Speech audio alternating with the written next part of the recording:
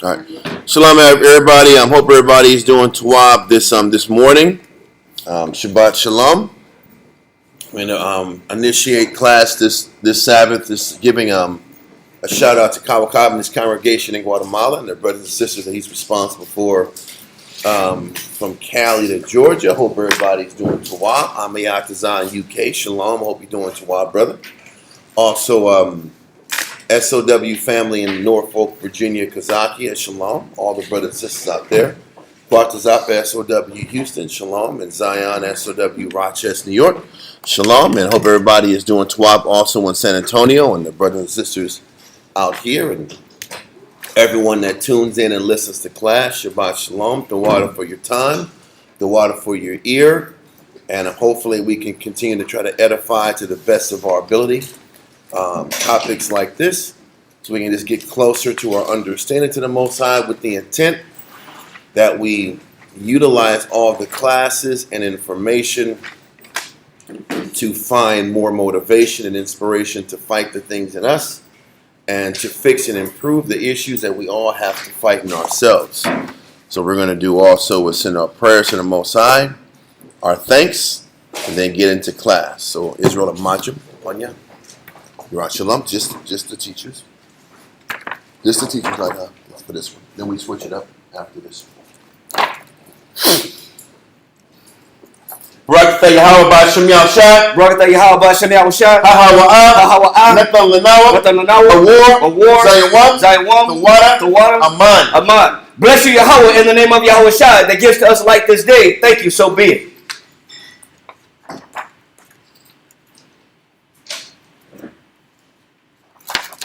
Barakatah Yahweh Ba'Shem Yahushua. Barakatah Yahweh Ba'Shem Yahushua. Hahawa'ah. Nathan Lanawa. Rayak. Nayakaka. The water. Aman. Bless you, Yahweh, in the name of Yahushua that gives to us sweet savor. Thank you, so be it.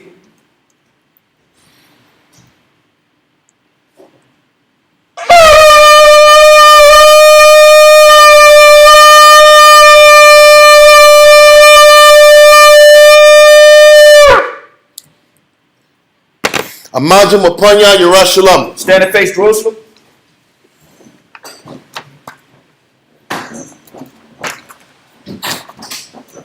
Barakatah Yahweh Ba'Shem Yahushua. Barakatah Yahweh Ba'Shem Yahushua. Hahawa'ah. Nathan Lanawa. Shabbat. Ba'Shalom. The water. Aman. Bless you, Yahweh, in the name of Yahushua that gives to us the Sabbath in peace. Thank you, so be it. Psalms 121. Anashya. Ayanyamya. Aharya. Ma'aya. Yabu'ah. Isaiah. Yabu'ah. Ma. Yahweh. Sha'aisha. Shemaiah. Wa'aratazah. La'ah. Yanathan. Lamawat. Regalia. Yala'ah. Nawam. Shashamoyah. Hana. Yala'ah. Nawam. Wala'ah. Your son. Shashawamar. Yashurala. Yahweh. Shemaria. Yahweh. Tazalia. Ayo. Yanyamya. Yah. Hashema. Yala'ah. Hakaya. Bayawam. Wala'ah. Halabana. Balayala. Yahweh. Yashemaria. Makor. Rod. Yashemar. Napasha. Yahweh. Yashemar. Awalakia. Wabu'aya. Ma'aitha. Wa'ai. Aman. Psalms 121 in English. I will lift up mine eyes unto the hills from whence cometh my help. My help cometh from Yahweh, which made heaven and earth. He will not suffer thy foot to be moved. He that keepeth thee will not slumber. Behold, he that keepeth Yasha'Allah shall neither slumber nor sleep. Yahweh is thy keeper. Yahweh is thy shade upon thy right hand. The sun shall not smite thee by day, nor the moon by night. Yahweh shall preserve thee from all evil. He shall preserve thy soul. Yahweh shall preserve thy going out and thy coming in from this time forth, and even forevermore. Aman. Israelite Credo. Shemaiah Sharala. Yahweh. Alahayanawa. Yahweh. Achad. Shemaiah Sharala. Yahweh. Alahayanawa. Yahweh. Achad. Shemaiah Sharala. Yahweh. Alahayanawa. Yahweh. Achad. Deuteronomy chapter 6, verse 4. Hear, O Israel, the Lord our power is one Lord. Lord's Prayer.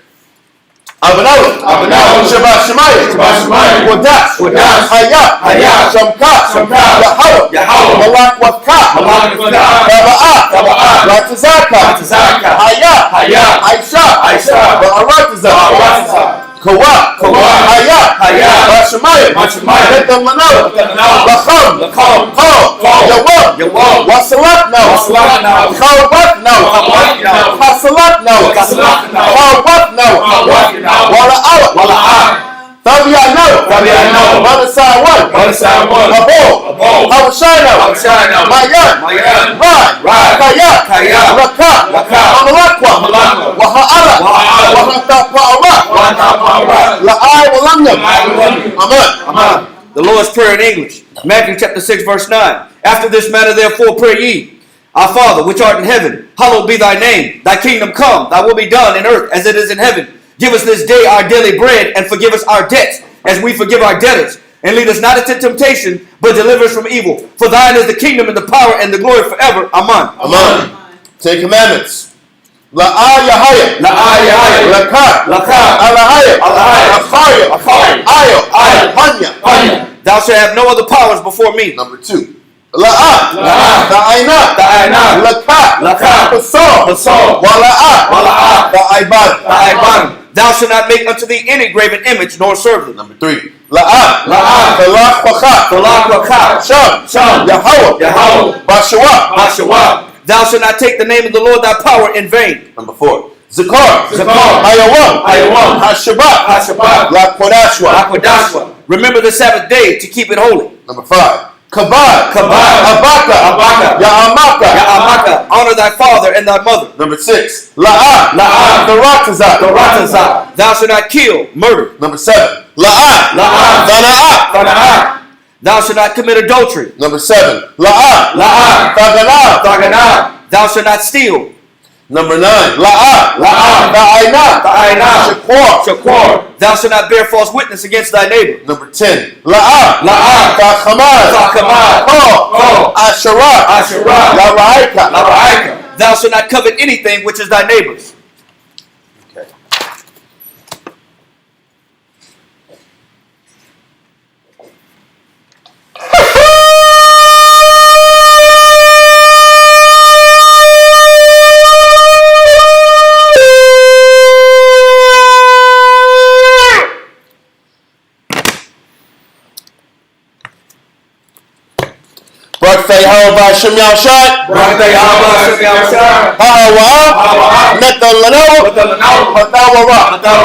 Blessed are you, Yahweh, in the name of Yahweh Shai that gives to us the law. Israel Yeshaviim. Israel, take seats.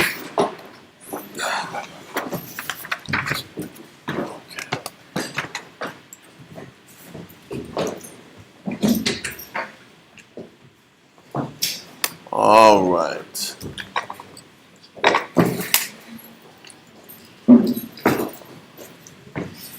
Just taking care of this. What's that, sir? Huh? Now? You got a little time, right?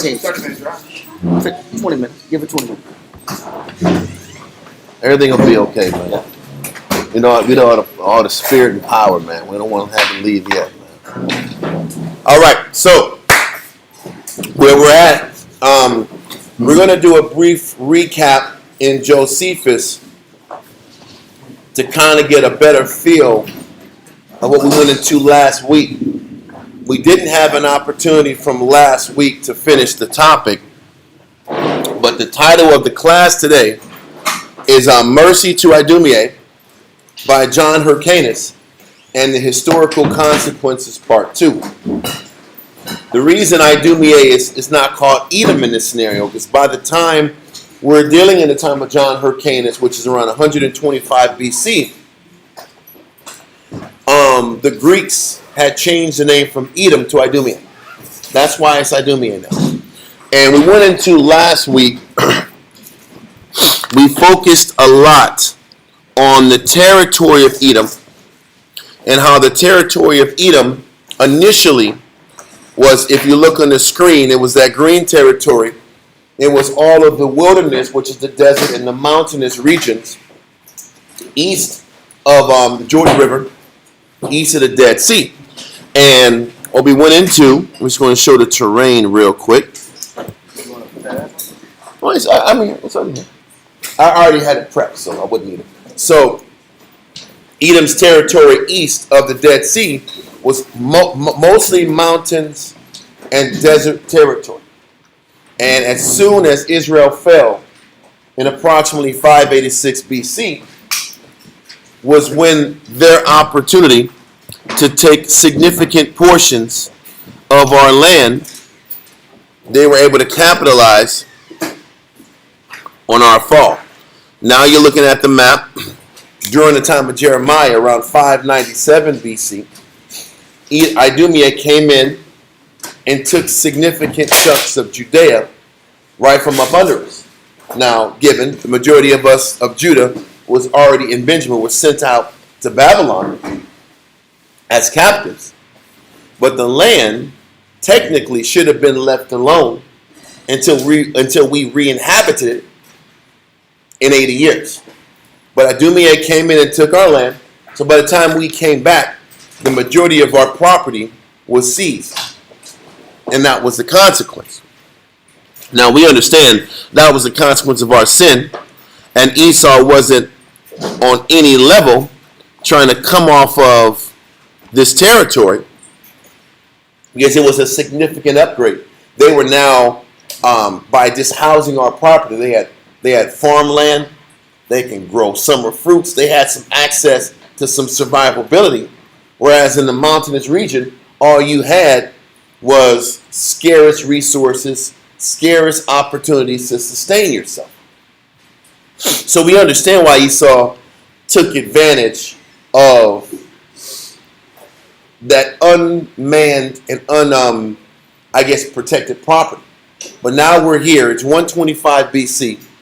And the Most High is finally opening the door for Israel to regain and recapture territory that they had once lost. So you would think with this opportunity, John Hyrcanus would say, okay, let's go and take down the stolen property that was bequeathed and given to us by the Heavenly Father since the time of Moses and Joshua. So with that being the case, let's revisit the book of Josephus, book 13, chapter 9, paragraph 1. Last I started off, I'm going to salute you in.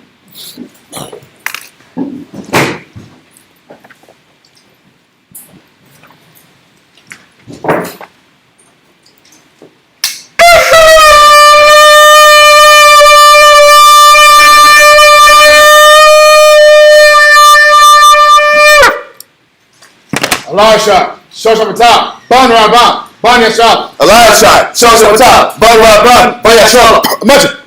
Whoop. Yahweh Hashem Yashab Kitab. Yahweh Hashem Yashab Kitab. Yashab Kitab.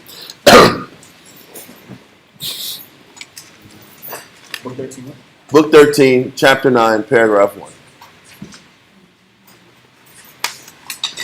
The Antiquity of the Jews, book 13, chapter 9, paragraph 1. Right? Yep. But when Hyrcanus heard of the death of Antiochus, he presently made an expedition against the city of Syria. So we mentioned 2 classes ago that Antiochus VII besieged Jerusalem, and John Hyrcanus gave him everything. Gave him damn near everything and the kitchen sink. And it wasn't like $3 million. It was some crazy amount of money out of David's tomb, when that wasn't even part of the bargaining deal. And he went to go fight for him, for Mr. Charles. Submitted to him. All the way. But the Most High winked at his ignorance. He winked at his intention, because he knew his intention was pure for his people. So he said, okay, I'm going to do you a solid because your intention was right. So I'm going to wipe off and take Antiochus VII off the chessboard, so you have a chance to maintain your sovereignty that you so quickly gave up. And 2 weeks ago's class was a reminder that we can be imperfect and the Most High still has mercy on us. Huh. So now, Antiochus the 7th is off the chessboard, so now Joppa's open again. Our port cities are open. Everything is open for us to reestablish ourselves as the dominant power in the region, so we can get access to the taxes, access to the revenue, so we can maintain our country. This is what these wars that you're about to read about are about. You have to sit back and subjugate the military and also reestablish the tax revenue back to you versus that money going to the Greeks in present-day Turkey, which is Antioch. So let's continue. From the top. But when Hyrcanus heard of the death of Antiochus, he presently made an expedition against the cities of Syria, hoping to find them destitute of fighting men, and of such as were able to defend them. Mm-hmm. However, it was not to the 6th month that he took Medaba. Medaba. That is a city that is east of the Dead Sea in our old territory of Reuben. You can see it on the map. It was in our old Reubenite territory. Now, the sad thing is the majority of these territories that John Hyrcanus is fighting for are territories that the southern kingdom or the northern kingdom had access to. Unfortunately, the northern kingdom has been removed for over 500, 600 plus years, 600 years. So we're 600 years removed from the northern kingdom being in Reuben. Actually, a little less, but you get my point. Mm-hmm. He takes out Medaba. This is the war that took a little bit longer than expected. It took 6 months of the besieging and back and forth fighting. But Medaba finally falls. Continue. And then not without the greatest distress of his army. Mm-hmm. After this, he took Samaria and the neighboring places. Samaria. So now Samaria was, I would say, the capital city of the northern kingdom many years ago. And like we mentioned earlier, the northern kingdom fell in approximately 722 BC. And Samaria was controlled by Ephraim. After we got sent out, the Most High allowed the Assyrians to send foreign invaders. Hamitic tribes. Well, some would say, Josephus would say it was Persian, but who knows? He says there were certain things where it said Cush, but then it was said Cush and kings. Josephus said they were Persian people that were sent out there. Who's to say the people living in that area, whatever it is, they were non-Israelites, and the Assyrians sent them down there and sent bogus northern kingdom priests to teach them how to operate the land. So after the 9.5 tribes left, ever since then in 722, or actually before, since Jeroboam was running the northern kingdom, nobody had learned how to serve the Most High the right way. There was always a bastardized version of pleasing the Most High in that region, even to 125 BC's time. So now, John Hyrcanus, he fixed his eyes on taking out Samaria. If you guys remember, when by the time Ezra and Nehemiah came back to the region, the Samaritan leaders were called, what were those guys called? The Samaritan leaders, I forgot what the Samaritan leaders were called. There was a name that they were given. Anyway, it was a leadership group that continued to give us problems generation to generation. The Samaritans had leverage over us for many years. The Tobias? The Tobias were the one. Tobias, which was the first of the Tobias, they were in league. He was in league with that name. And if I look for it, I could find it. It shouldn't take too long. I guess since we're talking about it, we might as well. Mount Gerizim? No, Mount Gerizim is the city. Mount Gerizim is that mountain where they put the temple at. But it was a name that Samaritans. Oh my goodness. I hate that name is escaping me. and I don't want to do all this reading while people are looking at me waiting for an answer. Sanballat. Sanballat was the governor. It was the title of the governors of the northern Samaritan region. So anyway, those governors kept giving us problems. Sanballat. Mm-hmm. What am I trying to say? They were always a thorn on our side. They were always pro-Greek. So now John has to eliminate their presence from the north of us. Now we do know through previous readings that Samaria and Shechem in particular was where Mount Gerizim was, and that was the hub of that secondary spiritual group that didn't quite believe in the laws, but they followed the laws when they picked and chose, but it was mixed with a lot of I don't want to say cultish, but non-Israelite ways. And the priests were not Levite priests. They weren't Levite priests, so they mixed a lot of idolatry with serving the Most High. And also Israelites who had broken the law in the south would run up there to Gerizim and get protection and get backing. That was also a thing. So it was always a major issue up north in Samaria versus us in the south. So what John Hyrcanus is doing is finally going to war with that Samaritan influence, and he is finally getting a stranglehold over their influence. They're finally about to fall, because when you read about them during the time of Christ, they weren't really a factor anymore. So this is one of those turning points when we get leverage and control over the direct north of us, when they really had been a problem for us since we got eliminated in 586 BC and sent to Babylon. So read that again. It says in line 255. However, it was not till the 6th month that he took Medaba, and that not without the greatest distress of his army. After this, he took Samaria, and the neighboring places, and besides this, Shechem and Gerizim, and the nation of the. No, I'm sorry. That was Shemega. That was Samega. It wasn't Samaria. But it keeps going and explaining that Samaria was part of the next part. So keep going.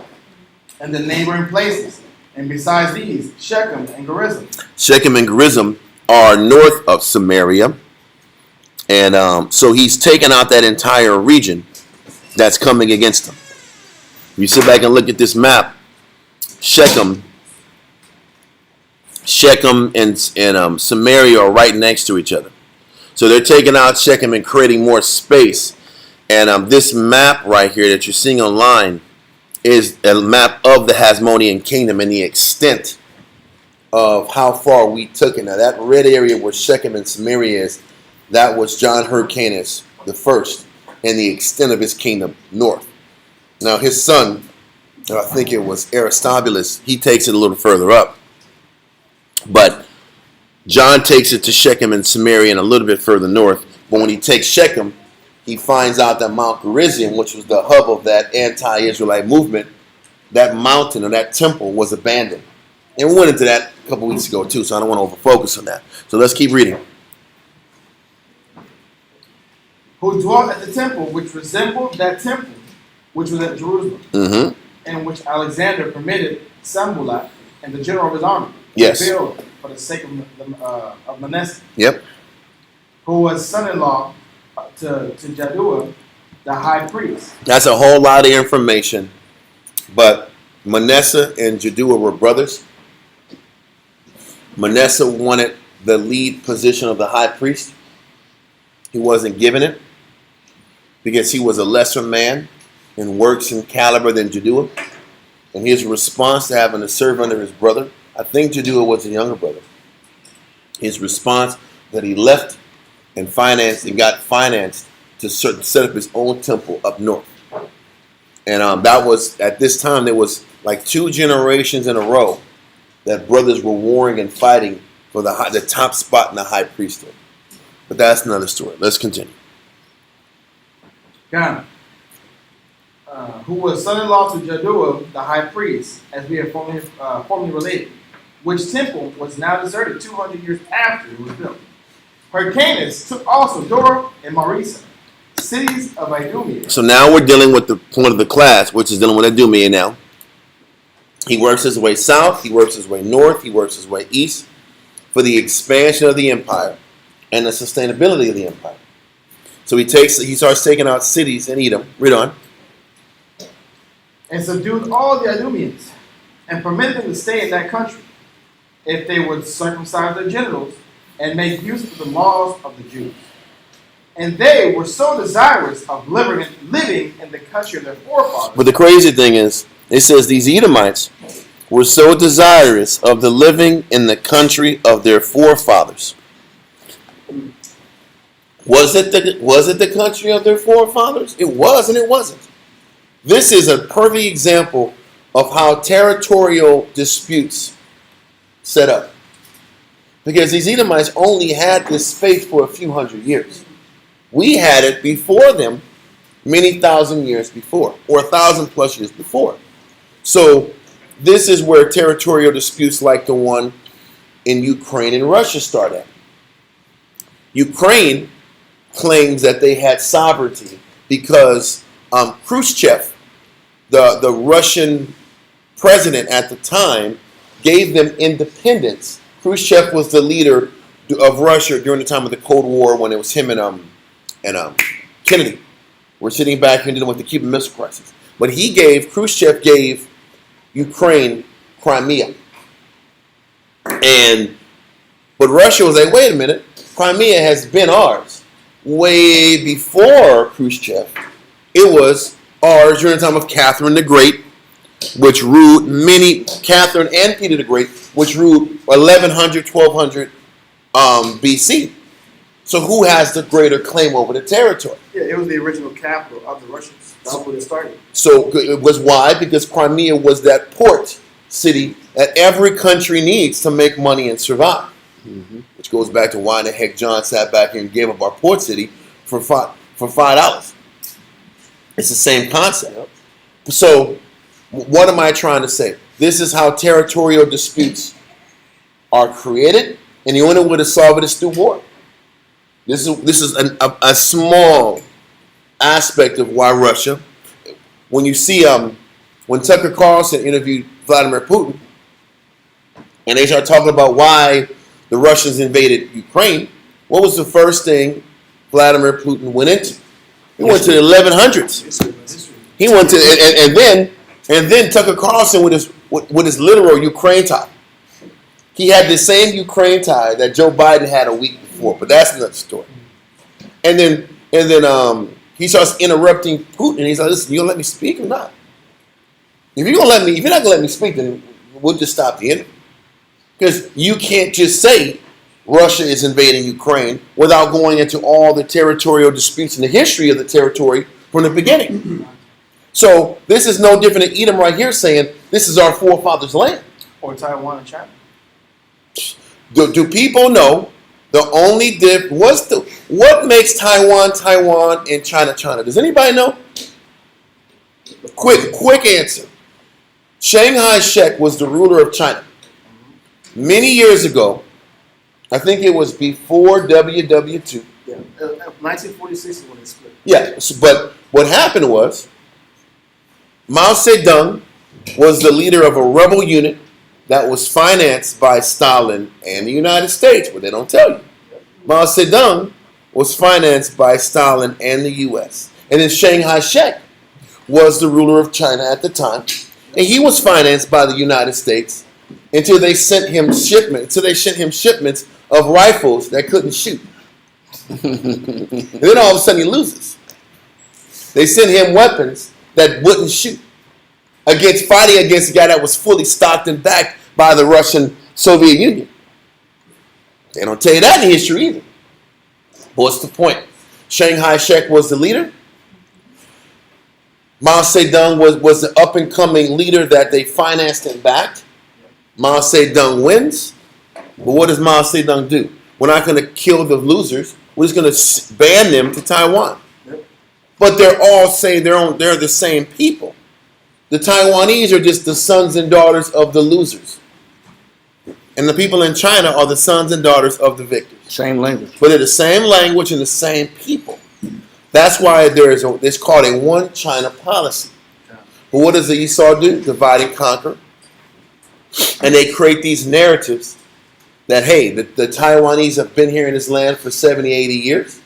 They deserve sovereignty. But they've never fully recognized Taiwan. Because if you recognize Taiwan, China will stop working with you. Well, but that's the point. NATO recognizes Taiwan and China as one. They recognize it, but then on the media they'll say Taiwan deserves sovereignty.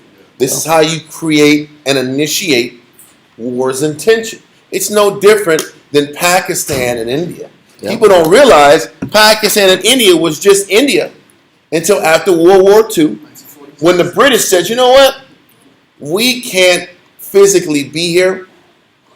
World War II bankrupted us. We don't have the money and the sustainability to control all these jurisdictions so far. So how can we control these people? We're going to sit back here and split India by religion. So what we're going to do is say everybody who wants to be Muslim, we're going to call you Pakistan, and you're going to live in the west of India. Everybody that wants to keep your Hindu religion, you have to live east. And that's where the Hindus live. But the problem was, before Esau ended up splitting it in half, they all lived in harmony together as one. But once they started establishing these red line positions, now you create tensions and beef and battles and wars amongst one another, like you're doing in India and Pakistan, Taiwan and China, Ukraine and Russia. North and South Korea. So this is what happens when you allow territorial disputes to fester and grow. The only way you can solve territorial disputes is through war, policy, and military management from there. Well, people don't understand. Even the war, the beginnings of the World War II, what was the first place Hitler ended up taking over and fighting? People say Hitler conquered Poland. No, he can't. West Germany. Or East Germany. Well, he conquered Poland, right? But what people don't tell you is Poland, that wasn't Poland before World War I. But Germany lost World War I and lost significant railroad and sea passages that the Polish covered. So what did the British do to break the Germans? Let's take their railway systems and let's take their waterway systems from them, and we're going to give it to Poland. And what that does is it breaks you or it hurts you economically. So now, what does Hitler do? We need our area back, because German people were still living in Poland, in that portion of Poland, and they were also experiencing political oppression. So what do? Let's get our land back. Mm-hmm. But then once you get back a territory that wasn't supposed to be given to them in the first place, now you're the bad guy. And now let's sit back here and keep an eye on this guy, because now he's outstepping his bounds. But was he really outstepping his bounds, or was he going back to recapture the property that was his and his nation's? But you see, this is how you start beefs. This is how you initiate problems. It's the same way United States keeps Serbia in check. Because Serbia has for years been allies to who? Russia. So what do?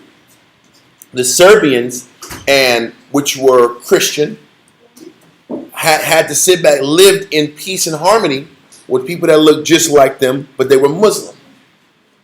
But what do now? Now we sit back and say Kosovo deserves sovereignty. Mm-hmm. Kosovo are Edomites that are Muslim. So now we're going to create conflict between the people of Kosovo and the Serbians, and keep Serbia destabilized based off of religion. This is why scripturally, when you're reading Daniel, it's about end times and brother against brother, and this is what war is. This is what brother against brother is. We're in the middle of World War III, because all these wars are brother against brother, people against people, nations against their own kindred and blood. So now we have Edom. We're going back now to the present day in 125 BC. Edom's conquered, they're beaten, they're broken, and they claim sovereignty. But really, it's about claiming sovereignty pre these times. And sovereignty pre 586 BC was our people. Okay? So, next man,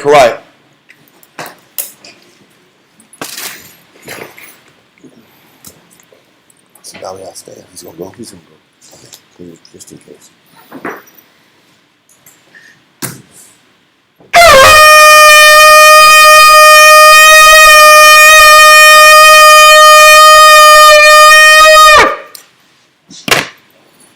Correct. Shah Shabbatar. Banashah. Banashala. Koraya, Shah Shabbatah, Banashah, Banashah, Amajah. What? Yahweh Hashem Yashabakatah. How about Shem Yasharakatam? All right.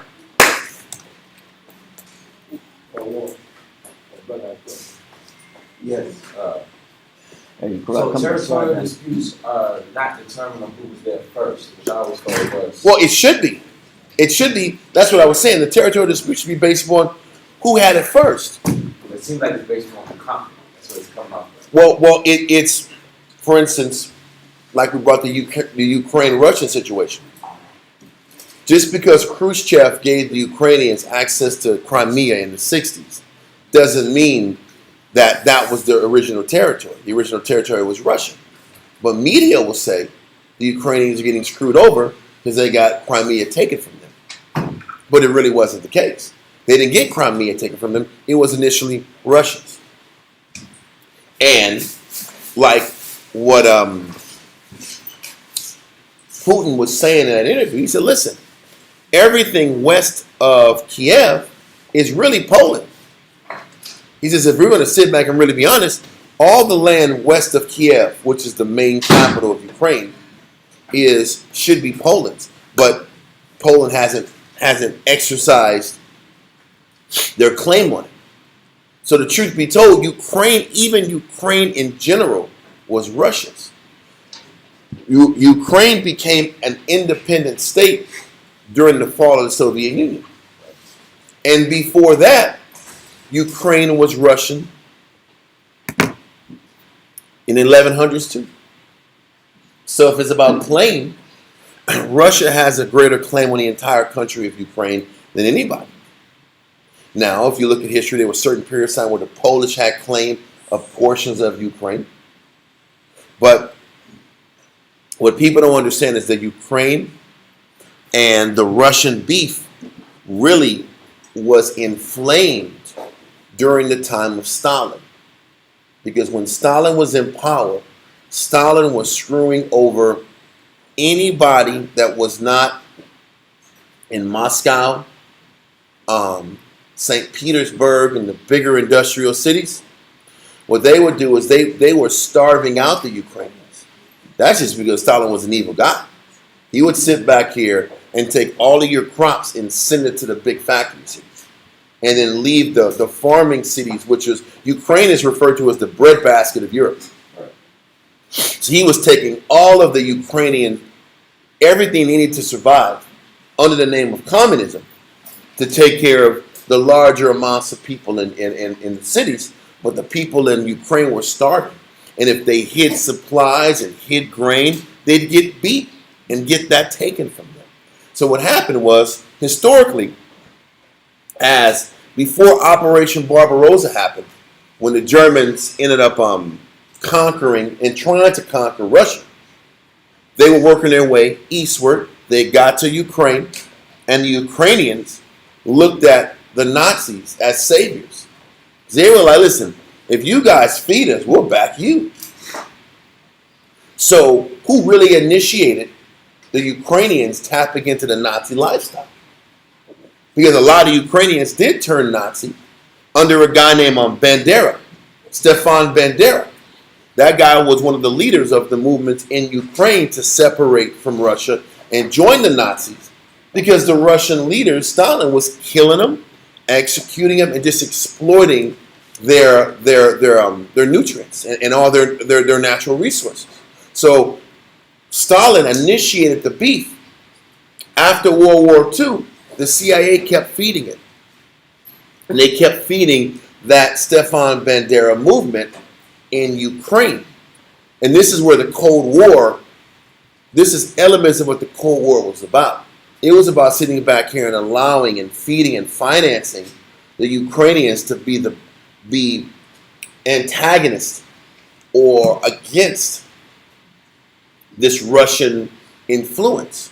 So now they're just using and exploiting what was already there and being nurtured since the mid-40s. That makes sense? Yeah. So now we're here. Now we're done with Edom, pulling the card like, hey, you know what? This is our territory. We want to stay in our land, so we'll do whatever we can to stay in our land. So John sits back here and makes a decision that their 400 years in southern Judah surpasses or is greater than our presence in the region for 1,500 years. And that just doesn't make sense to me. But whatever is in his head is in his head. I can see not taking over Samaria, because that wasn't Judah or Benjamin's territorial land in the beginning.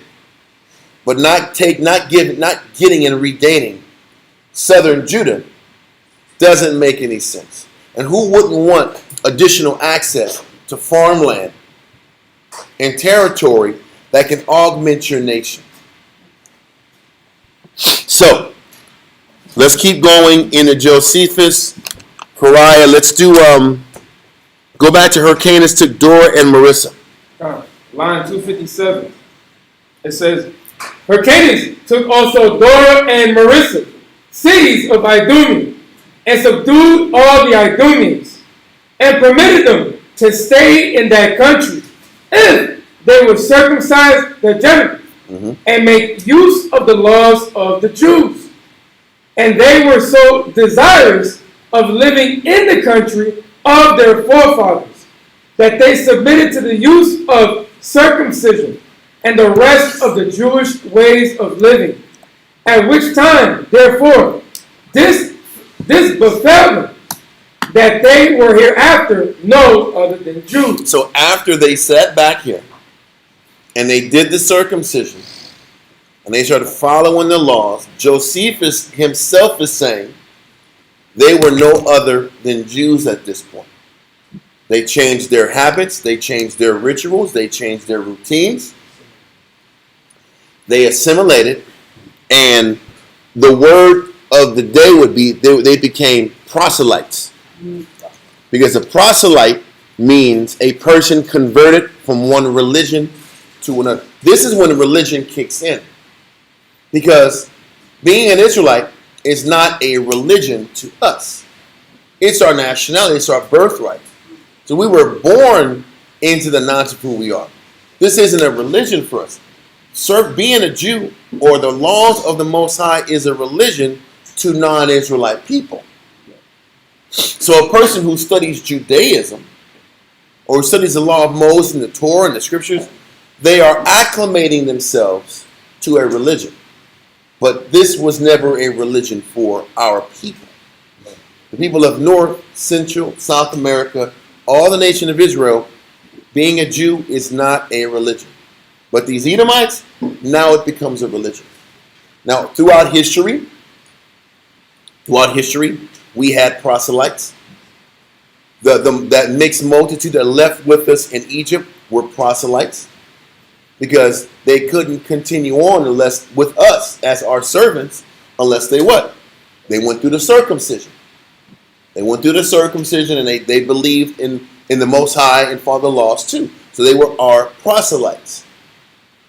So this was not a first-time scenario when we had proselytes. Hell, even when after Haman during the time of Esther died, and Mordecai and the Jews were propped. Mordecai was the number 2 man of the kingdom of the Persians, and out of the 127 provinces that the Persians had control over, the Jews were elevated in society, and there were people at that time that wanted to become Jews too.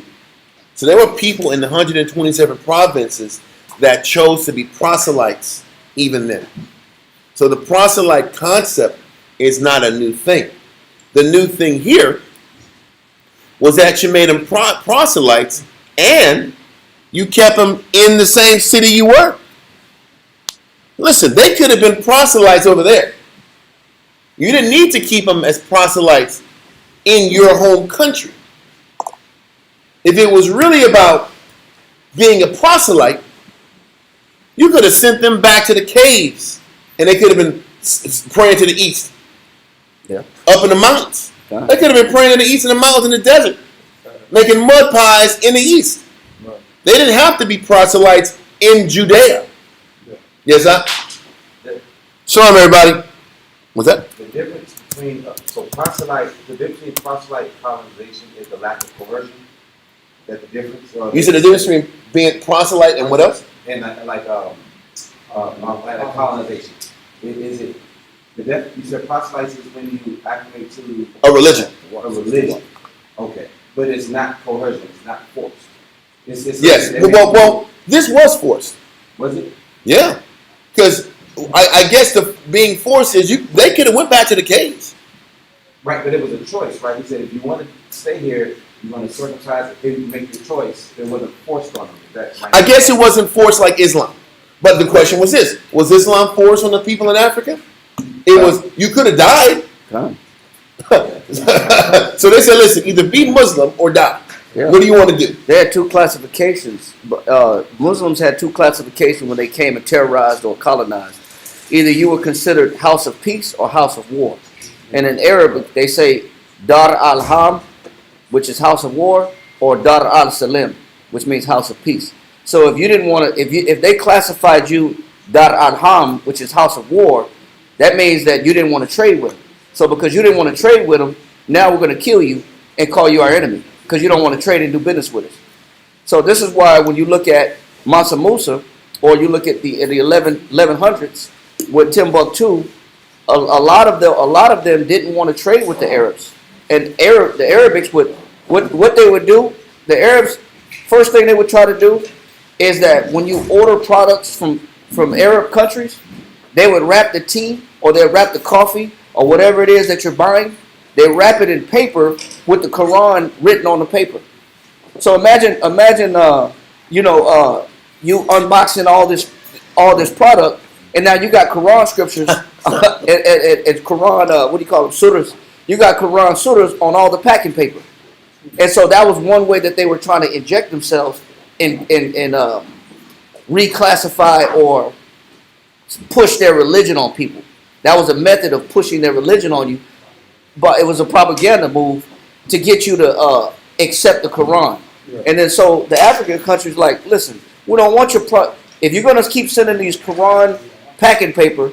Stop sending final calls. Yeah, man. the final stop call. Sending final calls. I mean, stop sending final calls with the goods. Yeah, with the goods. All the Quran surahs on there. They're like, listen, man, we're not going to do business with you. We don't want it. And then so they would send these other guys. They kept injecting themselves until eventually said, you know what? We're just going to classify you a house of war. So that means we can rape, rob, and pillage. So now we don't have to do business with you ethically. And make you slave. We just make you a slave. And so this is how a lot of conversion happens. A lot of conversions, either you're going to convert, in this case that we're talking about with John Hyrcanus, he was saying either we're going to completely subdue you and you'll be a slave, or you can convert and be socially accepted if you decide to convert. So it was more of an option. But that's the point, isn't it? But not really. But not really. But that's the point. It's an option, but it's not really an option. Whether it was Islam and Africans, or it's John Hyrcanus and these Edomites. I'm giving you an option to survive. If you really want to stay in this land, and that's what your main focus is, you have to follow these laws. I understand the sentiment, because if they think like you, they're less apt to go against you. I understand the logic, but there's different levels of understanding when you're dealing with the management of people, the management of your household, the management of life. There's different levels of understanding that a person has to be conscious of when they're making decisions of this magnitude. Because we're still dealing with the same thing. Was there a population shortage of Israel? Couldn't there be, okay, listen, we're going to remove these Edomites out of southern Judea. Look at the land mass. Just a quick reminder. Look at how much land was up for grabs. All that blue was going to be for sale. That's a lot of land. It's more land than Judea. Look at Judah. Look at Idumea. Idumea is almost 1.5 the size of Judea. That's crazy. You telling me you can't do a sale on that land?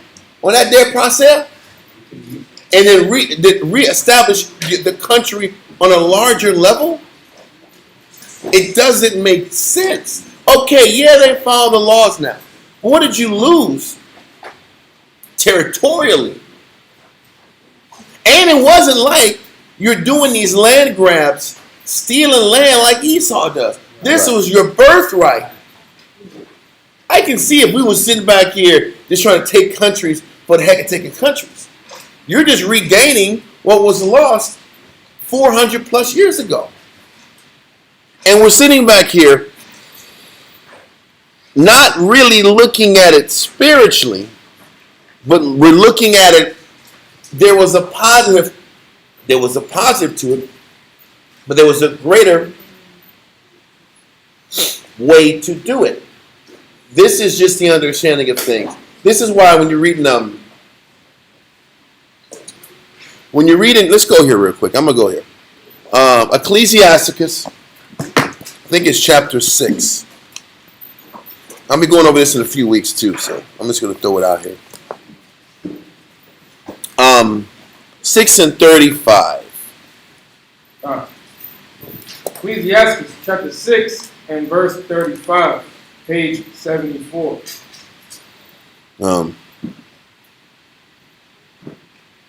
Okay, let's do that. Ecclesiastes chapter 6 and verse 35. Let me type it real quick. It's important to do that. 6:35. Read that. Ecclesiastes chapter 6 and verse 35. Be willing to hear every godly discourse. So it says we all as Israelites and people should be willing to hear every godly discourse. Now give me discourse in 1828, sir. Discourse. 1828, what's the dictionary? It says the act of the understanding by which it passes from premises to consequences. That is an important statement. So he says godly discourse. This is spiritual conversations. Spiritual conversations.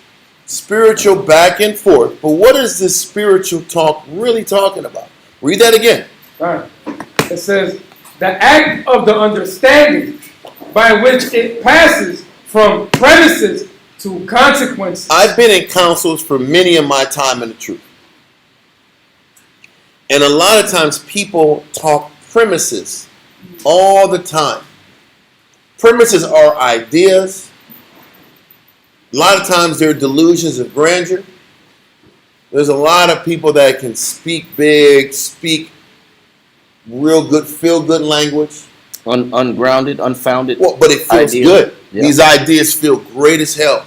Pie in the sky kind of conversation. It's not substantial though. But once again, we're supposed to listen to every godly discourse, not just premises and ideas. Well, we got to deal with the consequences of these ideas. And that is what he says. You're supposed to listen to every godly discourse. So in whatever was happening here, there hopefully, and I wish there was counsel that was going back and forth, deliberating about what is the best way to handle this situation. Okay, they're conquered. They're set up. They said, uncle. They said they're willing to circumcise and follow the law.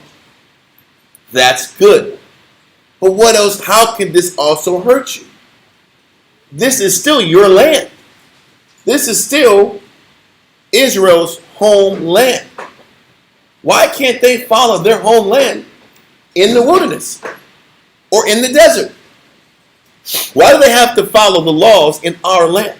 What can we do if we reestablish our land back to our people?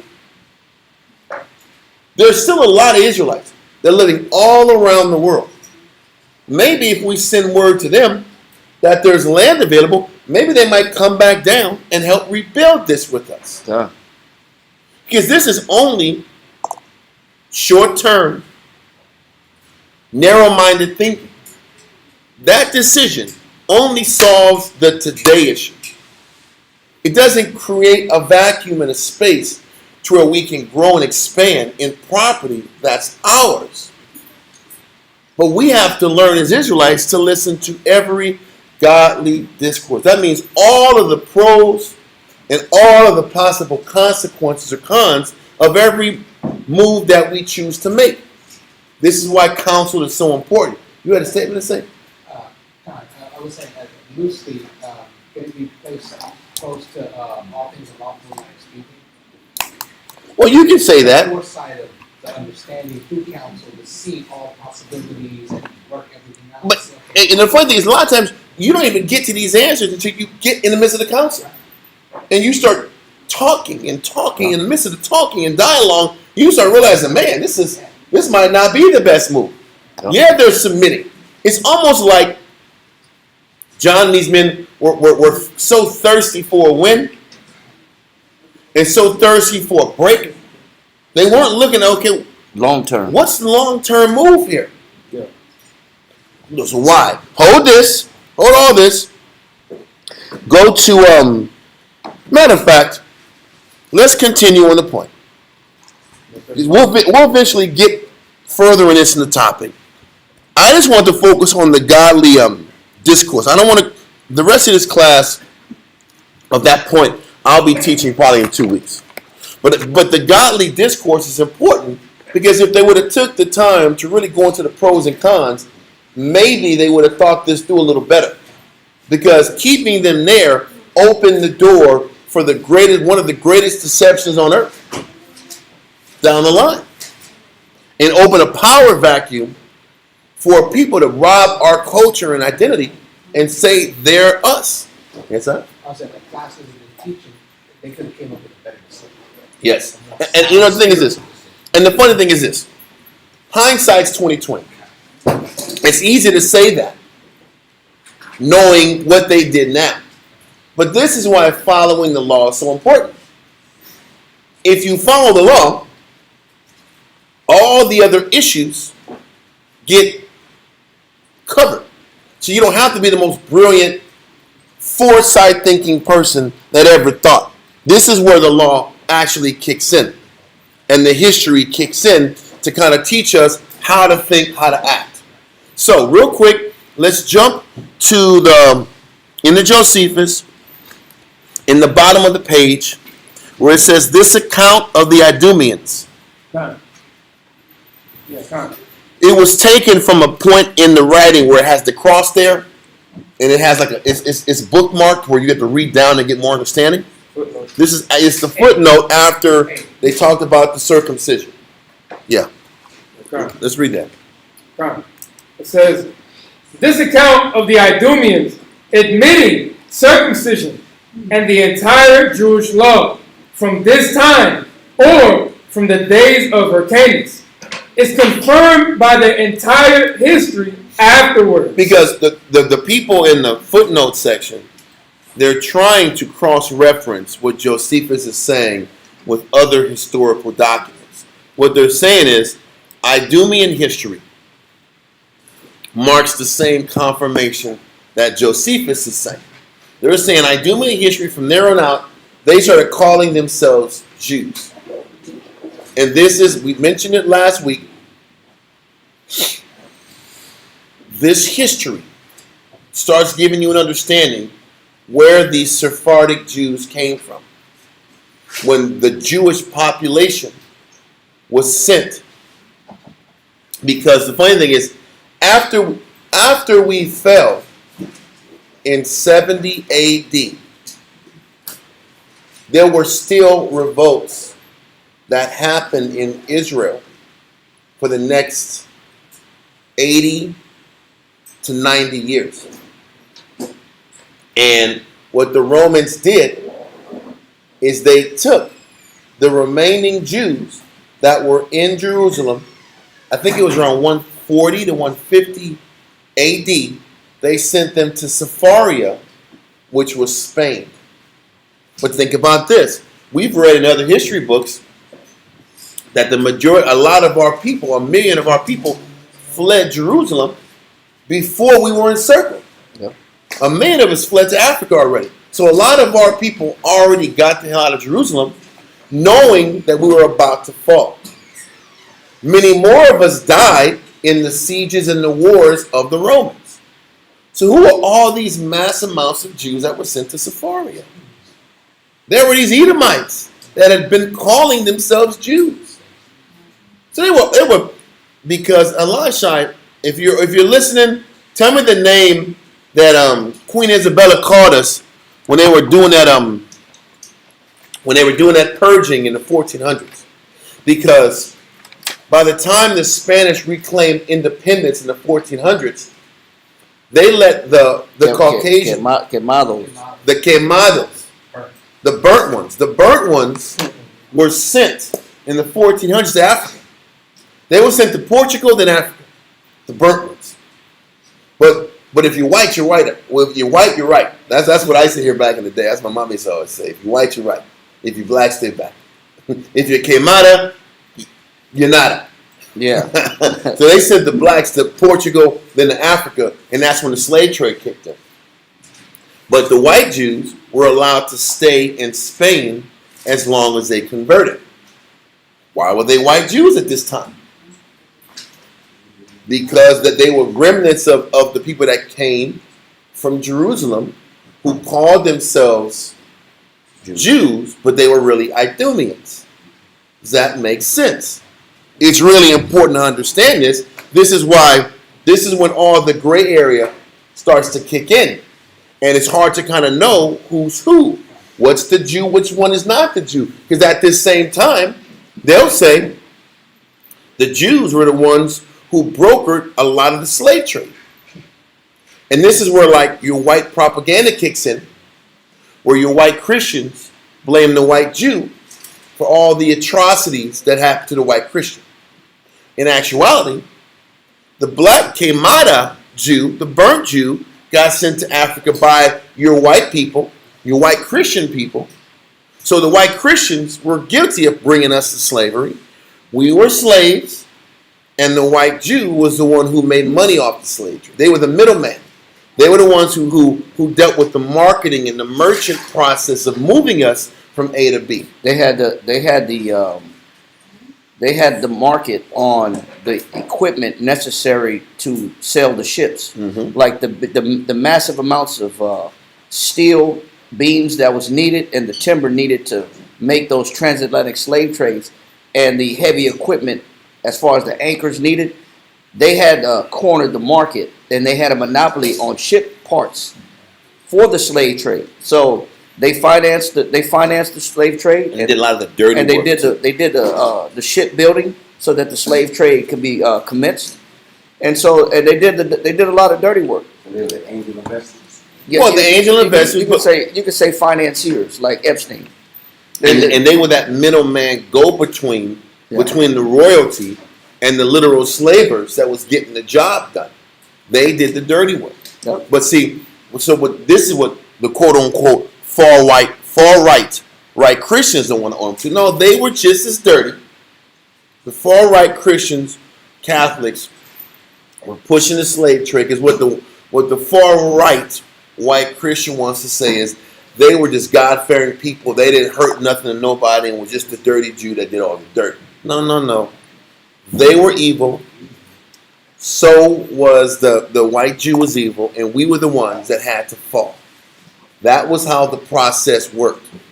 And the Jew, the black Jew, the burnt Jew, had to fall, because as we were falling in 410 they were rising up. So the black Jew in Europe was being sent down to Africa. The Native Americans in North, Central, and South America, they were about to fall because the Spanish were coming down. It was our time to fall, and it was Esau's time to rise. So you had your white Christians were rising, and you had your white Jew was rising, or we were descending. But just an aspect of the fall came from just John and Israelites not really being conscious of sticking to the scriptures as much as possible, that could have circumvented this I guess this lie that Esau perpetuates on the line. What you gonna say? No, you just answered it, I think. In Ecclesiastes chapter 6:35, what I read, is that what John missed? The godly discord. Like he probably factored in that having them circumcise themselves without any circumcision of the heart, without really doing it. The godly discord is what he missed, and that's why. And we're going to go into all that in a little bit, because we're going to go into the specifics of what he missed.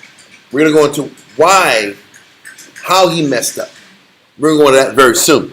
I just want to finish off this point about the fact that in Edom's history and in Josephus' history, this was the point where Edomites started calling themselves Jews. And we also know that the Slavic Edomites started calling themselves Jews also. But that happened after white Jews were already calling themselves Jews in the 125 BC. Okay, so let's continue in the footnotes. It says, this, in the opinion of Josephus, made them proselytes of justice or entire Jews. The crazy thing is this: he said they were referred to as proselyte converts or entire Jews. So we were sitting back here and allowing this laxness. No? Like, if you want to call yourself a Jew, cool, man. It don't matter to me, man. Just pay my money. Yeah. It was almost like we let them get away with calling themselves Jews. You're setting yourself up for identity theft. But that's the point. But nobody knew identity theft was a real thing. Yeah. Nobody thought it was a real thing. They didn't think it was that bad. You're just giving your social security number over the phone. Yeah. Which address and your driver's license number. Like you just set This yourself up for is the IRS calling. We really need to sit back and make this payment. No, like this. I remember this guy called. This is the IRS. We will come arrest you tomorrow. I was laughing in his face. I said, "Come on down, man." Yeah. I said, "Come on down. I'm here. I'll be right at the house waiting for you." This is serious. I am very upset. I'm like, "Great, come on down, G." I said, "No." I said, "IRS don't sit back and make phone calls, bro. They send horrible letters." Yeah. I said, "Listen, the letters are scary. You call on the phone, talking and flexing. You're a joke." In a Punjab voice. And then I am really upset. And I started laughing at him, and he raised his voice. He gets more angry. Then he hangs up on me. I'm like, if you was IRS just hanging on me like this, this is game like a mug. Anyway, this is funny. But the point is, and they'll try to either intimidate you, put pressure on you, or they'll send emails like, "Yeah, we just need your account number and take care of this because you're going to lose this." Like, no, you're not. Stop. Yeah. Stop. Anyway, but yeah, identity theft wasn't a thing until now. Yeah. But once again, how could we have averted it? Sticking to the scriptures, sticking to the landmarks, sticking to the Most High's intention for everybody in the world. Well, we'll go into that. Let's continue. Right. Footnotes. It says, this, in the opinion of Josephus, made them proselytes of justice or entire Jews, as here and elsewhere. However, Antigonus, the enemy of Herod, though Herod were derived from such a proselyte of justice for several generations. The Herods were, the Herod family were the ones who were granted the seat of authority for Judea. Think about this. Why was an Edomite allowed to rule the Jews? Because the people looked at these Edomites as Jews too. The Romans looked at Herod and these Edomites as Jews. It was understood that these Edomites were Jews. And it was public sentiment around the world. And nobody was tripping on it. Read on. It says, will allow him to be no more than a half-Jew, but still take out of Dean predators at the year 129. The words of Ammianus, a grammarian, which fully confirmed this account of the Idumea. A grammarian. That's a person who studies grammar. Read on. Grammarian. It says, in Josephus. It says, the Jews, says he, are such by nature and from the beginning, but Phoenicians and Syrians, but being afterwards subdued by the Jews and compelled to be circumcised, and to unite into one nation, and be subject to the same laws. They were called Jews. Read on. Dio also says, as the dean... These are just different writers that they're bringing out to kind of explain how people looked at them. So some people looked at these Edomites as half Jews. Nope. Some looked at them as total Jews. But tomato, they looked at themselves as all the way Jews. And they repped that all the way down till now. Read on. Right. Dio also says, as the dean, there quotes him from book 36.37. It says, that country is also called Judea, and the people, Jews. And this name is given also to as many others as embrace their religion. Okay, Corey, get out of here. Thawam, Yes, sir. where you at? Come in. Okay, let's get you saluted. It's about to be you, man. I'm about to call you, man.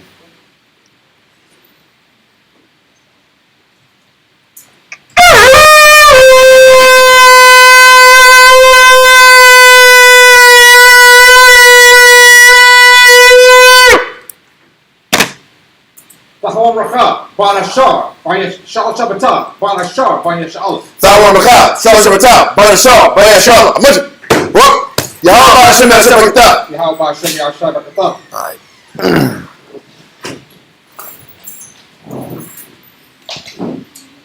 This. The Most High in the name of Christ bless you. The Most High in the name of Christ bless you. Okay, we got that done. Let's jump real quick to Malachi chapter 1, verse 1 through 3.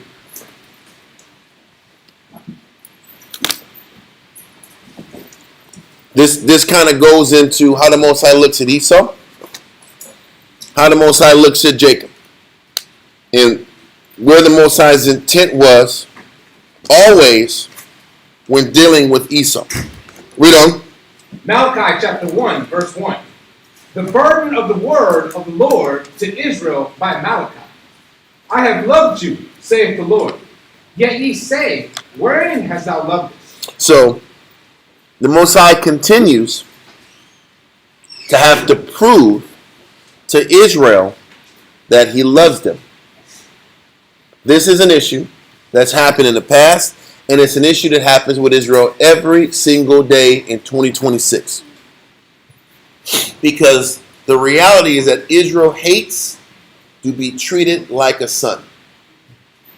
What does that mean? Your son that you love, you have to deal with him hard. Because if you don't develop your son the right way, he's going to fail in life. If you're not hard on your daughter, she's going to fail in life. And you're going to have to deal with the shame of your child failing in life because you relaxed on it. And the problem is, ungrateful children are always upset that their dad is too hard on them. And this is the same thing Israel keeps complaining to the Most High about. We can't, for the life of us, seem to embrace how the Most High deals with us as being love. We look at how the Most High has put us through our life as hate, ill favor.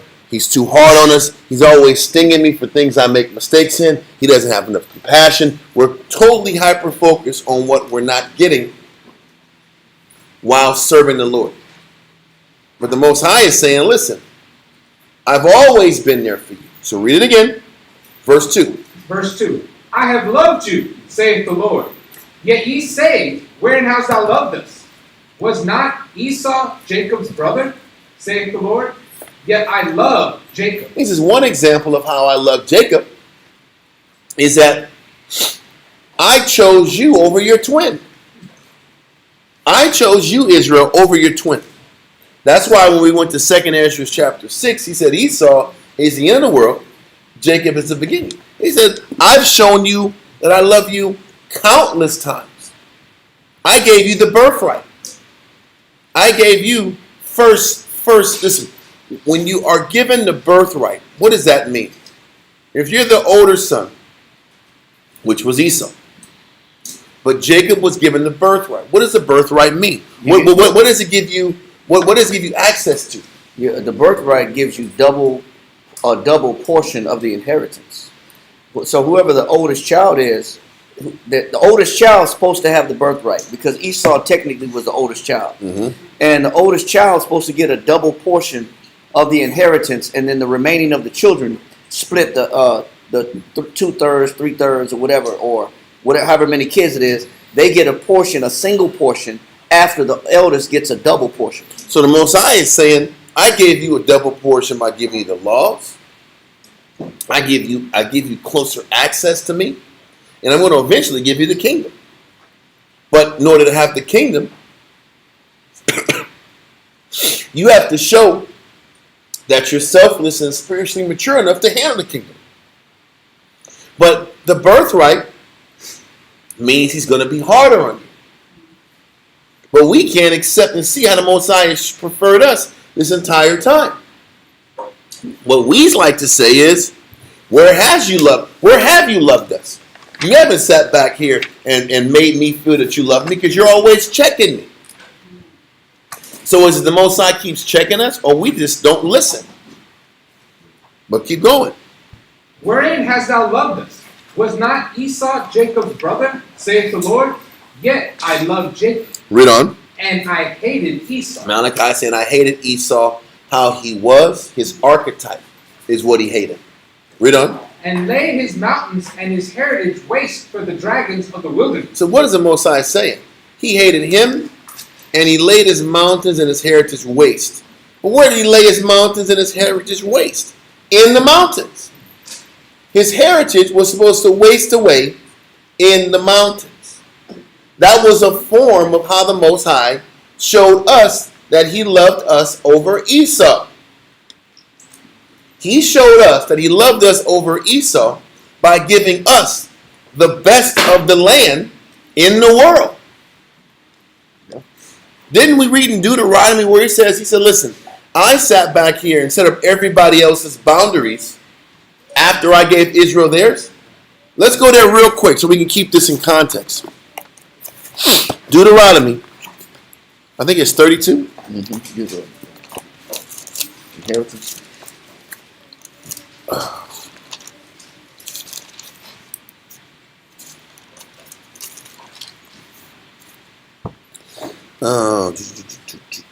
It's 32. I'm just trying to find out. Is it earlier? Yes. 32 and 7 through 9. Deuteronomy chapter 32 and verse 7. Remember the days of old. Consider the years of many generations. Ask thy father, and he will show thee. Thy elders, and they will tell thee. When the Most High divided to the nations. In the beginning, when the Most High divided to all the nations the land they were going to get and have access to. Read on. Their inheritance. When he separated the sons of Adam. So all the children of Adam, he separated them and gave every different son or family line territory. Read on.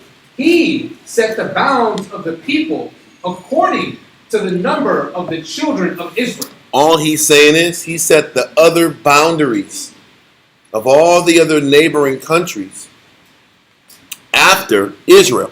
Israel received the first set of choice land.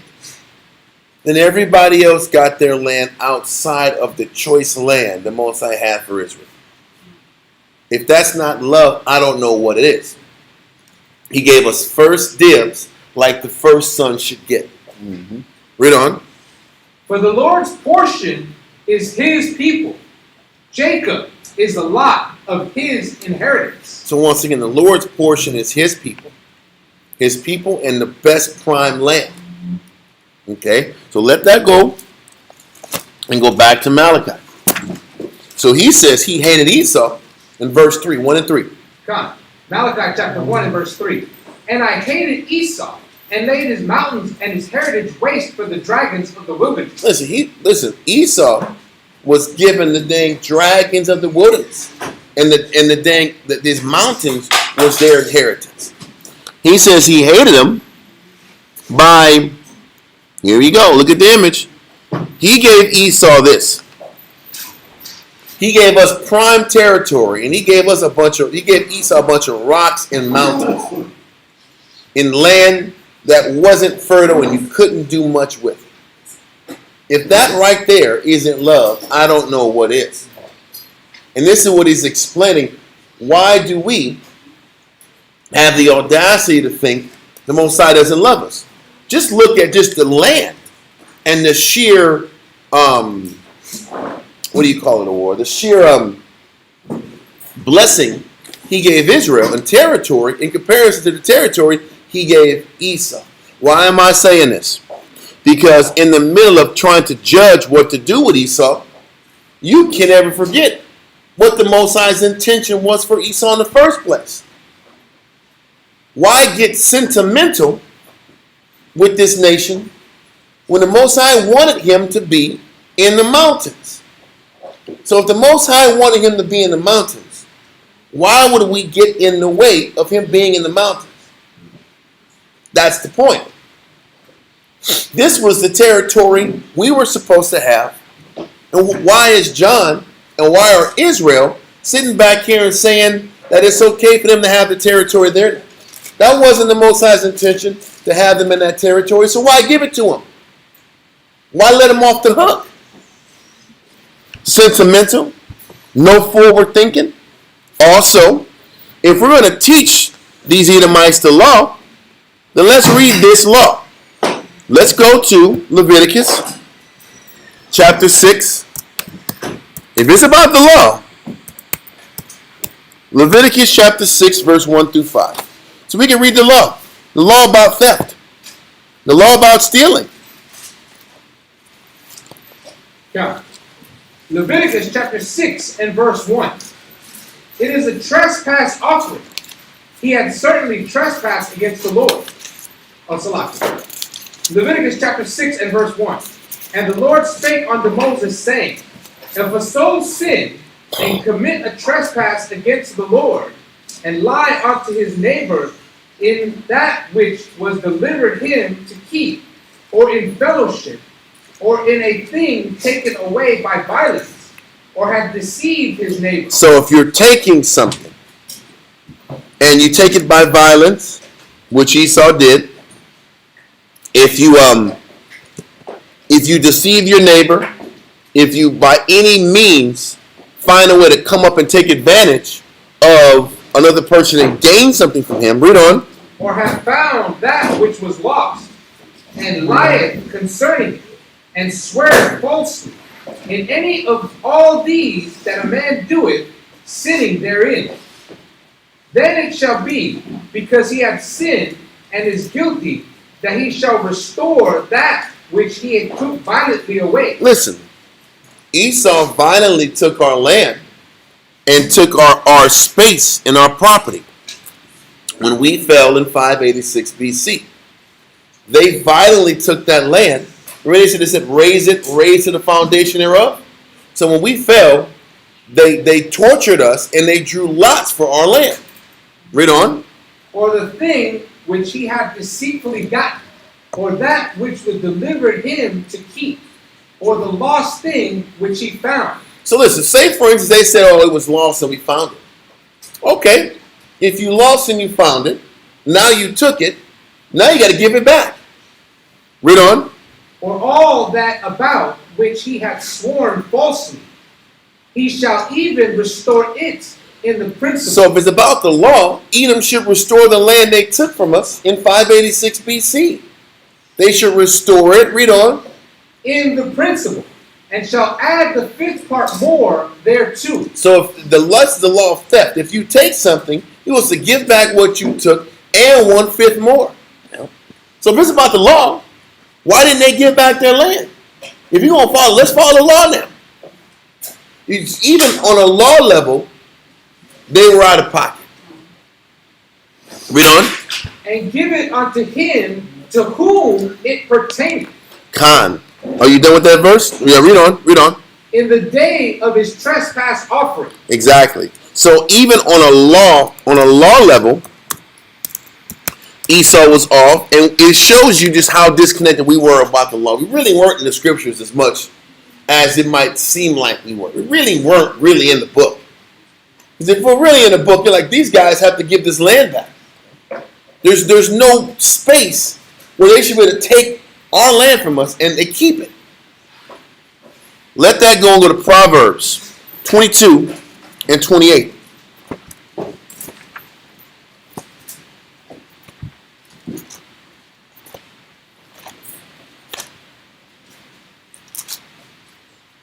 Got it. Read that. Proverbs chapter 22 and verse 28. Remove not the ancient landmark, which thy fathers have set. He's still telling you. They weren't supposed to remove the ancient landmark, which their forefathers set. Moses set that property, well, initially from his works. Then Joseph came and sat back here and they literally worked on the landmark. So from the time of Joseph to now, there was no reason for that land to not be reestablished to who it was supposed to have. Now, there's a claim that the 9.5 tribes, you really can't fight for that space because 9.5 tribes are already gone. But at least Judah should have been maintained. And listen, us not kicking Edom out was us sitting back here not honoring the landmarks of our fathers. What's that up? I'll say with the Most High. With the Most High ordained. And we wonder why the Most High wasn't with the move. And because we didn't honor the landmarks, all this different chaos kept growing and expanding because of it. Now let's go to Numbers 33 and 52.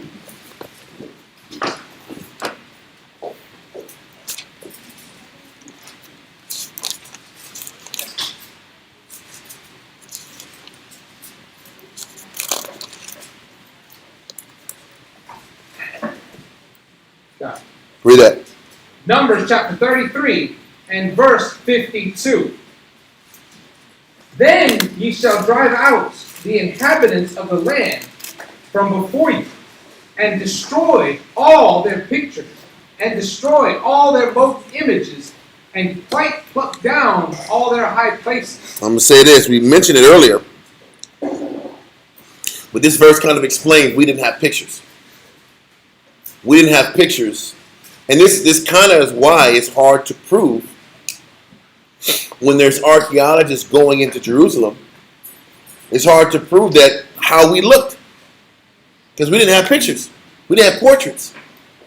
So it makes it even harder to kind of grasp what the Jews look like.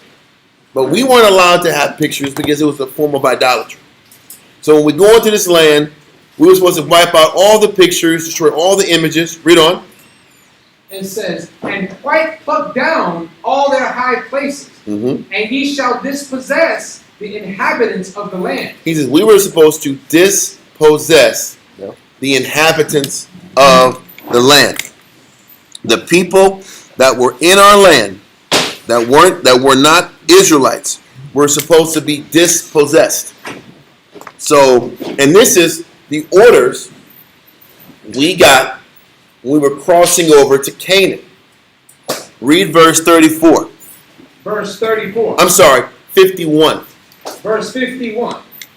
Speak unto the children of Israel, and say unto them, when ye are passed over Jordan into the land of Canaan, then ye shall drive out all the inhabitants of the land. So when you cross over Jordan and get to Canaan, Canaan was the land that was supposed to be ours. We were supposed to dispossess all of the inhabitants in our land who weren't Israelites. Why does that change in 125 BC? We were still supposed to dispossess the inhabitants of the land that weren't Israelites. That definition says deprived of possession or occupancy.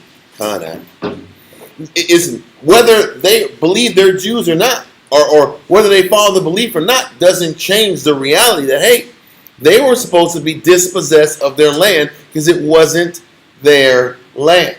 Why would the Most High say, yeah, I didn't want the Canaanites there, but Edomites can stay? It doesn't make sense. Read on. Verse 52. Then ye shall drive out all the inhabitants of the land from before you, and destroy all their pictures, and destroy all their molten images, and quite pluck down all their high places. And ye shall dispossess the inhabitants of the land.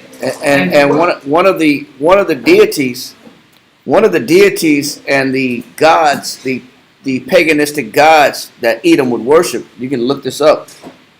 His name was Quos. He was a storm god and a warrior deity who was well documented worshipped during the time of the Edomites. And they have certain archaeological discoveries and shrines set up to this Quos god that the Edomites worshipped. So Edom didn't even worship Yahweh. They worshipped a storm god similar to Baal, because Baal was a storm god and fertility god. So this is why you had to get rid of these people. And listen, we had to get rid of them because of their idolatry. Now, the person that's playing devil's advocate will say, well, they're not idolatrous no more. They follow the law. They're circumcised now. And they believe in the Jewish beliefs. They're proselytes. But that doesn't change who was supposed to inhabit this land. We were supposed to, listen, we beat them in war. We were supposed to reclaim our possession. It's that simple. But once again, Israel is light on crime, and we're soft when it comes to these type of matters. Let's keep going. Verse 53. No, just get 53. That's fine. Verse 53. And ye shall dispossess the inhabitants of the land, and dwell therein. For I have given you the land to possess it. And ye shall divide the land by lot for an inheritance among your families. It was supposed to be an inheritance for our families. We were supposed to move them out and set up lots for families who need the property. Read on. And to the more ye shall give the more inheritance, and to the fewer ye shall give the less inheritance. Every man's inheritance shall be in the place wherein his lot falleth. According to the tribes of your fathers ye shall inherit. The least we could have did is clear the space and give our people an opportunity to vie for that land. Read on. But if ye will not drive out the inhabitants of the land, here's the catch. If you sit back here and let foreign nations in your land without removing them, read on. Then it shall come to pass that those which ye let remain of them shall be pricks in your eyes. And this is what ends up happening. Literally, within 2 generations or so, maybe 3, the Romans see our discord. The Romans see our infighting and say, you know what? We're going to let these Edomites rule over you. And the Romans sat back here and put Edomites over us. Why? Would they have even considered putting Edomites over us if they weren't Jews? If they didn't call themselves Jews? If they weren't recognized as being Jews? They wouldn't even have been in the picture as somebody that they can put over us. But because they called themselves Jews, now we're going to put an Edomite over them, and all of a sudden we lose our sovereignty. Because there's still a non-Israelite over our affairs. And that's how, and eventually, they took our name in general. They took our entire belief system and created an ideology called Zionism. Based off what? What is Zionism based off of? It's looking at prophecies, looking at scriptures, and trying to man-make and recreate what the scripture says the Most High is going to do on his own. If you look at the Zionist plan, that is what's happening. It's man-made ways to create a kingdom Because what they believe is we have to corrupt. This is literal a point. Zionists believe they have to corrupt the world so bad that it forces Christ to come down. That's the belief. Yeah. So we're going to corrupt every facet of society. We're going to corrupt. Listen, this is why Amalek, they're the masters of the vice industry. You name a vice, they run it. You name a vice, they manage it. You name military powers, they run them. They're the ones creating and stirring up all the fighting and all the wars and all the vice all around the world.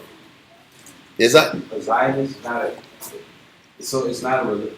I hear Candace always say. So Zionist is. I thought it was a group of people like a religion. Like, It is. But Zionism, it's a group of people, but Zionism has been a belief system it's a belief system. of elites. Literally, I would imagine it's before this, but in the 1800s was when it was really, this movement was pushed in writing. Balfour Agreement. Well, before the Balfour Agreement.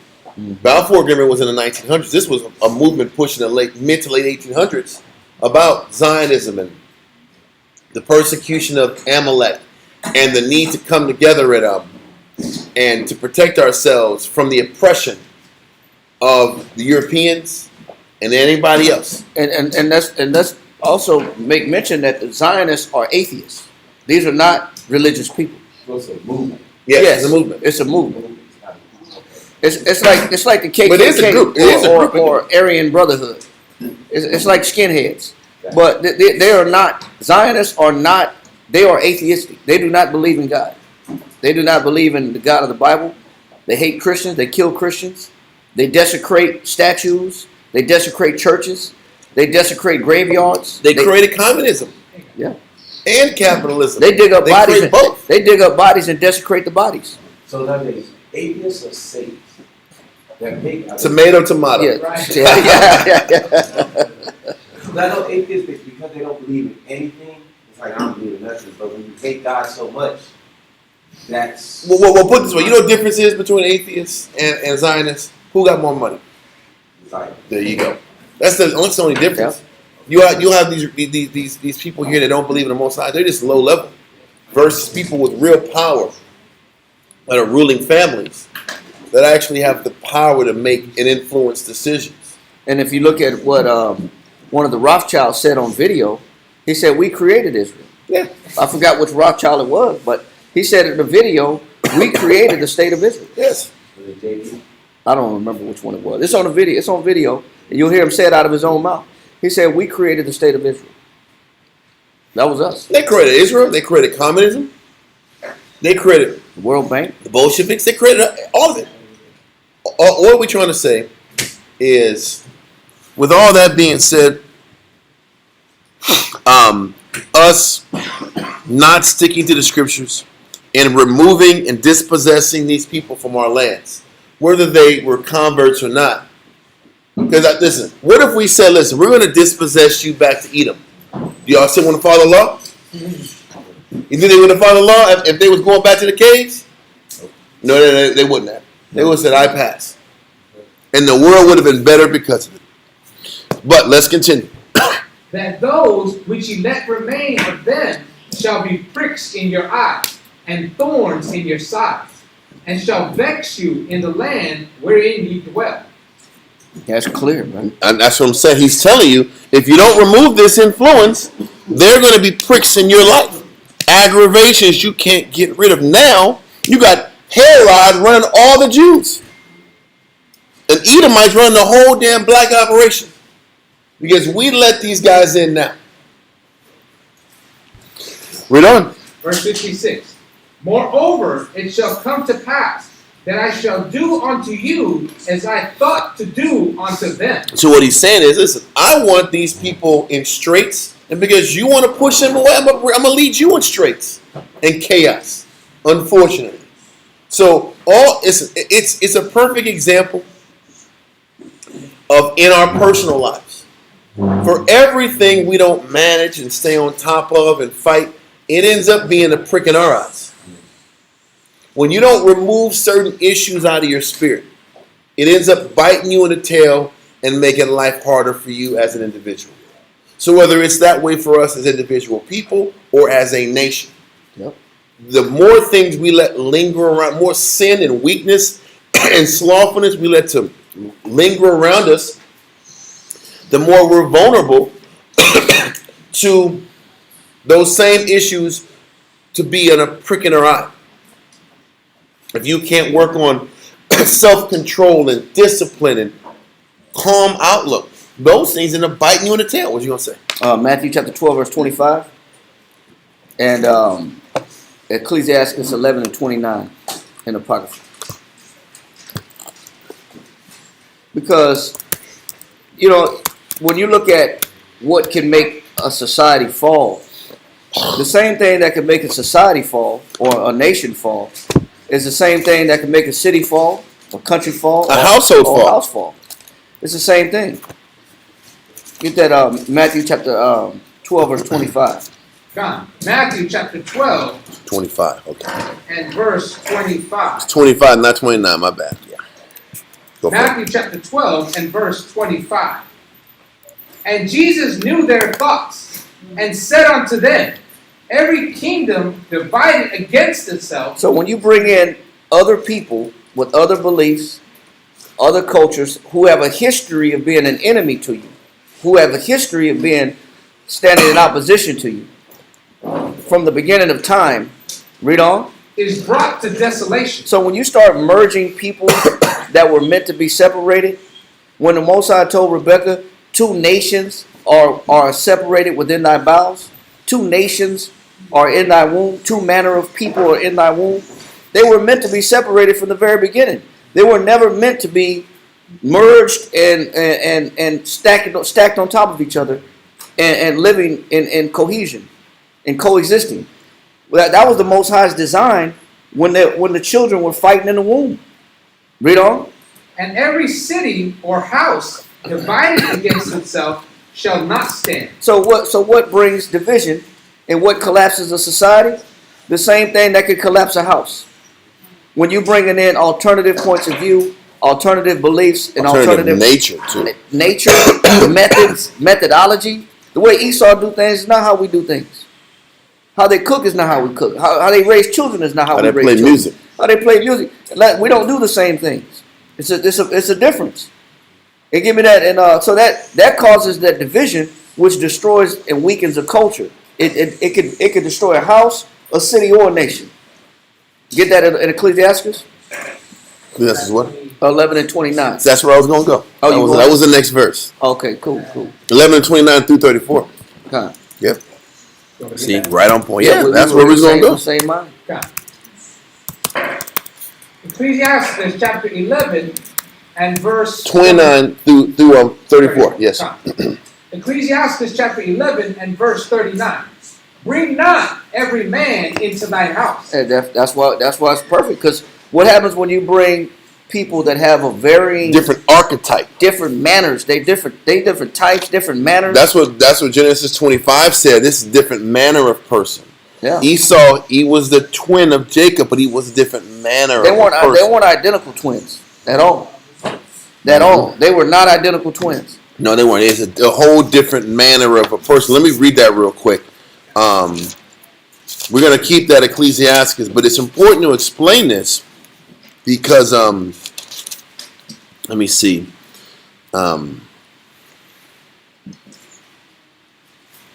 It's like around 20. I'm looking like at around 25. 23. 24. It's somewhere around here. It's not 24. It's 23. 25. 25, 23. Come. Genesis chapter 25 and verse 23. And the Most High said unto her, 2 nations are in thy womb. So 2 people that were going to develop 2 different nations was in her womb. Rebecca's womb. Read on. And 2 manner of people. What does manner mean? Let's look up manner. He says there was 2 manner of people.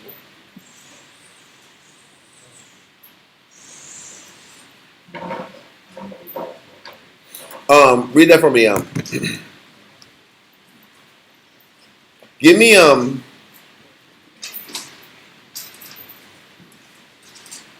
1 and 2 and 3.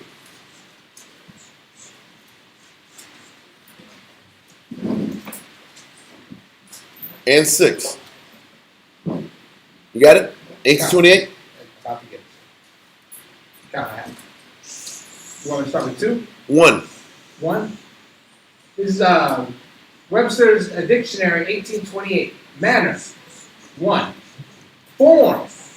Method. It's just two different ways, two different people with two different methods and forms of doing things. What's number 2? Number 2. Custom. It's two different customs, two different ways of operating and moving. It's different. Read on. Oh, you even when we explain the dynamic of that, when you look at Edomite food versus our food, what is Edomite food known for? Being bland, no flavor. A tomato is too spicy. You know, but our food is cooked with flavor, with sauce. It's made with spices. It's got flair to it. It's got flavor to it. You know, you look at how they prep, even how they prep their food. They take their food straight out the package. They don't even wash the chicken. They don't wash it. They don't put salt on it. They don't scrub it and clean it. They take it straight out the package, throw it straight in the skillet and start cooking. We take the chicken, we wash the chicken. We wash it, salt it down, rub it down, trim the fat off. How we prep it is different.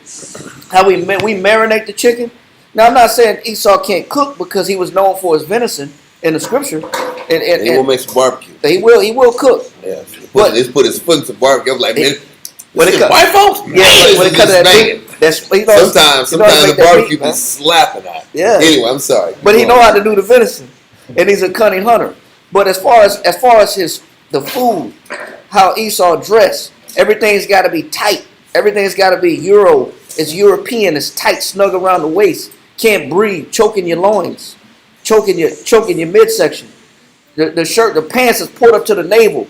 Our pants got to be. Our pants got to be that, but that's this pants is pulled all the way up to his stomach. That ain't how we wear our clothes. We wear our clothes around the waist, around the hips. But we got bigger abs, bigger glutes. We don't want everything all super tight, choking us in our section. You know, they wear high waters. We don't wear high water. Our pants got to fit. Just the dress code is different. The clothes are different. European cuts don't fit our bodies. If you go get a suit made, you go get a tailor suit made, you get a European suit, it's going to be narrow, thin. It's not going to be broad on the shoulders. It's going to be tight up here. You lift your arms up. The suit go up to right here. It's not our form. Don't go to Zara. Don't go to Zara. Man. You cannot go to Zara. Half the clothes don't fit at Zara. You don't even know the size. They got European size on it. You're like, man, what's a European 6? Yeah. You know what I'm saying? But you don't know what Tiny. it is. Basically, you got to look for extra large. Yeah. You know what I'm saying? Because almost double X. Yeah. Almost double X. Just to make it fit. Yeah. It's not the same. Same thing with the women. The women are flat backed. Our women got hips, thighs, bottoms. You know what I'm saying? Curves. It's not the same. The clothing is not the same. I want to say the food is not the same. Listen, and all those are facts, but our spiritual customs, our judgment, it's different. How we judge our people, how we treat our people, it's different. It's not just an exterior difference. It's internal. There's a difference. Yes. There's a spiritual difference. It's not about hatred or a lack of respect for people in general. But you have to, if you want to respect people, you have to understand there's differences. They cuss their parents out. Exactly. Yeah, F you, Dad. Yeah. I'm going to buy it anyway. I'm going to go to the party anyway. F you. Man, you talk like that in your house, you get your head knocked off. But just how they raise their children is different. What they allow their 1, 2. Man, we ain't get no 1, 2. 2.5. Yeah, 2.5, 3. Yeah. Well, how we get dealt with is, didn't I tell you not to? It's like, yes, get it out. You know, why you gotta hit me with and pause every? Didn't I tell you not to? It's like, golly, get the whole thing out. But they get 1, 2. No, we don't. Everything when you say manner, We are completely different people, even though we came from the same womb. Everything about us is different. And the law is not going to get everybody to be able to operate in that level of harmony. This is what the Most High says in Deuteronomy 32. He separated the sons of Adam. Yeah. The nations were supposed to be separated, not out of a hatred, but for letting the nations operate the way they have to be under law. When Christ comes back, do you think it's going to be like New York City and San Francisco? No, it's not. Israel is going to be in Israel. The nations are going to be in their nations, and they're going to be Israelites that their responsibility is to teach the nations how to serve the Most High amongst their own people. That's how it always was supposed to be. There's supposed to be a respect for one another, but also, hey, you're supposed to be over there, we're supposed to be over here, and we're united by serving the Most High. And that's it. Now, even when you sit back and look at the old temple, you had the temple where the Jews were supposed to be, and you had the court, which is where the Gentiles were supposed to be if they chose to come and offer. There was a separation where there was an outer court. The outer court was, and the funny thing is, you know who made it was Herod. Herod made it. Go figure. Herod sat back here. Listen, Herod got the money from the Romans to rebuild the temple and make it better and to do upgrades. But Herod sat back and create the temple to where the court was where the Gentiles would go on sacrifice. And then the inner part was where the Jews can go. Then you had the priests. But at least there was a separation. It was an acknowledgement that the nations can offer, can serve, but it's not going to be where everybody else is going to be. Yep. And having that understanding was important. It was very important.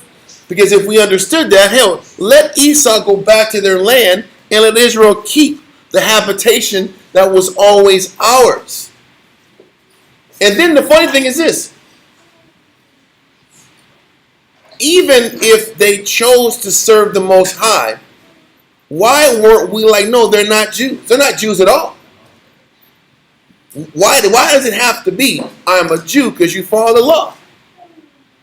That's another story. But the point is, they never had to associate themselves and call themselves Jews. That never had to be the case. You follow the Most High. That's it. You follow the laws. You circumcise yourself. That's what you're supposed to do. But keep that over there. You're Idumeans that serve the Most High. There's no disrespect. There's no rudeness. There's no anger or distance. But let's keep things in proper context. But let's keep going. Let's go to Ecclesiastes 11 now. Again. 11 and 29. Ecclesiastes chapter 11 and verse 29. Bring not every man into thine house, We're done. nor the deceitful man. It says 4. Sorry. For the deceitful man hath many trains. Listen, you just can't trust the intentions of the nations. Hell, you can barely trust the intentions of Israel. And that's the unfortunate reality too. Even if it's an Israelite man, you don't want to bring That's everybody my in the house. point. You can't trust how Israel's motivations. Mm-hmm.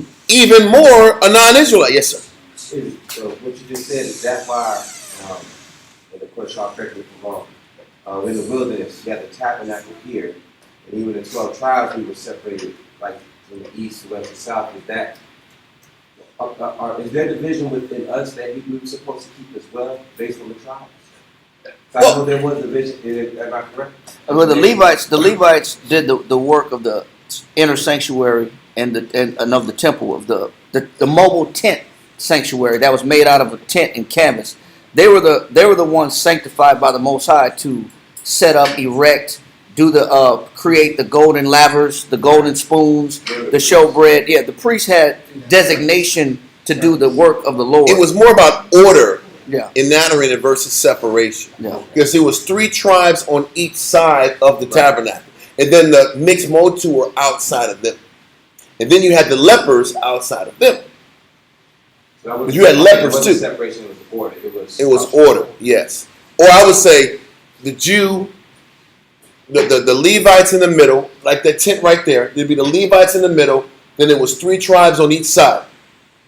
And then that gave you 12. Then you had your lepers and you had your mixed multitude. But it was really order versus separation like that. But then the rest of the servants of those Israelites had to be outside of the tents. And the closer that you come to the Most High, the more sanctified and cleaner you were.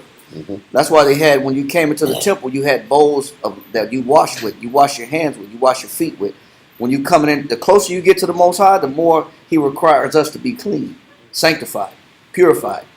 And the Levites were consecrated to be the most holy. And even if they weren't in the right mind frame, they were put to death if they walked into the holiest of holies without the right mind frame and not ritually clean. They had to tie a rope at their feet. So with the bell, so if they stop moving, you got to pull that guy back out the tent. When the Most High come down, if he's not ritually pure enough, the Most High would kill him on the spot. Then you had to pull him by the string and pull him out of the temple, drag him out.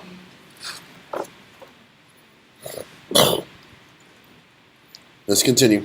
Ecclesiastes chapter 11 and verse 29. Bring not every man into thine house, for the deceitful man hath many trains. Like as a partridge taken And kept. Mm-hmm.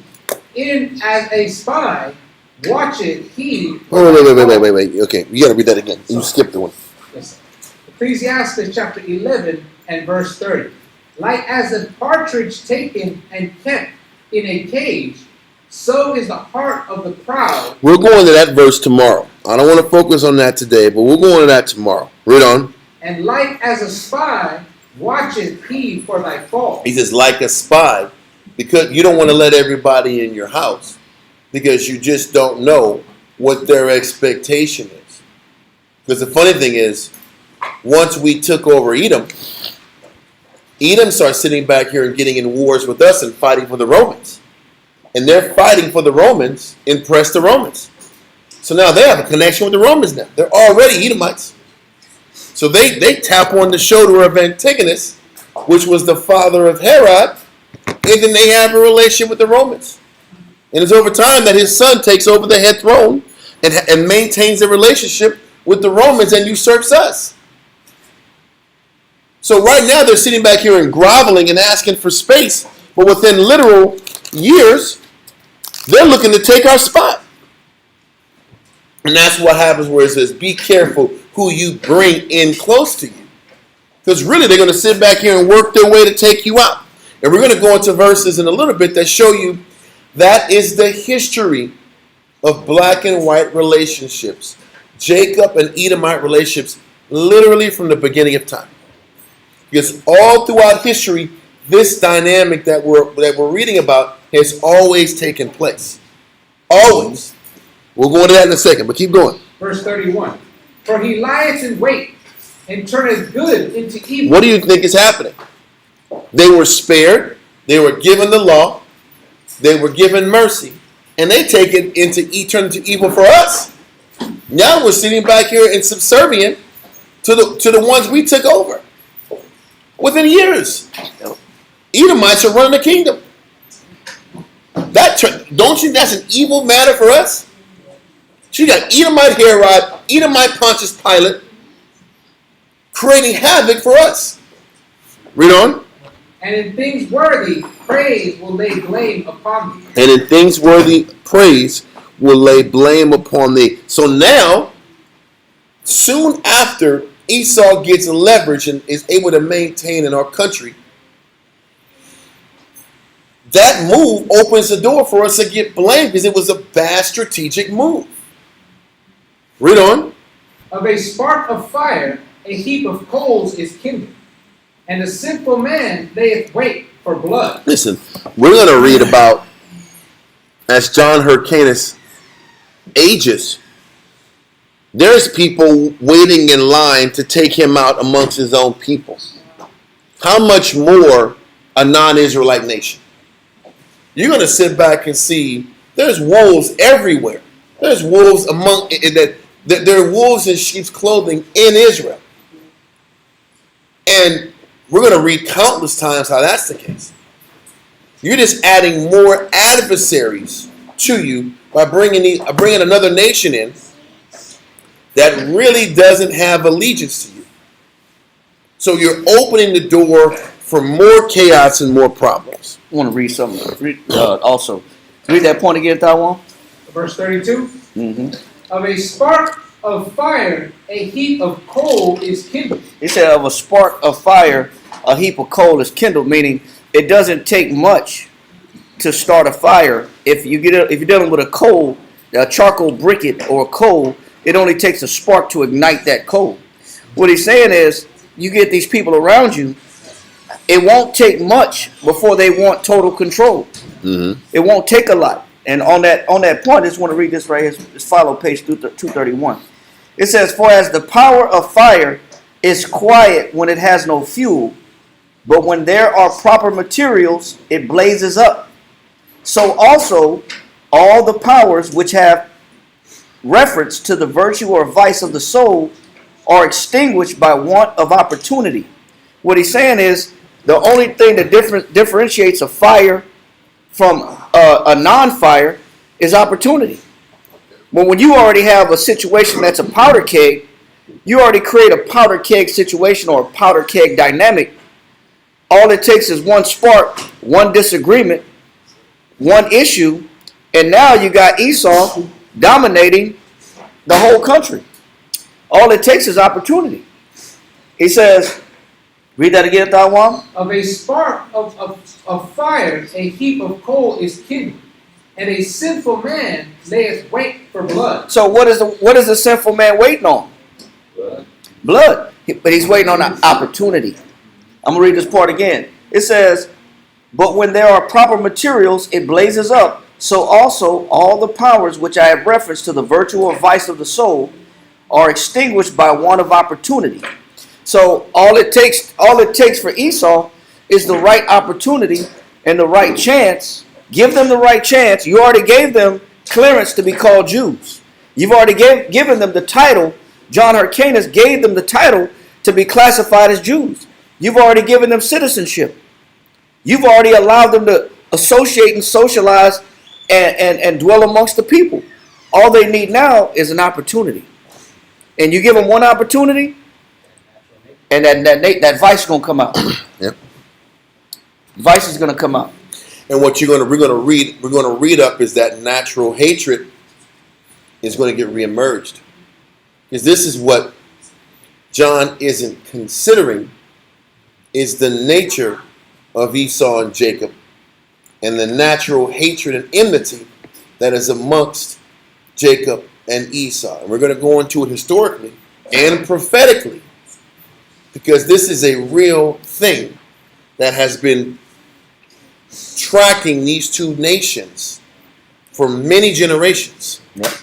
You got more of that? No, that's it. Okay, let's continue verse 33. Verse 33.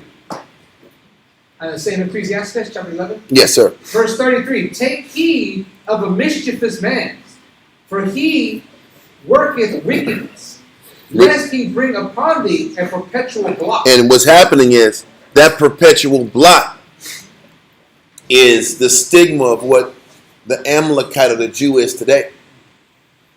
People sit back here, and you know how many times I've seen on Twitter how many Edomites say that how can the Lord be real? And how can this be the Lord's chosen people? If this is what the Lord's chosen people actually do to the people of Gaza, and why do these people think they can sit back and destroy innocent lives like this? The answer is you're right. There's no reason they should be sitting back here and doing that. They're putting a blot on our people's name. They're putting a blot on the chosen people's name. But we open the door for it to happen. Read on, because we let them in our house. We let them into our spiritual house. Yep. Read on. Verse 34. Receive a stranger into thine house, and he will disturb thee. And this is what's going to happen because of this move. Read on. And turn thee out of thine own. And he says, and turn thee out of thy own house. You bring a stranger in, he's going to have taken you out and usurping your house. It's his house now. What do you think is happening now? It's his house. How come you don't think the Edomites say, yeah, what about those burnt ones in Spain? We were really converts. They were the real chosen. How come nobody says that? They'll call them beta Jews. Beta Jews? Yeah. Well, who? Black Jews? Black Jews, yeah. No, beta Jews. You see the point? They kicked us out of our house, our spiritual identity house, and said it was theirs. Okay, let that verse go and go to Psalms 137, verse 1 through 9.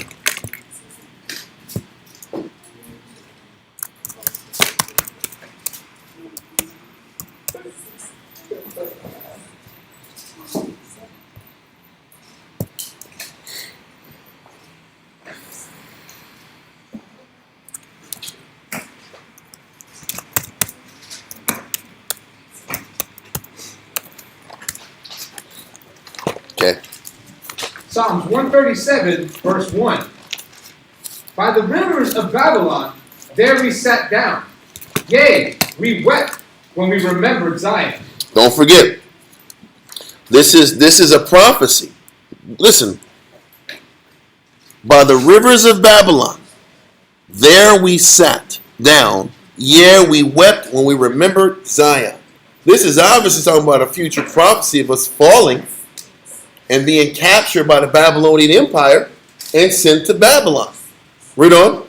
We hanged our harps upon the willows in the midst thereof. For there they carried us away captive, required of us a song. And they that wasted us required of us mirth, saying, sing us one of the songs of Zion. The Babylonians required us to sing one of our little Jew Zion songs as we were being sent captives from Jerusalem to Babylon. Read on. How shall we sing the Lord's song in a strange land? How should we be upbeat when we just got brought into slavery? Read on. If I forget thee, O Jerusalem, let my right hand forget her cunning. Mm-hmm. If I do not remember thee, let my tongue cleave to the roof of my mouth. Let me not be able to speak again. If I forget Jerusalem, take away my ability to speak, because I never want to forget my homeland. Read on. If I prefer not Jerusalem above my chief joy. Con. Read on. Remember, O Lord, the children of Edom, in the day of Jerusalem. He says, don't forget, Father, when we got sent to Babylon because of our sin, don't forget what Edom did. Read on. Who said, raise it, even to the foundation thereof. What he's saying is, when we fell, Edom was happy and joyous at our fall. And we know historically that they just didn't say raise it. They ended up sitting back here and casting lots for the remaining part of the land when we were taken out. So once again, the prayer was about not forgetting what Esau did when we fell. Esau was a great what? Opportunist. When we were down, they took advantage of our fall and usurped our land and our property, and because of us, usurped our identity. Read on. Verse 8. O daughter of Babylon. Now we know, scripturally, this is why we can explain in Revelations, when we're talking about Babylon the Great, is really talking about Babylon, Edomites. Because the daughter of Babylon in Psalms 137 is talking about Edom. Because way after Babylon falls apart, why is the Most High still talking about Babylon? Babylon wasn't a thing after the early 500s. Yeah. The Persians took out Babylon, and Babylon was never the same again. Nope. So, as you keep reading about Babylon later on, and you read about Babylon in Jeremiah 50 and 51, which are future prophecies, you're reading about the daughter of Babylon, or an extension of Babylon, which is Edom. So read verse 8 again. Psalms 137 and verse 8. O daughter of Babylon, who art to be destroyed? Happy shall he be that rewardeth thee as thou hast served us. So the scripture is saying Esau's got it coming to him. They're going to suffer what we suffer. Now, is it up to us to dictate when and how that happens? No. The scripture says, wait upon the Lord. Most High is going to judge properly whatever he feels is necessary and fair. Why are we trying to explain this? It's not about hate. It's not about seeing the worst in people. But the Lord is telling us in Psalms 137 not to forget the nature of this people. Not to forget that whenever they get an opportunity, if they see a chink in the armor, they're going to come and take it. And they're going to try to usurp our spiritual position. And you can never forget that about this people. There's more verses to explain this. Let this go and go to Ezekiel chapter 36, verse 1 through 5. This one hits a little harder. It gets a little bit more clear about the nature of Esau and why we should be conscious about keeping them so close to us. The same thinking that John should have been thinking if they were really in the book. Read that. Ezekiel chapter 36 and verse 1. Yep, through 5. Ezekiel chapter 36 and verse 1. Also, thou son of man, prophesy unto the mountains of Israel, and say, Ye mountains of Israel, hear the word of the Lord. Thus saith the Lord God, because the enemy has said against you, Aha, even the ancient high places are ours in possession. So he's saying our enemy, non-Israelites, are angry and they're fighting to claim that the ancient high places are not Israel's really. So what he's saying is there is a contention for who should have access and who should have claim to the Holy Land. Read on. Verse 3.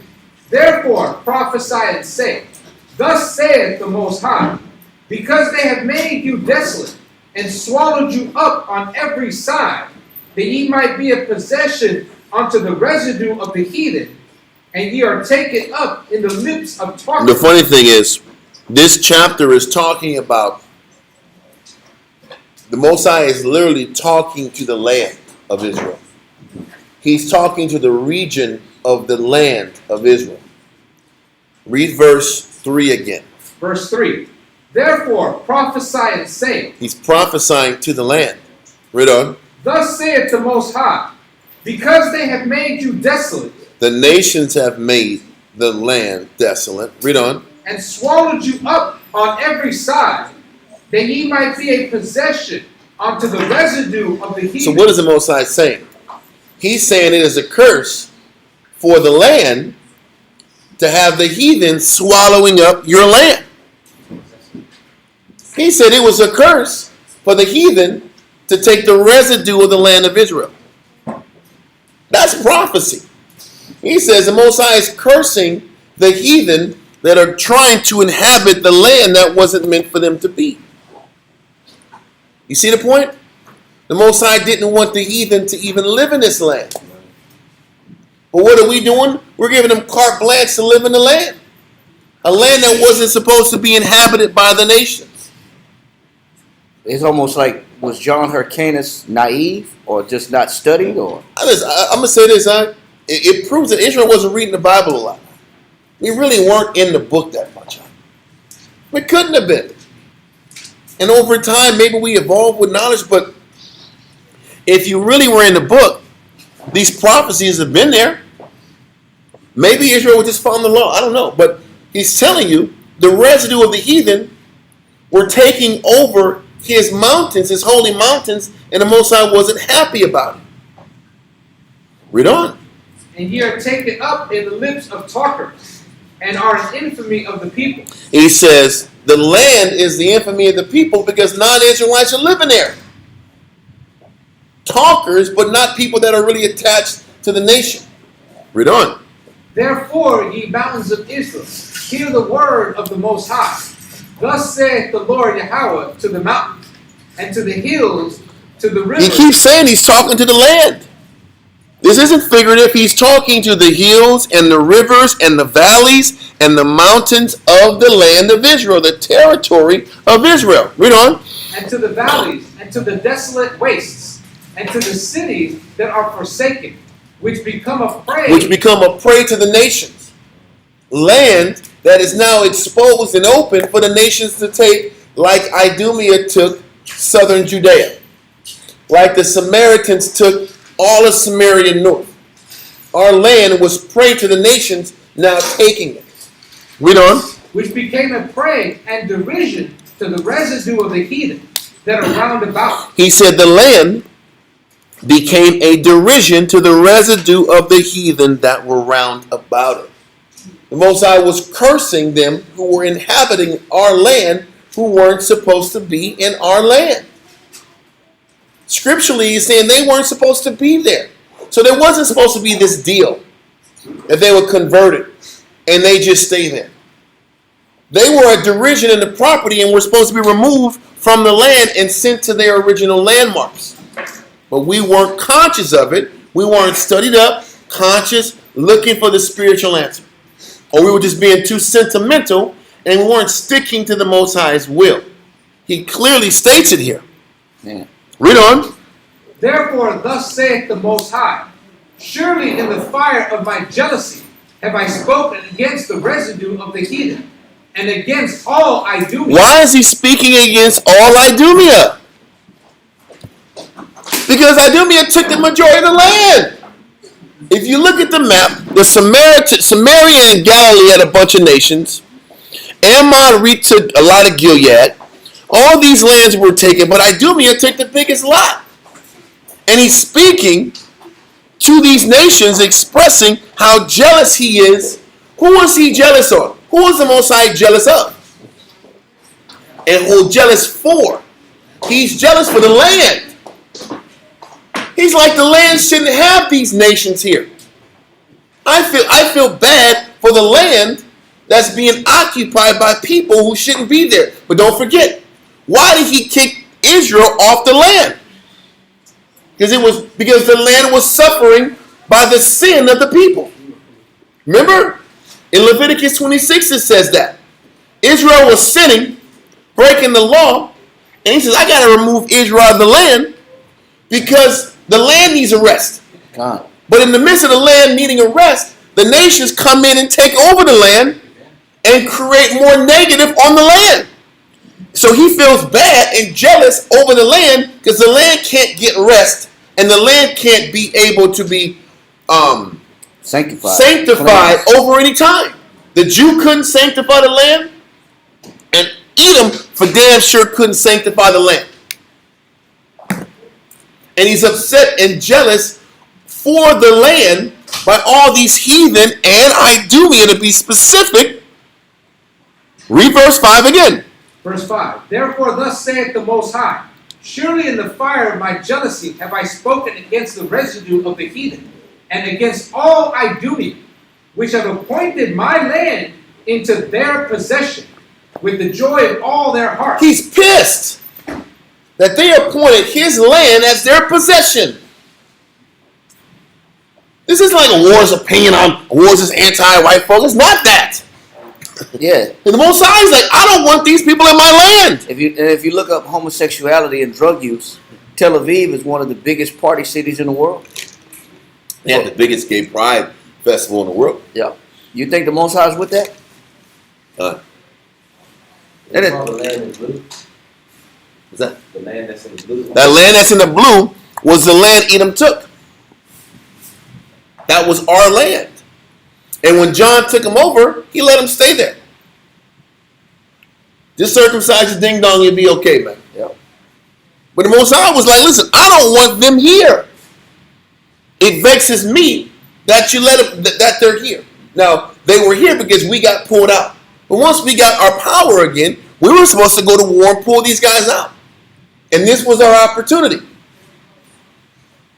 So he says, I have spoken against the residue of the heathen. The residue were up north in Samaria.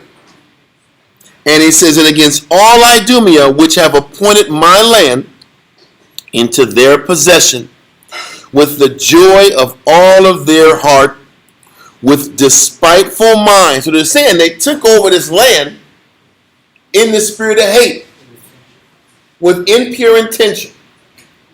And their ego and pride was on 10 because of how they one-upped us.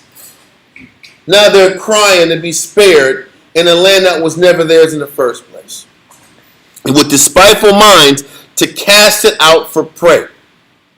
He's like, Esau's intention was just to get a cash grab and land grab, and we gave it to him.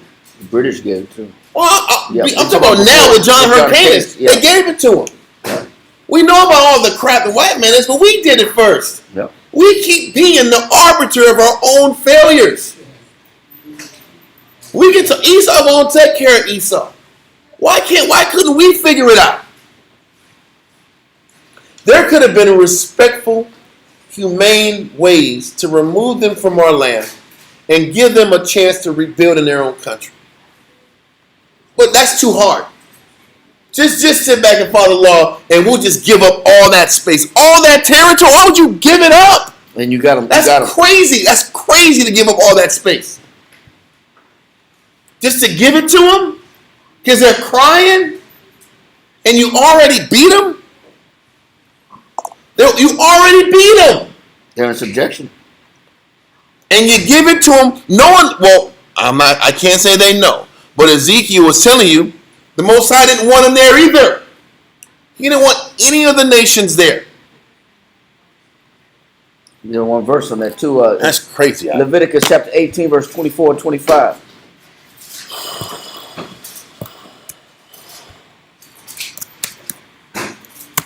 Yeah. 18 verse what? 24 to 25. Well, 24 to 28, really. Okay. Read that. Leviticus chapter 18 and verse 24. Defile not yourselves. The Most High said what? Defile not yourselves Read on. in any of these things. It said, if any of these things, but the nations don't believe like we believe. Read verse 23. Verse 23. Neither shalt thou lie with any beast. It says, what do you call when a man sleeping with a beast? That's bestiality. He says, so the nations believe in bestiality. He says, read. Neither shalt thou lie with any beast, to defile thyself therewith. Neither shall any woman stand before a beast, to lay down thereto in confusion. It is confusion. It is what? Confusion. That's confusion. You're bringing confusion on the land. When you got nations that don't know how to serve the law, statutes, and commandments, you bring about confusion to the land. And that's just one of the things of many that the whole chapter talks about. Read on. Defile not ye yourselves Go ahead. in any of these things. Go ahead. For in all these the nations are defiled. Who commits all these abominations? For in all these the nations are defiled. The nations believe in bestiality. The nations believe in homosexuality. Minus Sodom. The nations believe in all these things. And what does the Most High say when you perform all these abominations in his land? Read. Which I cast out before you. Go ahead. And the land is defiled. It said, and what happens? What do you do when you bring sin upon the land? And the land is defiled. So when Esau took over the land, do you think they made the land, they blessed the land, or they defiled the land? They defiled the land. That's why the Most High said, that's why he said, I'll come down and I'll pay you a visit, and the land will spew you out. Read on. Which I cast out before you, and the land is defiled. Therefore, I do visit the iniquity thereof upon it. And now you cause the Most High to come down and bring wrath and bring punishment and bring judgment upon the land. Then you wonder why you have weird weather patterns all over the world. Then you wonder why they get tornadoes and famines and droughts, and you get all these plagues that the Most High got to hit the land with, because now you pissed the Most High off. Yep. And now you wonder why now the land is corrupted and polluted because of the sins that's allowed to be on it. Read on. And the land itself vomiteth out her inhabitants. And that's when the land starts to vomit out its inhabitants.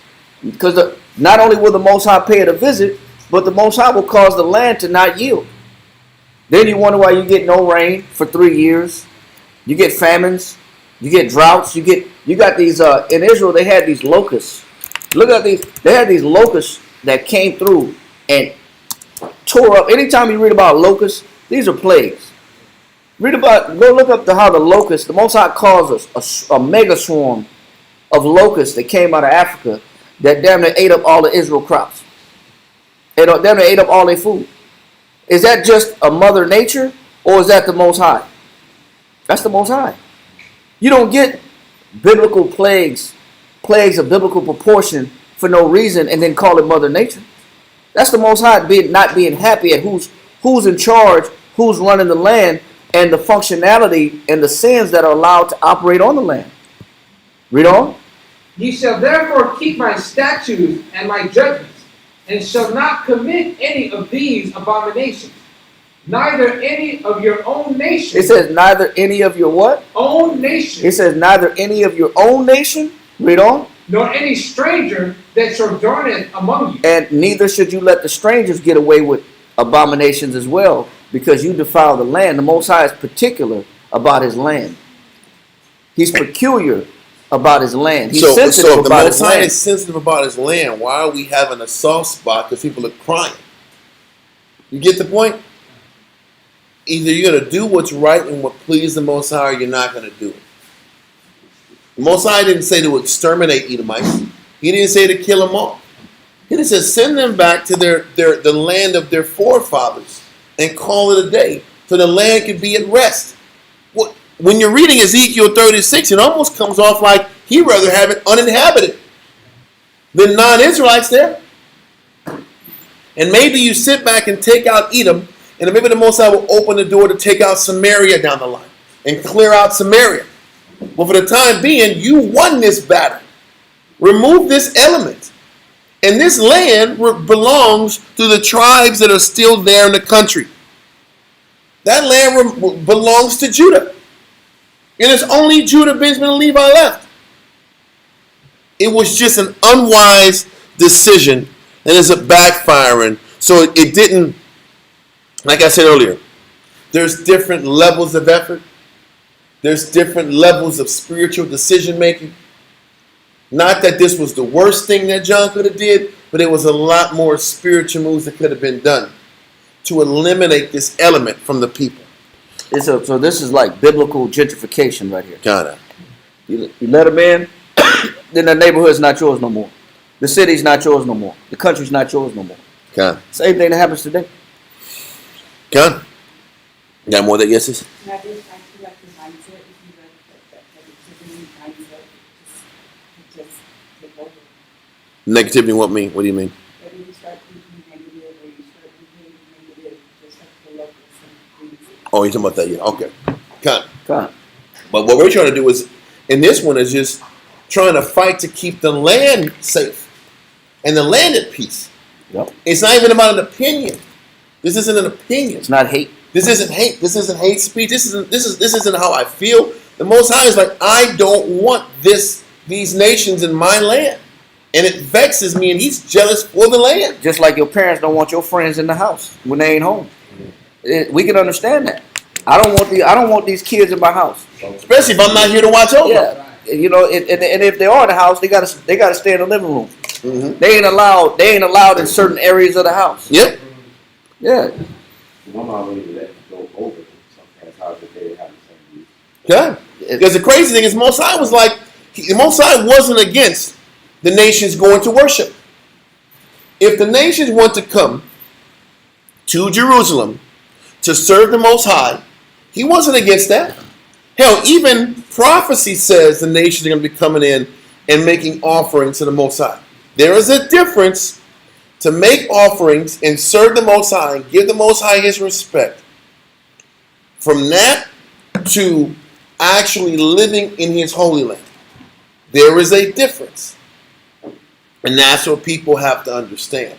This isn't biased. This isn't being just racist. If you want to call it that, that's fine. But He's like, listen, you can serve me, but go back home. I don't understand that. So you got more of that, or you good? That's it right there. Let's let all that go and go to Genesis No, before we go to this, let's go to Ecclesiastes. Ecclesiastes 7 and 13. Ecclesiastes 7 and 13.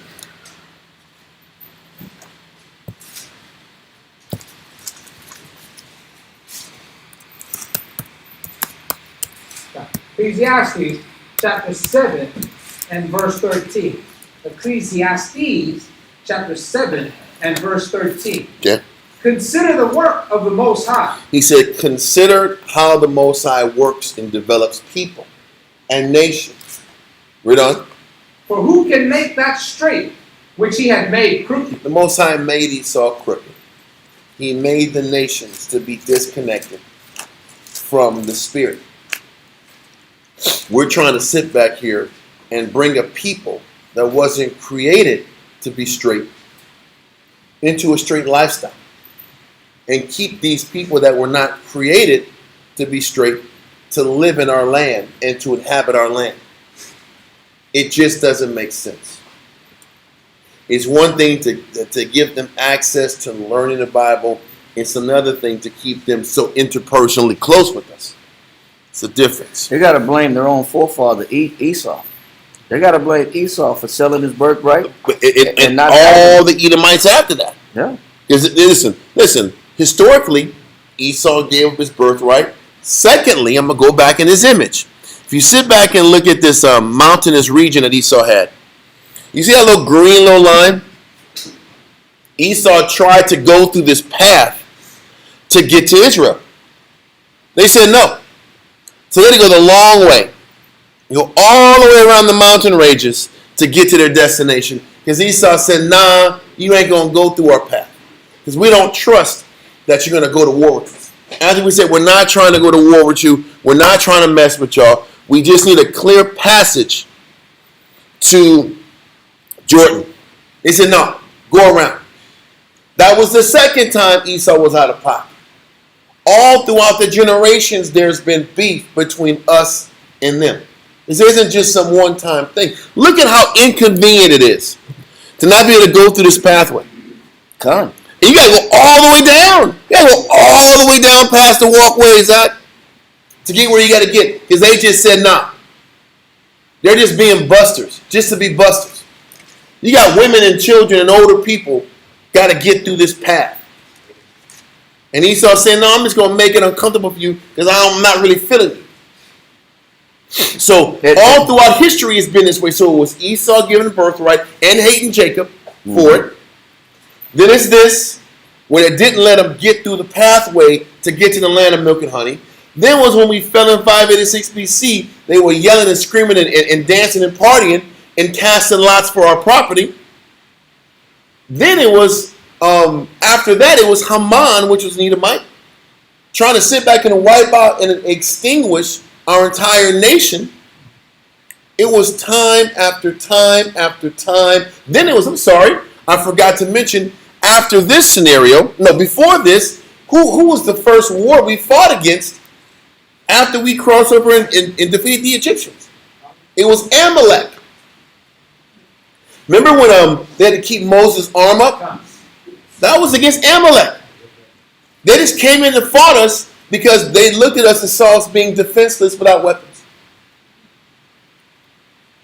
They saw us as a target walking in the desert and they tried to take us. All throughout history, it's been Jacob and Esau.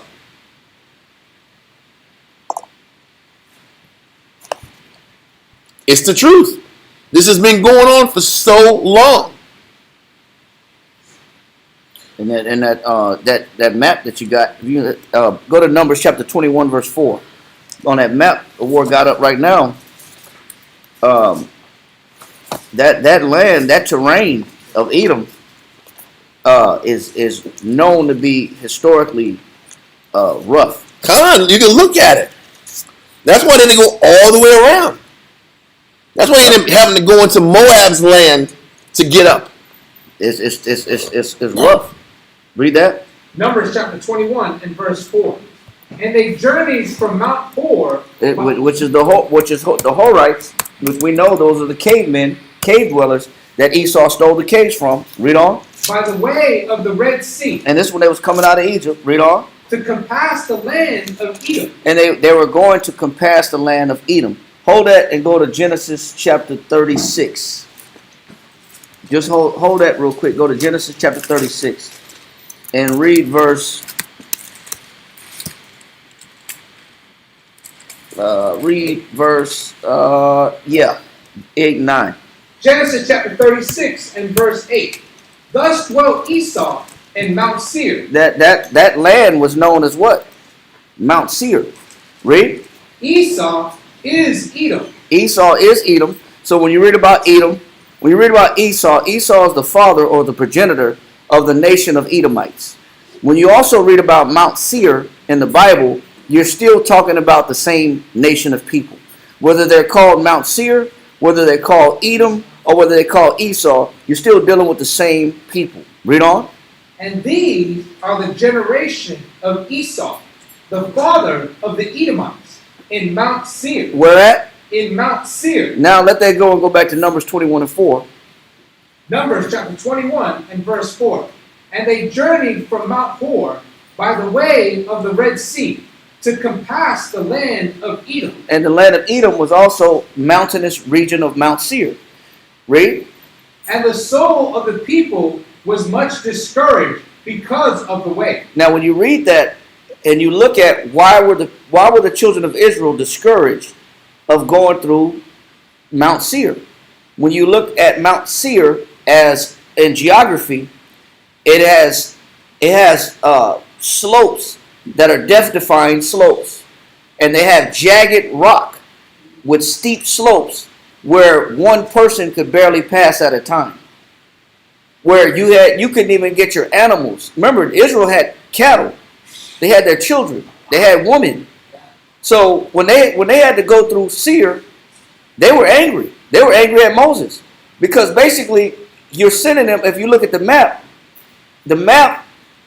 is just an example, and it doesn't really give you a real vivid view of how steep and how jagged the rocks are. When you look at the definition of Seir in the Metaphysical Bible Dictionary, it says rough. The area is called rough. The word Seir means rough.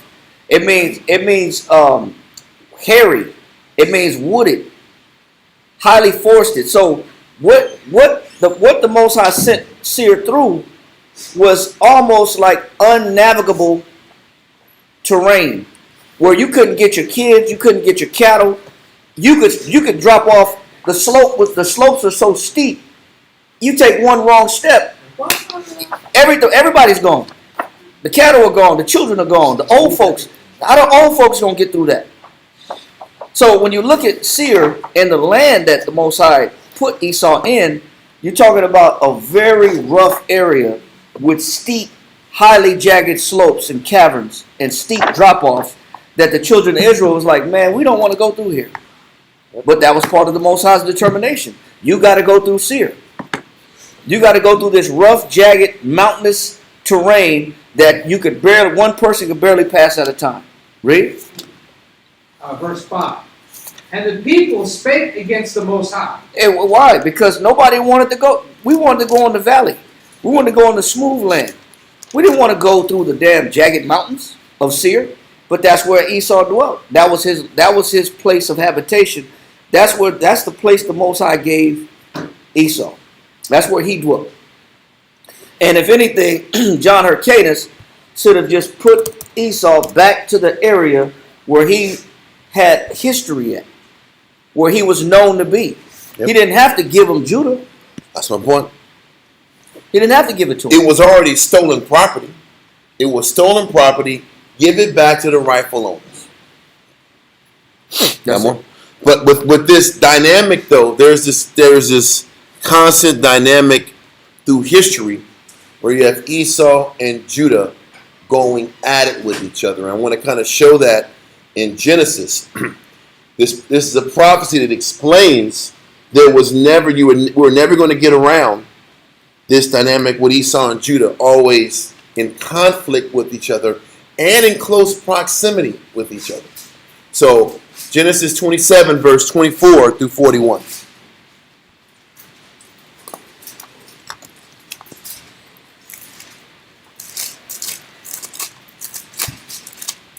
Genesis chapter 27 and verse 24.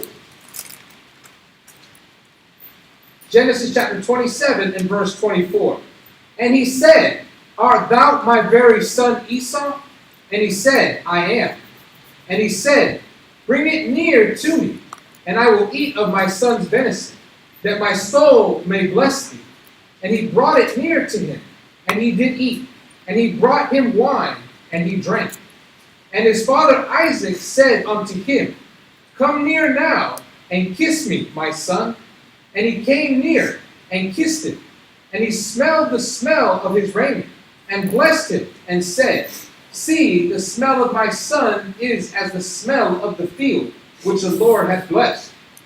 Therefore, the Most High give thee of the dew of heaven, and the fatness of the earth, and plenty of corn and wine. This chapter talks about how Jacob supplanted Esau, put on his garments, put on like goat's hair to act like it was Esau, and received the birthright blessing that Isaac was going to give him. Read on. Verse 29. Let people serve thee, and nations bow down to thee. Be Lord over thy brethren, and let thy mother's sons bow down to thee. So what he's saying is part of the blessing that Israel had was that his brothers were going to serve him. Read on. Cursed be every one that curseth thee, and blessed be he that blesseth thee. Read on. And it came to pass, as soon as Isaac had made an end of blessing Jacob, and Jacob was yet scarce gone out from the presence of Isaac his father. There's a verse in Proverbs 31 that says, Favor is deceitful, but the one that serves the Most High will be counted blessed at the end. I'm kind of paraphrasing and I mess it up. But the issue is Isaac favored Esau. But it didn't matter that Isaac favored Esau. The Most High favored Jacob and allowed this situation to happen so that Jacob would eventually be in a position to be the leader and the head. Because Rebekah remembered the prophecy that the elder shall serve the younger. So the Most High honored that move. Continue. It says, And Jacob was yet scarce gone out from the presence of Isaac his father, that Esau his brother came in from his hunting. So literally after Jacob got his blessing, Esau came in right afterwards. Read on. And he also had made savory meat, and brought it unto his father, and said unto his father, Let my father arise, and eat of his son's venison, and thy soul may bless me. And Isaac his father said unto him, Who art thou? And he said, I am thy son, thy firstborn Esau. And Isaac trembled very exceedingly, and said, Who? Where is he that had taken venison and brought it me? And I have eaten of all before thou camest, and have blessed him. Yea, and he shall be blessed. And when Esau heard the words of his father, he cried with a great and exceeding bitter cry. So listen, Esau was mad because Jacob one-upped him. The mother understood the blessing was supposed to go to Jacob and helped him get the blessing from Isaac. And now Esau's here wanting to get his piece of the pie and realized there was no pie to get. So now he's crying, he's in anguish, he's vexed, and he wants a blessing now. Esau wants a blessing. But continue. And said unto his father, Bless me, even me also, O my father. And he said, Thy brother came with subtlety, and had taken away thy blessing. And he said, Is not he righteously named Jacob? For he hath supplanted me these 2 times.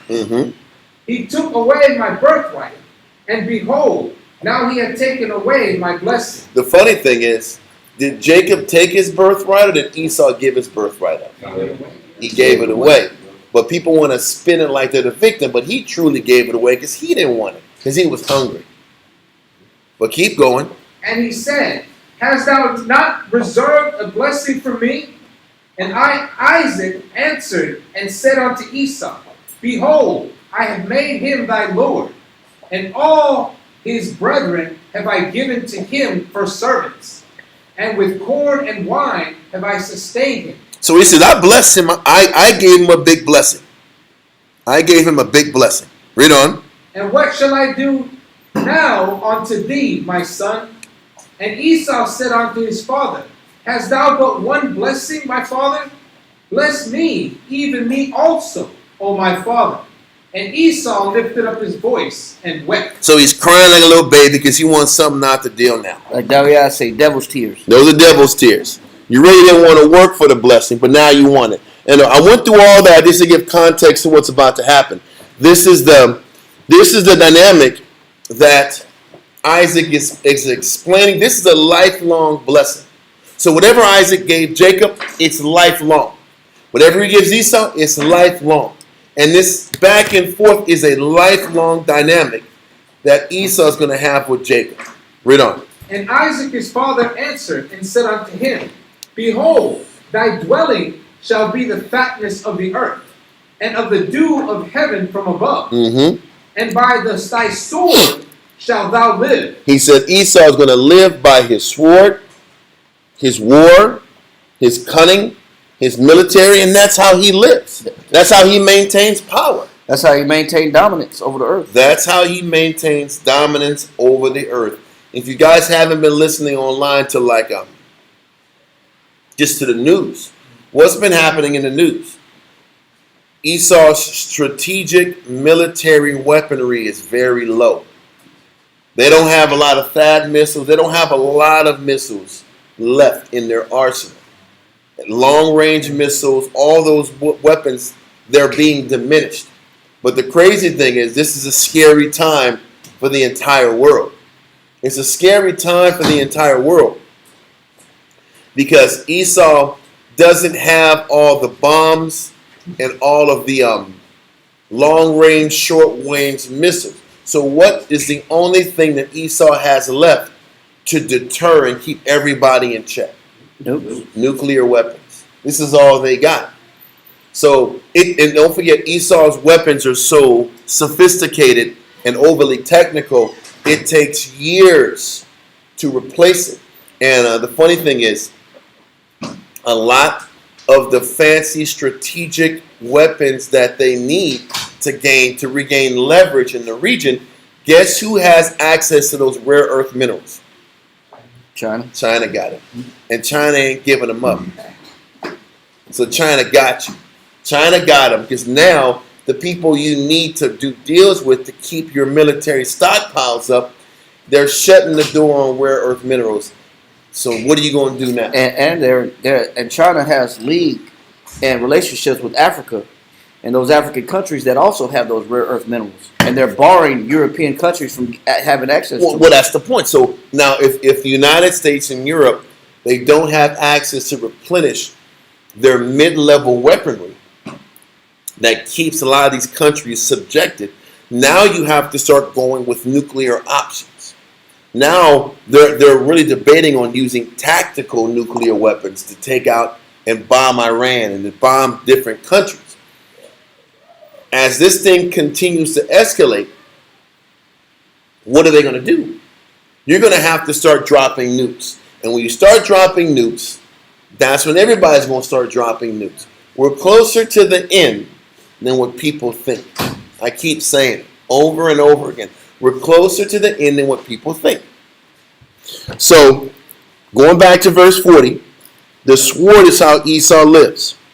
Read on. Verse 40. And by thy sword shalt thou live, and shalt serve thy brother. But he's telling you, do you think this is just for Genesis 27? You're going to live by the sword, but you're going to serve thy brother all throughout the world, all throughout history.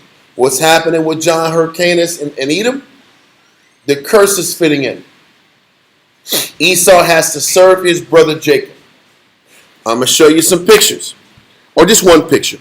You guys can look online. This is an image of Germany. It's important that you understand. This is a tapestry. That's a tapestry literally in the country of Germany. And it shows you an image of wild men fighting against German royalty. And now the colors, it's a lot of colors here, so it can be a little distracting. But let me know when you guys get to it. Can you see it? Okay. First of all, let's look at the wild men. When you see these wild men, you see the faces, right? On the left. On the left, Exhibit A. You see Caucasian faces and you see beards. But then, what do you see on with their whole bodies? It looks like zebra outfits. Yeah. It looks like some zebra outfits. But the crazy thing is, those aren't zebra outfits. That's their hair. It is their hair. And you'll see all these different wild men don't have clothes on. They have hair. And if you see their feet have claws. They're hairy clawed feet. And these are cavemen that are white, with their body is full of hair like a hairy garment, like Genesis 25 and 25 said Esau was. The Gillette razor wasn't made yet. No, it wasn't. And this is a picture that came from the German, a German museum, and I think it's called Wild Men. These wild men are white, and they're hairy all over, and they're fighting against who? Look at the people that are in the actual castles. What color are they? This wasn't some black man picture that was printed in the 70s. It wasn't Photoshop. This wasn't Photoshop. This is literal art in Europe that shows black royalty with mitres and headbands. You have the king and queen at the top, and you have black people with bow and arrows with actual clothes on, shooting arrows against wild men with sticks that are trying to invade the literal, that is Captain Caveman style.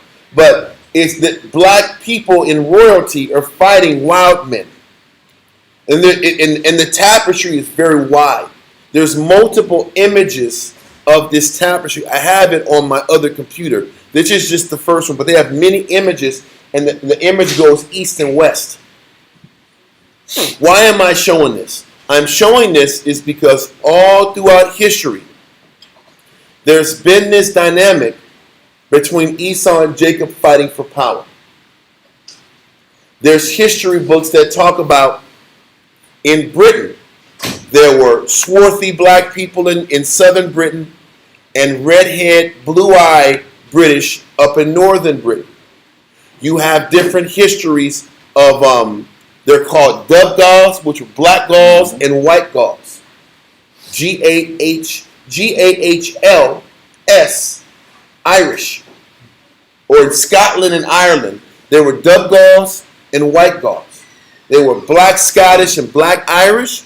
They were white Irish and black Irish. All throughout history. There were, remember that guy in Braveheart? You got Eric the Bruce, he was Scottish. Remember that guy? During his time, they wrote parchments about fighting against the King of England. And guess what was in the bottom of their parchment?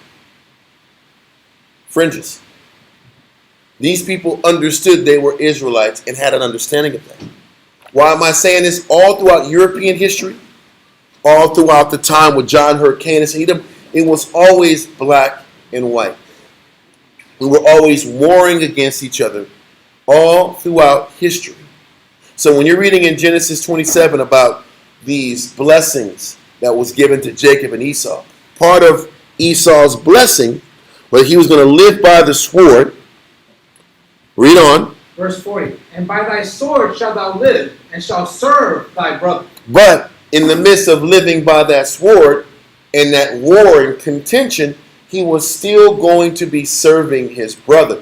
This is why a lot of European history had us on top in Europe. Esau, for many years, were referred to as serfs. The so-called white man was the serf that wasn't being educated. And the so-called black man were the ones that were at the top of the monarchy for many generations. This is why King James was a black man. And the house of Stuart was in Scotland, they were black royalty. A lot of our people in Europe, there were many Negro coat of arms that showed black monarchy or black leadership and black royalty all throughout Europe, from Germany, Britain, Spain, the whole nine. We ran Spain, we ran Germany, we ran Britain, France, the whole nine, for certain spaces of time. We ran Russia for certain spans of time. But this is where things shift. Read verse 40 from the top. Verse 40. And by thy sword shalt thou live, and shalt serve thy brother. And it shall come to pass, when thou shalt have the dominion. So he's telling you there's going to be a shift. Throughout history, Esau is the servant, and then there's going to be a point in time where there's a shift, and the so-called white man will gain dominion. That happened here when we're reading about Esau with John Hyrcanus and Edom. They were the servants, and then they shifted, and they became the leaders, and they had dominion. Later on in history, this shift keeps happening. We had dominion in Britain. Then all of a sudden, we lost dominion in Britain. We had dominion in Spain. We lost dominion in Spain. Then we got sent in slavery. All these things. What was that guy? Keep forgetting the head of the guy that took out King James's son. He was Cromwell. Oliver Cromwell. Oliver Cromwell was when Esau, during his reign, is when they started reestablishing themselves in England as the lead family. And Esau started coming back into power in Europe under the House of Orange. When the House of Orange came in, is when Esau took over the royalty, because the House of Stuart came in under King James. His son came in, got killed, and then they reasserted another black guy of the House of Stuart, I think Charles II. He came into power, but then I think a generation or two afterwards is when they started marrying into the House of Orange. And the House of Orange were Dutch, and they were Edomites, and they came in and they usurped the authority in England. But all throughout history, we had our run, and then Esau had their run. So he's saying Esau was going to live by the sword, have to serve Israel all throughout history, and then there was going to be a shift when Esau had the dominion and took over the entire world. And they call it manifest destiny by the time they got to the Americas. Then they started sitting back here and wiping us out all around the world. But it was always this back and forth where we had rulership for a span of time, and then we lost rulership. So read on that verse 40 from the top again. Verse 40. And by thy sword shalt thou live, and shalt serve thy brother. And it shall come to pass, when thou shalt have the dominion, that thou shalt break his yoke from off thy neck. And then it says, once this shift actually happens, then Esau takes that yoke from off their neck for an extended period of time. Because once Esau got Jacob out of England, the yoke was permanently taken off for a long period of time. Once Spain got back in power, they didn't give up power. Once Germany got black people out of royal positions, Germany didn't let it go. So forth and so on. Same thing with Russia and all the countries around the world. Once we got taken down, they were in a perpetual position of power until what 2nd Ezra tells you in chapter 6, verse 8 and 9. Read that real quick. 2nd Ezra 6, verse 8 and 9. 2nd Ezra chapter 6 and verse 8. So prophetically in Genesis, he says Esau's going to serve Israel or Jacob until they finally get dominion, and then when they get dominion, then we won't be in power for a long time. They're going to have power for an extended period of time. Continue. 2nd Ezra chapter 6 and verse 8. And he said unto me, from Abraham unto Isaac, when Jacob and Esau were born of him, Jacob's hand held first the heel of Esau. For Esau is the end of the world, and Jacob is the beginning of it. So when Esau finally took that yoke from off of him, it was the beginning of the end for civilization. It was the beginning of the end for our people. So as Esau got into their power, it also marked the end of our territory domain until the end.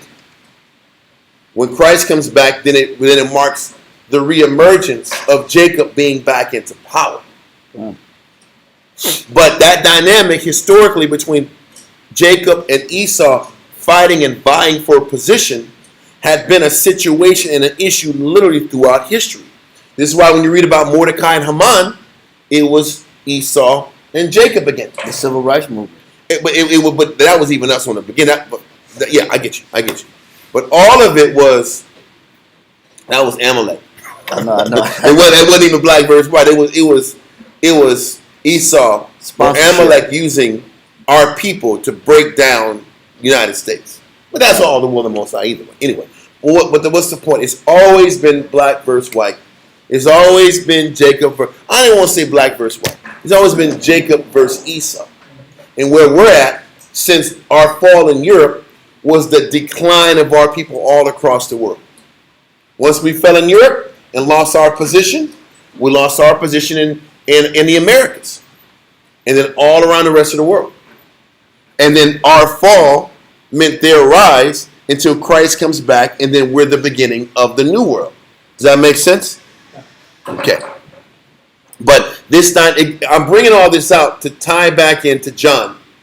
And when John opened the door to Hyrcanus, he opened the door for that Jacob and Esau conflict to get reemerged again. It's like we couldn't get away from this dynamic that we had between the two. Okay? Now, with all that being said, let's jump to Ecclesiasticus 12.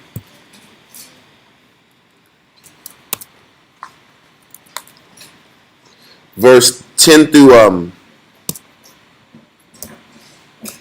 13. Ecclesiastes chapter 10 and verse 12. That's page 77 in the red book. Ecclesiastes chapter 12 and verse... You want to start right? Yeah, let's go to 10, sir. Verse 10.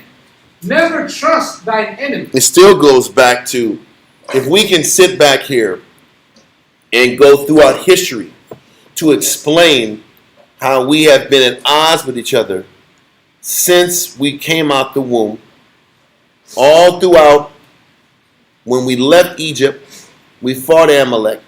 Yep. Esau, their brothers, Esau didn't let us go through the walkway range. When we fell in 586 BC, they took our land. We have been at perpetual war against Esau from the beginning to present day. And we're playing this trust game like history wasn't going to repeat itself. We weren't very good students of history. We weren't very good students of what the Most High shown us all throughout history, not to trust our enemies. Read on. Never trust thine enemy, for like as iron rusteth, so is his wickedness. Mm-hmm. So when it says as iron rusteth, so is his wickedness. What does it mean by iron rusteth? Isn't it a guarantee? Yep. Iron's going to rust because it's around the air, and air is going to make it rust. So it's a guarantee that iron's going to rust. So if it's a guarantee that iron's going to rust, it's a guarantee that your enemy is going to find a way, an opportunity to take you down. It's guaranteed. So why are we acting like it might not happen? It is. It's just a matter of time, is what it's saying. It's a matter of. It's a matter of but time. when we did this deal with Esau, we acted like everything's going to be okay, and then we're going to revert back to their nature. He said your enemy is going to always have a problem with you. So why are you acting like everything's cool? It's never going to be cool. So if you wait long enough, rust will start to crumble and start to get weak. Got it. And all it's saying is, once you get weak, your enemy is going to take advantage of it. Because that's all that happened with King James and his son. His son Charles came in, was a weak leader, and they took advantage of it and they took him out. And that happened all throughout history. Weak leadership, and then we were usurped. That's what he's saying. Same thing later on with John Hyrcanus II. Yeah. And then all the issues with them. The warring brothers. It just history keeps repeating itself. When we fall, they take it, they usurp us. We're strong, we subject them. We get weak, they take us over. And they're so interconnected with us, whether it's them calling themselves the Jew. Hell, the funny thing is, what people don't realize is Greece. You know, everybody's up in arms about the Odyssey. Who saw the Odyssey? And I think one of the queens, I think Helen of Troy was a black woman, depicted as black in the movie. And they're like, oh, hell no, that's crazy. They got to make everything black. What was that? Ariel. What was that movie? Little Mermaid. White folks is mad because Ariel was black. The new Ariel was black. And white folks will say everything's black. Everything is black. This is crazy. But historically, the Helen of Troy could have been black because Greece was full of blacks and whites. And there was a bunch of warring tribes going against each other in Europe. What people don't realize is Alexander was mixed. Alexander was mixed, but his dad was white, so he's white. But Greece had nothing but black and white people in the country. Yeah. And Alexander's father, Philip II of Macedonia, mixed the blacks and whites together. And with the power of both of them, they were able to come together, unite, and take out the rest of the world. So when Alexander was sitting back here and warring against all these people, it was it was Drake out there fighting. Drake was out here fighting and killing. It was a mixed cat, a black and white cat, but it was reverse Drake. Drake's mom was white. So it was reverse Drake. Some light-skinned dude coming out here taking over the whole world. And the words of Soldier Boy, Drake. Drake. That's what I'm saying. That's what it was in history. There was a bunch of brothers and Edomites in that army. Because Europe was a mixture of black and white. Because we've always been, wherever we are in the world, we're joined at the hip. Historically. That's the point. Yep. And there's no getting around. That's prophecy. That was what this prophecy was in Genesis 27 and 40. Okay, so continue. About not trusting your enemy. The point is, it's one thing to be connected at the hip. It's another thing to trust the person that's connected at your hip. Knowing through history, they've usurped us. Read on. Ecclesiastes chapter 12, verse 11. Though he humble himself and go crouching. Right now, Esau is humbling himself and going crouching, willing to follow the law. For John Hyrcanus to keep their land. Read on. Yet take good heed and beware of him, and thou shalt be unto him as if thou hadst wiped a looking glass. Mm-hmm. And thou shalt know that his rust had not been altogether wiped away. What he's saying is if you look close enough, you'll realize they still want to take his spot. And they're not content with this assimilation. People wanted to... Listen, you know what's funny? Esau understands that. That's why Esau's like, all this coming together crap is really the beginning of the end for us. Mm-hmm. They understand that. And they understand, what they don't understand, a lot of them don't, is that we're being used as pawns to break down this country. BLM was financed by Edomites. You know BLM was financed by George Soros, right? You think black people had the power and the money and the advertising space to push this BLM crap?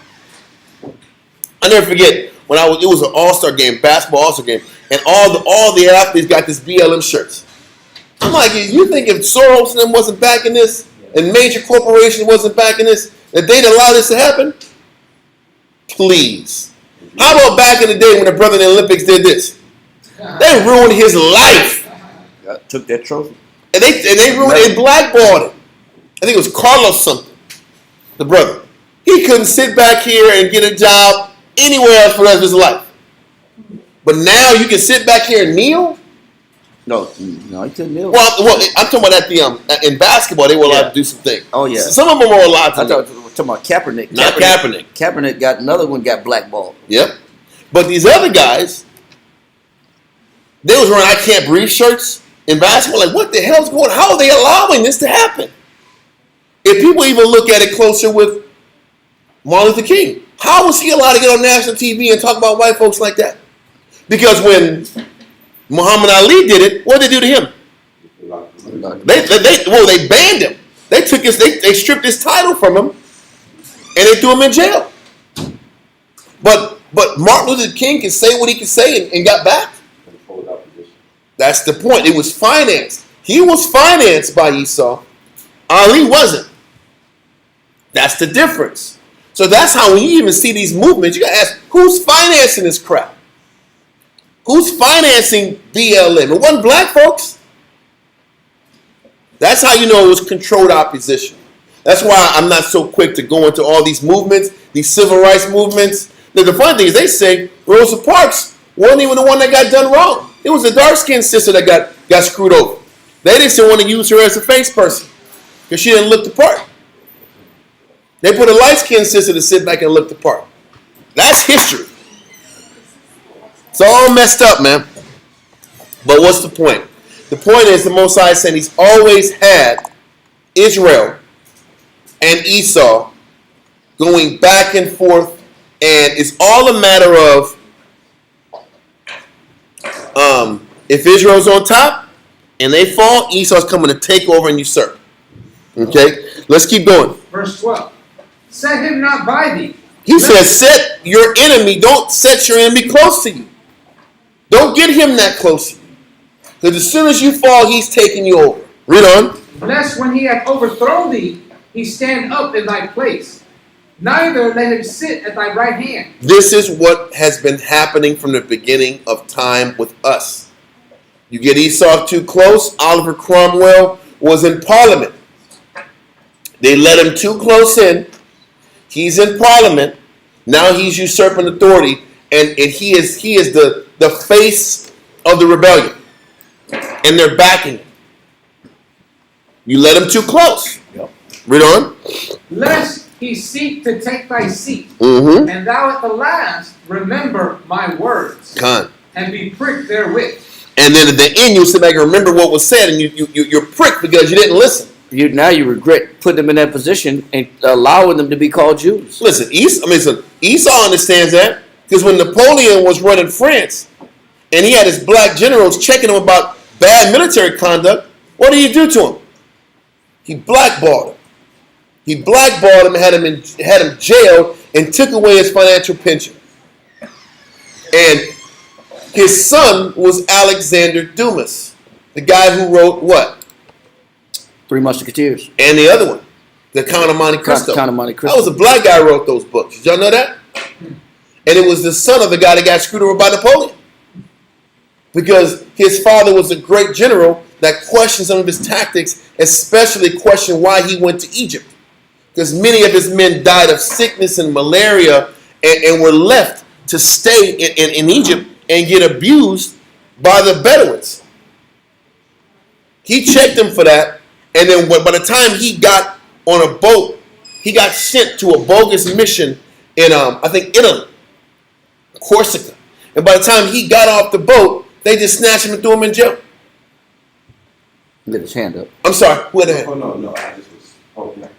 Yeah, So, if Esau is one that brings forth so much conflict, why was he created in the first place? You know why? He was created to keep us in check.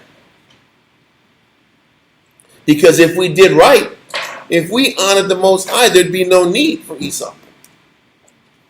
For instance, even with this bad move John Hyrcanus did, right? If we would have not been greedy and selfish and wicked, there'd be no need for them to usurp us and take our position. For instance, as we continue to read in these topics about John, his sons, he had 2 sons that were both wicked. And then after them, there was more disorder in the nation and the kingdom. The more disorder happened, the Romans, who were the leaders of the region, say, you know what? I don't like how these Jews are running things. They're running things shabbily. There's too much infighting, and they're not carrying themselves like leaders. So what we're going to do is take leadership from them and give the leadership and power to these Edomites who follow the law too. Because they will learn, they will understand what leadership looks like better than these guys. So once again, why was Esau there as punishment to us? Because we didn't live right. Well, I get scripture on Yes, that too. Romans chapter 11, verse 11. I was going to go there.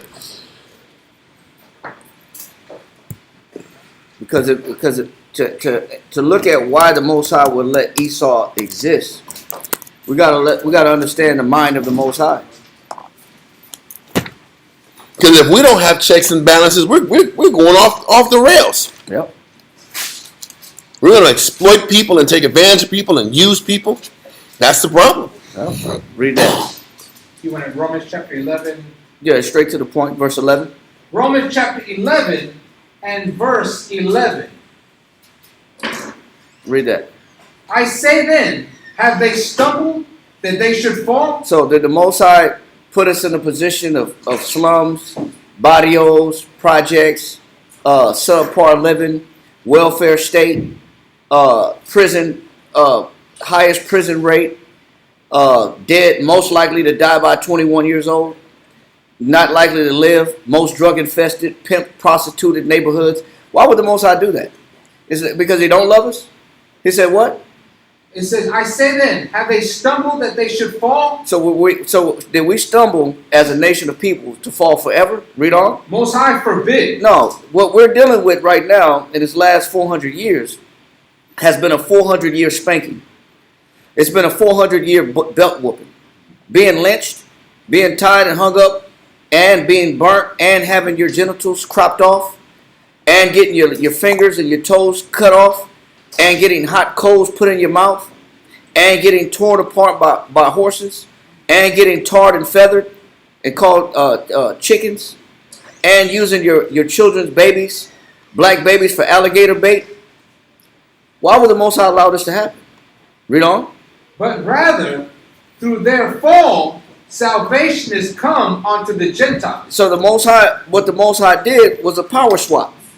What the Most High did was a changing of the guard. So because every time historically we get disconnected from the Heavenly Father, the Most High said, okay, you don't want to follow? No problem. I got somebody that will follow, that you're not going to like. I'm going to put somebody over you that you're not going to like. Read on. For to provoke them to jealousy. Why would the Most High let Esau be dominant over us? For to provoke them to jealousy. Now, how does that feel? Now, when they have the wealth, we know in our spirit that Esau is not better, as a better moral person than us, morality wise. We all know that. Yep. But yet they have the power, rulership, and authority. Yep. Yet they control civilization and culture. Yet they control our food. Yet they control everything that we digest, our habitation, our whereabouts, our livelihood. They control everything. Why would the Most High do this? To provoke them to what? Jealousy. You know why? You know how you know we're jealous of them? Because we even want to be like their criminals. We want to be Bugsy Siegel. We want to be Lucky Luciano. Al Capone. We want to be Al Capone. We even call ourselves them names. Scarface. We want to be their heroes and their villains. That's how you know we want to be just like them. We want to live in the houses that they live in. We want to live in the neighborhoods they live in. We want to drive their cars that they got. Cadillac was survived after the Great Depression by black people that had mattress money. Not by people that had bank money, because they didn't even let us get bank accounts. But we had a whole lot of mattress money. And when they said, okay, we're gonna let Cadillac, we're gonna let black people buy cars, Cadillac came out of, they were about to do away with Cadillac. Cadillac was about to be done. They were about to go bankrupt. But they said, man, we gotta let these people buy these cars. Because they ain't let us buy these cars. But you know what? We wanted to wear their clothes. We wanted to wear their shoes. A lot of clothing brands that didn't let us shop in their stores. When they realized how much money we brought and revenue we brought to the table, they said, okay, we'll let y'all buy our shoes and buy our hats. Now we thought we were somebody special because we had a three-piece suit on. Now we thought we're untouchable now because we can look like the man. Now I can feel like the man. I can live in the neighborhood like the man. I can drive the car like the man. I'm gonna even get a white woman like the man. And you know the white man don't like, you know, that's off limits. His women, his dogs, and his money is off limits. I don't like that saying. Yeah, I like that. Say, yeah, these niggas are getting too close to us. See, you know what I'm saying? they'll let you do all that other stuff, but they women, they dogs, and their money is off limits, and they politics. They don't want you in that. But why would the Most High let this man, who is a lesser caliber of a person, have dominion over us? He says to provoke Israel to what? Jealousy. To jealousy. Because now you know why? We got to feel how we made the Most High feel. You know why? Because we prefer voodoo. We prefer brujeria, santeria. Oppressing our people. Yeah. We like spells. We like roots, putting roots on people. We like doing all this left hand magic, this left hand superstition. We're pretty good at hating our people too. Yeah, we are. So the Most High said, okay, well, since you're going to make me jealous, I'm going to make you jealous. Yeah. I'm going to put somebody over you who is inferior to you. And I'm going to see how you like it. Now you got to learn how this feels to have to follow an inferior person. Because that's how the gods are. The gods are inferior to the Most High. But we prefer those gods. Yep. You mean to tell me why aren't the palm readers, why aren't Cleo, call me now. Call me now, Cleo. Get your reading. Why is she still in business? Why is the palm reader still in business? I'm just saying. I'm just saying. Miss Cleo. Why Miss Cleo still in business? Why the palm reader still in business? Why the Babalaos and the West African deities gods still in position? Because we want to serve an inferior source of power. So the Most High said, no problem. I'm going to make you subservient to an inferior people. That's why the Most High let the white man has a role to play, and his role is to do what? To provoke them to jealousy. To provoke us to jealousy. Go ahead. Now, if the fall of them be the riches of the world, and that's exactly what happened. When we fell, the world got what? Rich. Like a war just brought out. When we fell in Europe, what happened? They call it the rebirth, the Renaissance. The Renaissance period was all about celebrating our fall. Read on. And the diminishing of them, the riches of the Gentiles. And when we fell, the world got rich. When blacks, Hispanics, and Native Americans fell, the world got rich. America was expanded off of our fall. Read. How much more their fullness? He says, so when we come back in power, how much more shall we receive when we come back, when the rightful people get back in power? But that's not going to happen until Christ comes back. But in the meantime, we got to serve an inferior people. And that struggle between inferior superiority started in Genesis chapter 25, like we read earlier, when Jacob and Esau was in the womb. That's where the war started at. And the Most High said that, Rebecca said, why are these children struggling within me? Because that struggle was a vying for power. It was a war for control, for dominion. And that power struggle still exists today. You know why that case with that young brother Carmelo Anthony was such a big deal? Why was that such a big deal? Because a black kid killed a white kid. You think if a black kid killed a black kid, it'd be a big deal? It made national news. There wasn't no national headlines. That was two people struggling for who's going to be guilty for this crime. That's why it made national headlines. That's why it became national news. It's only national news because of the people, the nature of the people involved. You think 100 people will die in Chicago on a weekend and you'll never know none of their names. You have on a 4th of July weekend, 100 shootouts will happen and 100 people will die in Chicago in one city and you won't know none of their names. But now this black and white situation happened. Now it's national news. Why is it national news? Because the Most High created this struggle between these two nations of people. Yep. And that's why it's always going to be there. That's why it's never going to leave. Yep. And then when you forget who you are and what side you're on, then they Tiger Woods you. They hit you. They Tiger Woods you when you get too big and you get beyond yourself. Then they remind you that you're still a nigga. Yep. Sometimes they got to put you back in your place, and not let you get too big, not let you get too high and mighty. When Kanye West think he can go against the machine, They put him in his place. Take $1 billion. Take a couple of Billy from him. When Puffy think he can sue the company, Esau, he can sue Esau. It's cool to extort your people, Yeah. but you are not going to extort Esau. Yeah. Who gave him the what's that brand of liquor he got? Ciroc. Ciroc. Is it really his? He's just marketing. He was just marketing the brand. He had his own tequila, I think, and Esau kind of like didn't let him thrive with his business, and didn't give him complete control of something. He got mad because he couldn't promote his tequila, and that's when they hit him in the hand. Like, nope, we're gonna sit back here and humble you. Yeah. Because he tried to sue them on this tequila brand that he had. And sue him for $100 million. Yep. And he said, no. You must have forgot who he is. Yeah, you forget. Yes, sir. You know, it makes a lot. You said earlier, like the Black Lives Matter and the funded, and they was allowed to do it. But when Kyrie Irving, Like, they killed him. against Esau, and he was, They're going to break this guy. They broke Kyrie. And that's the point. That's how you know that was genuine and the other ones aren't. That's how you can tell. Because if it was really about uplifting black people, they're not going to let that expand and blow up. They're going to attack your character. But if it's some BLM stuff, if it's some Amalek promotion and it's backed, that works. It's the truth. You got more than that? No, that's it. So listen, let's go to verse 13. Ecclesiastes 12 and 13. Ecclesiastes chapter 12 and verse 13. Who will pity a charmer that is bitten with a serpent? He says, listen, so this is what's happening to John and our people.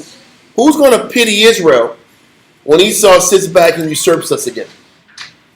Who's going to pity a snake charmer when this serpent actually bites you?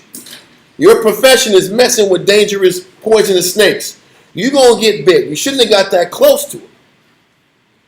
We let Esau get too close to us, and that's why the most like, who's going to sit back here and pity us? Because we let him in. Yep. And we kept him there.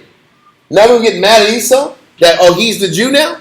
And he calls himself the Jew? We opened the door for him to be the Jew. We opened the door for him to claim our ancestry. And so we can't get mad. We can't get too mad. Right, who did it? We let him in the door. Who's And it's to the blame? same thing for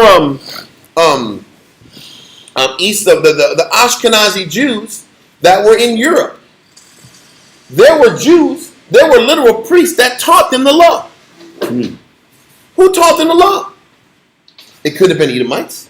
It could have been us. We taught them the law. We gave them the option to choose being Jewish. Whether they're Sephardic Jews were given the choice, we taught them the Jew, or Esau taught them the Jew. We opened the door for the imposters to be the imposters. Yep.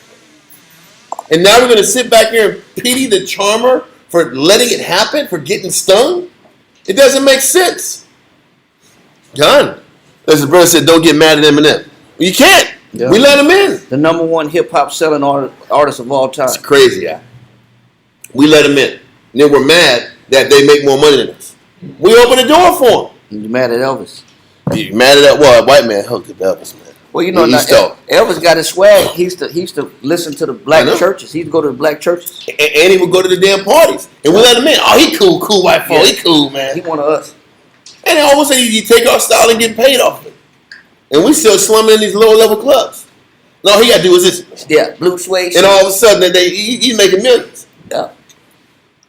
That Anyway. was a song. That was somebody. That's another dude's song. he Of took. course. Of course. So with that being the case, I want to go historically and talk about Hyrcanus a little bit. This is the Jewish Encyclopedia. And it says, Is there a year for that? I should have got the whole thing. Remember we had Johanna to go get it? Kind He didn't get all of mine. Jewish Encyclopedia.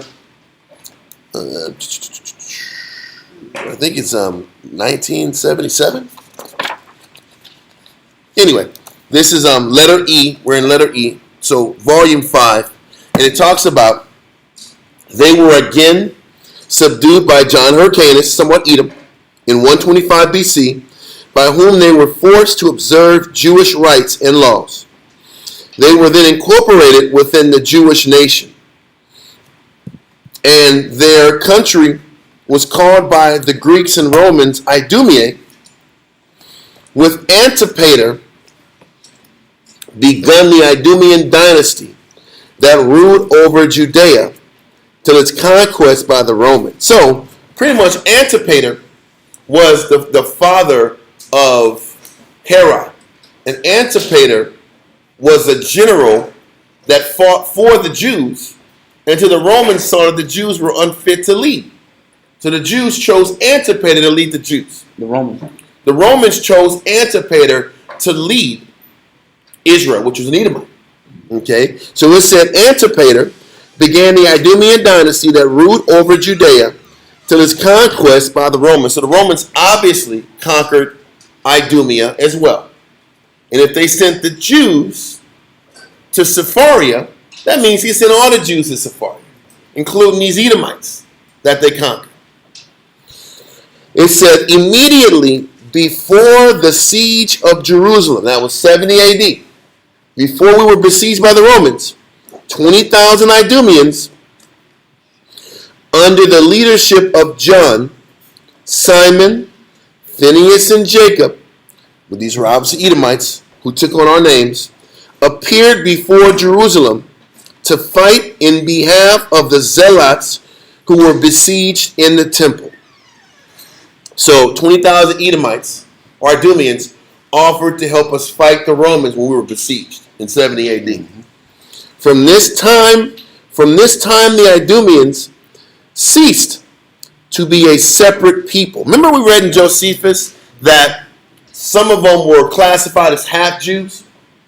Some of them were classified as real Jews, but some were half Jews. They said after they offered to go to war for Israel and their time of need, they classified themselves no longer as Idumeans. Now they're Jews 100%. So from this time, the Idumeans ceased to be a separate people, though the name Idumea still existed the time of Jerome. I think it was St. Jerome. Point is, their name, they had the name Idumean for many more years afterwards. But they really, from that time on, called themselves Jews, and there was no separating their identity from the true Jews' identity. So if the Romans, or when the Romans took out Idumea, they sent them to the same place the Jews were being captured in, and that was Spain. And that was how they started working together as Hebrews. And you couldn't tell who was who from that time on. And that's how it shifted from being black to being white and black. Because Tacitus, during the time of the Roman conquering of Judea, or before the Roman conquering of Judea, they said the Jews looked like Ethiopians. So at one time, the Jews looked like Ethiopians. Now we're here, and there are a bunch of white folks. How'd that happen? We're starting to connect the dots to understand where the separations kicked in. And then it goes into the name Edom is used by Talmudists for the Roman Empire. And they apply to Rome every passage of the Bible referring to Edom or Esau. So now all of a sudden, these Edomites are disassociating themselves from their true lineage of Idumea. And now they're saying the only Idumeans are the Romans. And if the Idumeans are Romans, the Idumeans are the white race. But you see, all of a sudden they're shifting. Once they became the Jew, through thanks John Hyrcanus, now they're the Jew. And over time, now they're saying they're disassociating themselves from being Edom. And now they're saying Europe, the European race, are the Edomites. And this is where your Talmudists even today say that. Your Edomites today will say, yes, the Edomites are Europe. And we have to destroy Edom. What's the Talmud? Talmudists are the same people. Well, the Talmudists are people who believe in a book that was written as an interpretation book of the Bible by Edomites and possible left-hand Jews that were in Babylon. These were rabbis that wrote these different interpretations of the law. Of the law. And the Talmud became to these rabbis Like the Bible. It actually eclipsed the Bible. That's Yes. why they don't read the Bible. That's why when you really go into the Talmud will say the genealogy is by the woman. Yep. But the Bible said that the seed come from the man. Yep. That's why by the time you get the Talmudist belief, it has taken these interpretations and these writings of these rabbis All throughout the generation. and placed as law. Yep. And placed these writings of these rabbis as superior to the Bible. And then when you sit back and look at the breakdowns of their laws, there's a lot of sexual deviancy there. A lot of wickedness that the Bible doesn't talk about at all. Marrying a girl at 3 years old. Yes. And Yep. craziness. All kind of wickedness. Just That's what you said last time, banned 23andMe. well, that's just in their country. That's just in Israel, the country they banned that. But Talmudists are still with those Zionists. Talmudists and Zionists are kind of hand in hand. Okay, but these Talmudists are more of they've created a doctrine on top of the doctrine, a doctrine on top of the scriptures. But these people, when you'll literally see your Edomites in Israel, they will sit back here and call the European nation Edomites. They will literally call them Edomites. Just like we call them Edomites, they call them Edomites. The only difference is they disassociate themselves as being Edom. Yep. They say they're Edomites, we're the Jew. And scripturally, Edom's got to fall. And we have to bring down Edom. This is their thinking. This is why you have your civil rights movements and all of your movements to help destabilize European culture, American culture, the whole nine. This is why immigration is such a major thing. This is why immigration, just as much of a topic as immigration is in America, immigration is the same issue in Europe. Getting flooded. They're immigrating. They're really flooding Europe with Muslim and Africans. Yep. And they push integration amongst that because they want to water down Esau's heritage. Esau just now is starting to realize that they're calling him the Goy. Mm-hmm. Goyim. Yeah. It's okay if Jake gets sit back and exploited, but war is against Esau, and Esau can't handle that. But it's really Edomite versus Edomite crime. But these people that took our birthright or took the name of the birthright, they're walking around acting like they're literally chosen. But who opened the door for that to happen? We opened the door for that to happen. For them to tell themselves they're God's chosen people. So now they're sitting back here and taking the scriptures and taking prophecy and trying to manufacture prophecy on their own versus the Most High doing it. And that's where your Talmudists come in. And that's where your Zionists come in. So that makes sense. So what I want to do now, what's important, what I need to do here is explain that these Edomites or these Amalekites that call themselves the Jew, we need to explain that these Edomites are the same people. I'm going to show this image in the screen. I want to slow down. Make sure I explain this. The Edomites in Idumea. I need to explain that these people of Idumea are the same people as the Greeks and the Romans. Because what we just read in this Jewish encyclopedia is that these Jewish Talmudists believe there is a difference between them and the white Europeans. Now, I have to do what I can to show and prove scripturally that these Idumeans are literally the same people as the Greeks and the Romans. This is important. So what we're going to do is go to Esther, chapter 3, verse 1.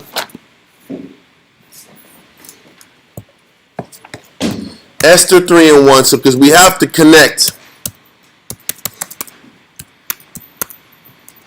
Are we clear, someone? We have to connect these people of Idumea with the Greeks and with the Romans because it's pushed like there's a separation, that they're not the same people. And we have to explain and prove that it is. So we're going to first go to Esther chapter 3 and 1. Yeah. Esther chapter 3 and verse 1. After these things did King Ahasuerus promote Haman, the son of Hammedatha the Agagite. So, we got to sit back here and find out. We know who Haman is. Haman is the one who was the number 2 of Ahasuerus, or Xerxes. And we have to kind of explain who an Agagite is, because it's kind of a term that's kind of hard to process. So, let's get to 1 Samuel chapter 15, verse 1 through 9.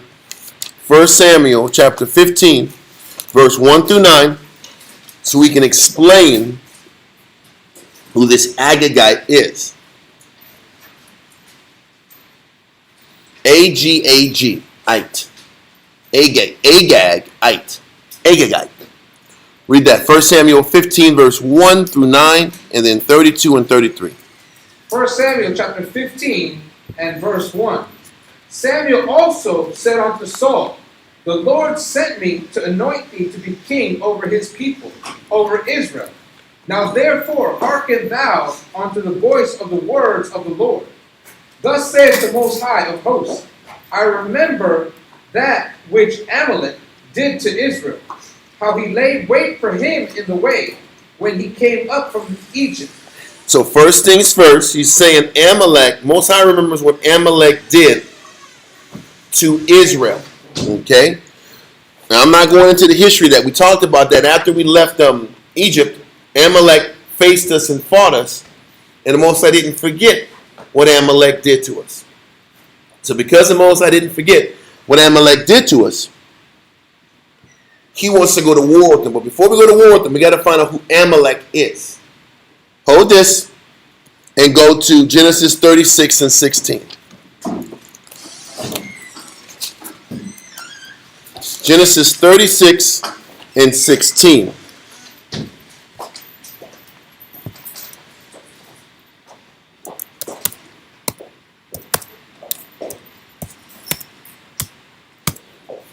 Now listen, chapter 36 is explaining all the lineage of Edomites. Read verse 8 and 9 real quick. Genesis chapter 36 and verse 8. Thus dwelt Esau in Mount Seir. Esau is Edom.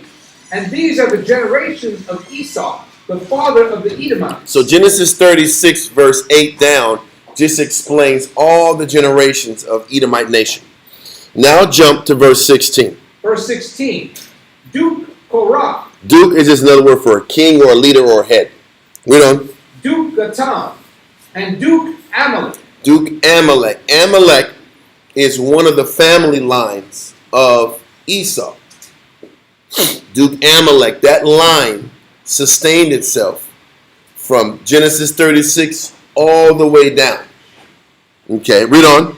These are the dukes that came from Eliphaz in the land of Edom. So out of Eliphaz, Amalek came from one of Edom's sons. And that Amalek line is of the same line as Edom. They're the same people. This is important. Okay, so Amalek is Edom. They're a family of Edom. He's technically the grandson of Edom. Khan. So they are of the same Esau. line.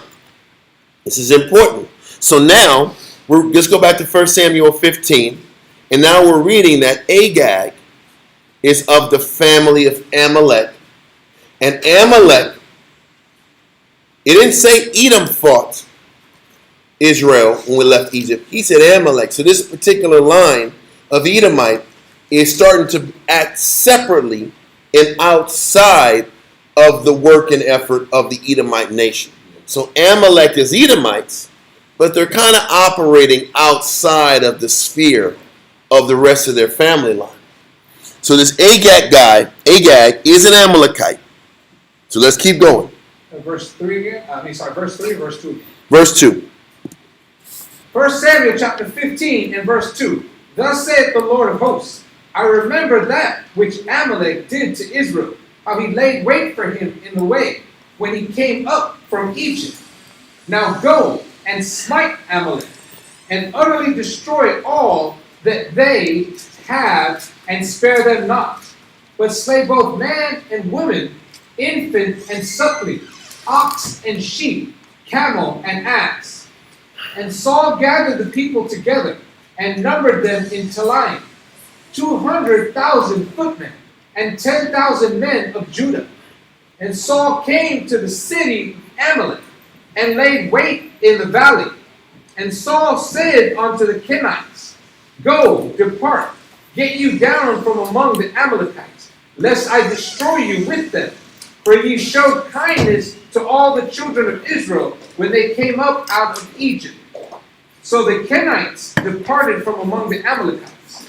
And Saul smote the Amalekites from Havilah unto thou comest to Shur, that is over against Egypt. And he took Agag, the king of the Amalekites, alive. So now, don't forget, Haman was the son of Agag. So Haman was of the family of Agag, which was the what line? The royal line. Because Agag is the king of the Amalekites. So if Agag was the king of the Amalekites, that means his family line was rulers of the Amalekites. So Haman, who was the number 2 in command of Persia under Xerxes, was literally of the royal line of the Edomites, specifically of the royal line of Amalek, because Agag was the king of the Amalekites. And what ends up happening, the Most High told Saul to wipe out all of the Amalekites and this royal line of Agagites. And what he does, he saves the king of the Agagites and kills the majority of the people. But he saves the king. Read on. Verse 8. And he took Agag, the king of the Amalekites, alive, and utterly destroyed all the people with the edge of the sword. The Most High didn't tell him to do that. He told him to take out all of the Amalekites, not just the regular people. He didn't say spare the leadership. He said kill the king, everybody. Read on. But Saul and the people spared Agag, and the best of the sheep, and of the oxen, and of the fatlings, and the lambs, and all that was good, and would not utterly destroy them. So Saul disobeyed orders, didn't wipe out the king Agag, and the best of what Edom had he kept. Read on. But everything that was vile and refuse, that they destroyed utterly. Okay, now listen, jump to verse 32 and 33. To make a long story short, the Most High stings Saul for not listening. Read on. Verse 32. Then said Samuel, Bring ye hither to me Agag, the king of the Amalekites. And Agag came unto him delicately. And Agag said, Surely the bitterness of death is past. And Samuel said, As thy sword hath made women childless, so shall thy mother be childless among women. And Samuel hewed Agag in pieces before the Lord in Gilgal. The Most High had Samuel kill Agag, but obviously we're in Esther, and his generation and his perpetuity was sustained. So it just shows that whatever Saul did, he didn't finish the job. And Agag might have got killed by Samuel, but the lineage sustained. And now we got this guy Haman, who wants to sit back and destroy Israel. Now you understand why Haman was pushing Xerxes to take out and destroy all of Israelites in the 127 provinces of Persia. Because he had a score to settle. Because his people were wiped out by the Jews, and he wanted to do the same thing to us. That dynamic between Jacob and Esau is heavy at work. Yep.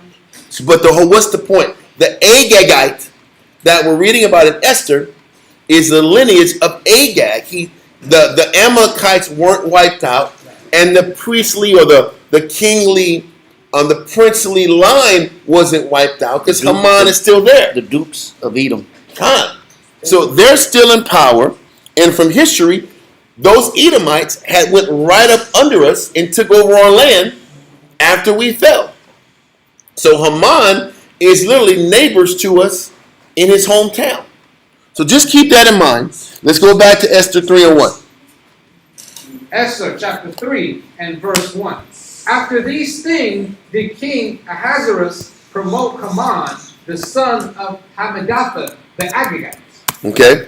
and advanced him, and set him seat above all the princes that were with him. Khan. And all the king's servants that were in the king's gate bowed and reverenced Haman. So, all I'm trying to explain is Haman was an Agagite of the tribe or the nation of Edom, but the tribe of Amalek. Nation of Edom, tribe of Amalek. Just like a person can be an Israelite, but the tribe of Benjamin or Judah. Same concept. Amalek is a tribe of Edom, but they're the same family, same people. Let all that go and go to Psalms 83, verse 3 through 7. I just want to run through this real quick. Psalms 83, verse 3 through 7, because it is important to see how David is even classifying Edom and Amalek and how he communicates and expresses how he looks at both of them. So if Saul would have done his job, we don't even have. Yeah. Yes, and if John Hyrcanus would have did his job, we wouldn't have the issue here. We're constantly living in this scenario. If we just would have did our job, we wouldn't have the issues now. If we would have followed the laws, we wouldn't be here. We can talk about slavery, black man. If we would have followed the law, we wouldn't be in this situation. Exactly. He's doing his job. The only people not doing their job is us. His job is to sit back and take advantage of us when we get caught slipping. That's his job. He was created to usurp us when we fall. And to hold it on lock until Christ comes back. And he's executed that to perfection. Yes, he has. So, Psalms 83, verse 3 through 7. Psalms chapter 83 and verse 3. They have taken crafty counsel against thy people, and consulted against thy hidden ones. They have said, come, and let us cut them off from being a nation. So David is explaining these are the cast of characters that want to see Israel fall. They're waiting for us to fall. Read on. That the name of Israel may be no more in remembrance. The funny thing is they can only have power if we give them power, but they're waiting for us to fall. Read on. For they have consulted together with one consent. They are confederate against thee. They're only unified to bring us down. Because they all have beef amongst each other. But when it comes to taking us down, they're all unified. Read on. The tabernacles of Edom. And the Ishmaelites. So he says the first set of culprits are Edomites. They want us down. They hate us. Read on. And the Ishmaelites of Moab, and the Hagarites, Gebal, and Ammon, and Amalek. Stop. The funny thing is Amalek are still a family of Edom. But even from the beginning of time, Edom and Amalek operated separately. Just like we're in history now. Esau has their reign. Amalek operates separate of their reign. And as I've read online, or watched online, they says the number one security threat to the United States is who? Israel. So I thought they're supposed to be brothers. Allies. I thought they're supposed to be allies. Israel is the number one threat. Do you realize that? Why do you think Bill Clinton got outed about his relationship with Monica Lewinsky? Historically, he wasn't playing ball with Esau, with Amalek. And they bugged all the telephones in the White House. How the hell did Mossad, Israeli Mossad, bug all of the United States telephones? They caught him slipping, and they said, we got dirt on you. You got to play ball with us, and we're going to out you. He said no, and they outed him. Richard Nixon said the same thing. This is internal warfare amongst their own people. But Amalek operates separate of Edom. That was the point. We read in Genesis 36, they're brothers, they're family, they're the same tribe, but now Amalek operates separate of them. Just keep that in mind. They're the same people, but they operate separately. Now, with that being the case, let's start tying all of this together. Haman was an Agagite. Agag was the princely family of Amalek. Amalek is a tribe of Edom. They're all of the same nation. Just keep that in mind. So, Now let's go to Esther in the Apocrypha. Page 57 is chapter 16 in verse 10.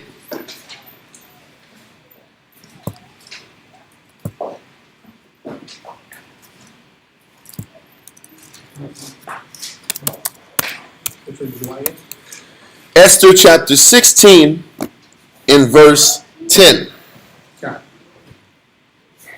We might need to go back to Esther chapter 3 in the Bible just for confirmation, so there's no gainsayer that would say, it's not the same person, because there's a slight misspelling. But read that. Esther chapter 16 and verse 10. By the time we're getting to Esther chapter 16, we're starting to come together. The plot of Haman starts to come to light.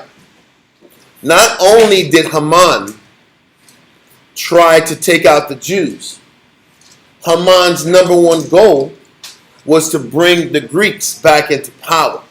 And when you read chapter 16, that's where they end up finding out Haman's ultimate plan was. But his number one plan, his first plan was to take us out, wipe us off the face of the earth, then come back around and allow the Greeks to get into power. But let's read verse 10. Esther chapter 16 and verse 10. For Ammon, a Macedonian. Haman was a Macedonian. Read on.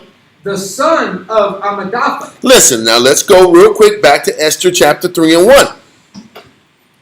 Esther chapter 3 and 1. Esther chapter 3 and verse 1. Now what's happening is, when you're reading the Josephus, it's written in Greek. Or it's broken down in Greek, so the words are spelled a little different. But read verse 1. Verse 1.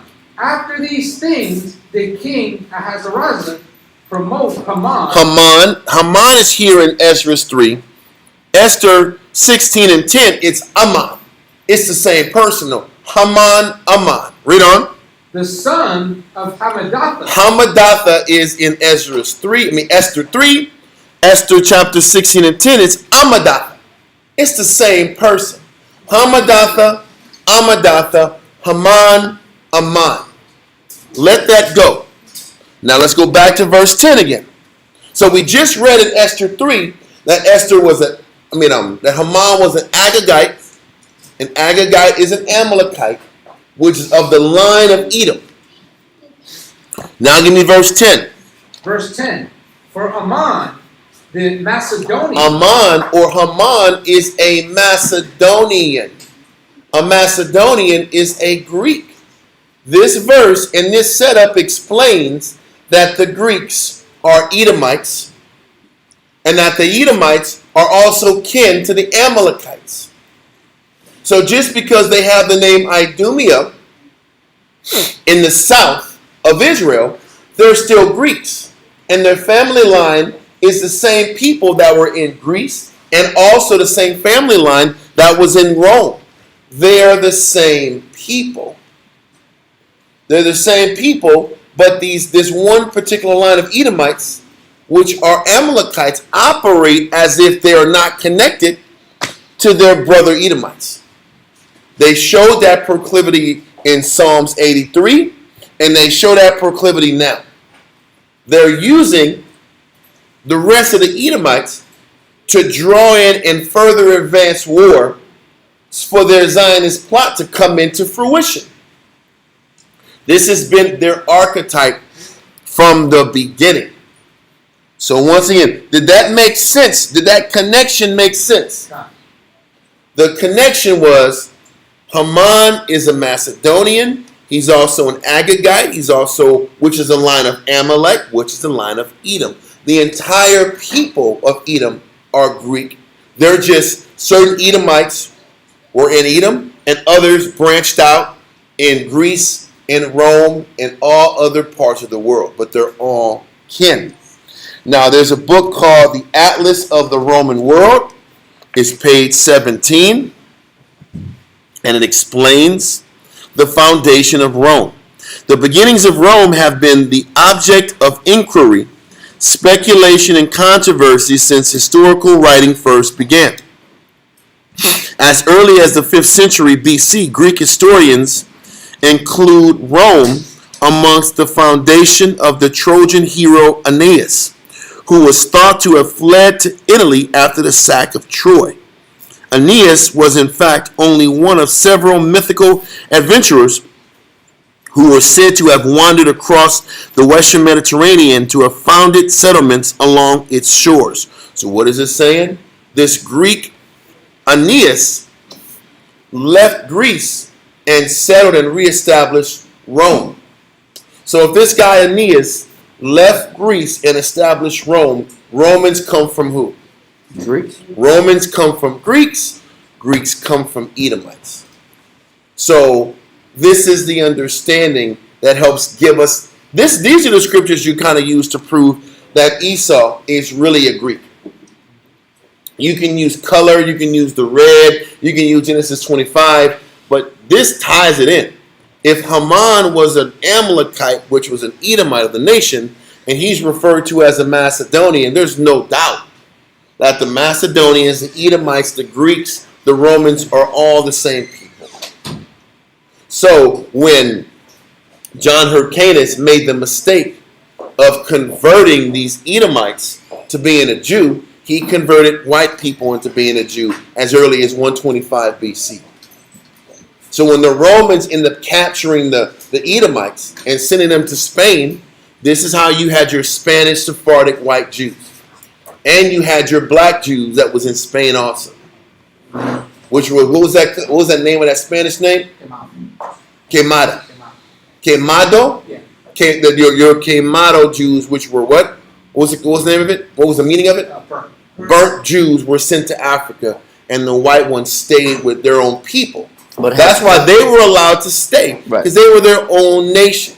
But had to convert, though. You just had to change your religion. Because if you change your religion, you're the same people. You're the same nation. You came from the same stock. Doesn't that make sense? So, with all that being said, now we're tying it all in, and we understand where the Most High was trying to get us to see about these Edomites. Edomites, Amalekites, Greeks, Romans are the same people. Now let's go to Revelations chapter 2 and 9.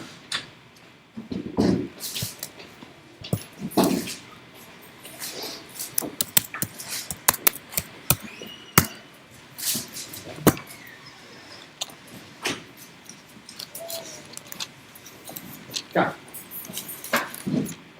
Read that. Revelation chapter 2 and verse 9. I know thy works, and tribulation, and poverty, but thou art rich. And I know the blasphemy of them which say they are Jews, and are not, but are the synagogue of Satan. Now we know who this synagogue of Satan is. The synagogue of Satan was established when? 125 BC. Well, who brought him in? John Hyrcanus. John Hyrcanus, a black man, helped initiate the synagogue of Satan. So the Most High is like, he knows the blasphemy of them that say they're Jews. But we let them call themselves Jews. We let them say they're Jews. Even though it's blasphemous. We let it go. We let it happen. Does that make sense now? Because when you read it in the past, it's like, yeah, we know that's talking about the white Jew, but were there any white Jews back then? Now we know the answer is there was plenty of white Jews back then. And the Greeks and the Romans just looked at these Edomites. They knew they were brothers too. They just said, you're a proselyte of the Jews. But you're still our blood. But Most High knows the blasphemy of them that say they're Jews, but they're not. Because they were rich. He still taught, how do you know they were rich? Weren't the Herods rich? Yeah. Wasn't the children of Antipater rich? And didn't they call themselves Jews? Weren't they the new princes of Israel? Done. The Edomites were the new princes of Israel who were rich, who called themselves Jews. And the Most High says, I know they're wicked. I know they're off. Jump to chapter 3, verse 9. Revelation chapter 3 and verse 9. Behold, I will make them of the synagogue of Satan, which say they are Jews, and are not, but do lie. But he says they're liars. They're liars because they're just converts. And they were supposed to know their role and be converts and be proselytes who just believe in the same beliefs, but know they're still Edomites. The lie is when they say we're Jews, we're whole Jews. We're 100% Jews. But well, that's what you're saying. When you say you're a whole blood, now you're a partaker of the covenants. You're a partaker of the eternal blessings. The spirit is a religion, and it's supposed to be blood. Kind. And he says you're a liar because of it, because you're spinning it, and it ain't like we're contesting it. And now Esau is in power. Now the Herodites are a dynasty in power. While Paul and all the apostles are teaching the word. Herod's still in power, running things in Israel. Read on. Which say they are Jews and are not, but do lie. Behold, I will make them to come and worship before thy feet. But that's going to happen a long time. That ain't going to happen for a while. They're not going to come down and worship before our feet until the end. Read on. And to know that I have loved thee. But he got to let us know that he loved us after we have to go through our punishment and have to suffer for our wickedness.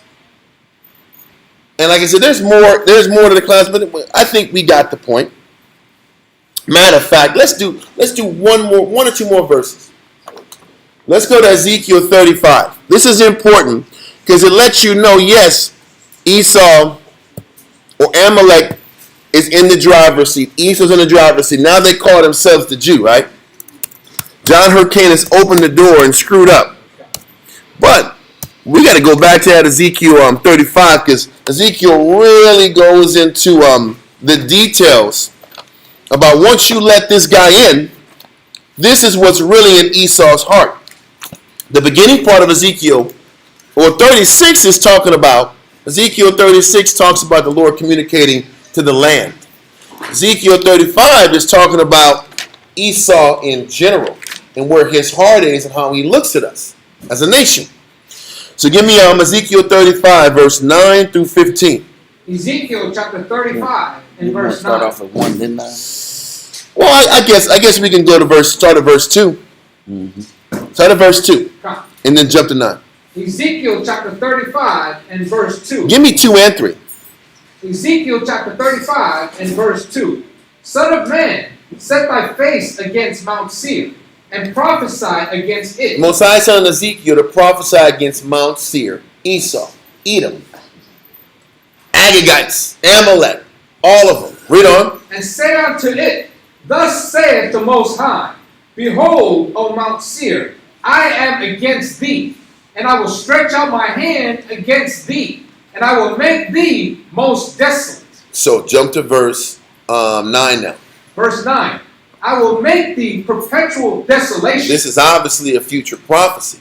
He's going to make this nation a perpetual desolation.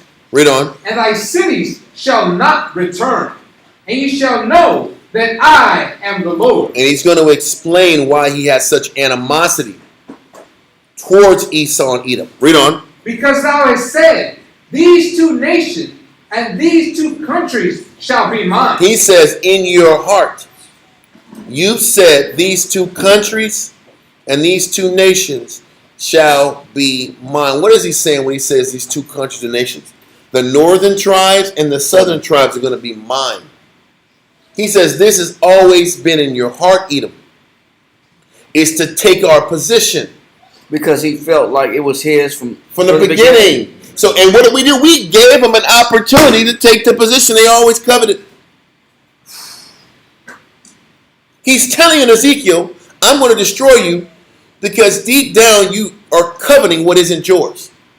And I know in your heart you want to take over the position and the power authority in the region, and you want to take the place of being the Jew. Well, You've always wanted to be that Esau, specifically Esau's head, Amalek. He's a sore loser because he's the one that gave away his birthright, and now you want to kill everybody to get it back. Yep.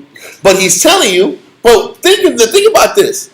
He's saying in Ezekiel, you always want this position back. And we gave them the title to take it. We opened the window for them to take it. When the Most High said 500, 600 years ago, listen, man, I don't like this nation because they want to usurp my people. This is what this chapter is saying. Esau wants our position and our birthright.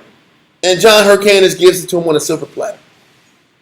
He gives them access to the birthright. Not the birthright, but now you have the knowledge of the birthright. And all it's going to take is air and opportunity to come and usurp us. Read on. Verse 10.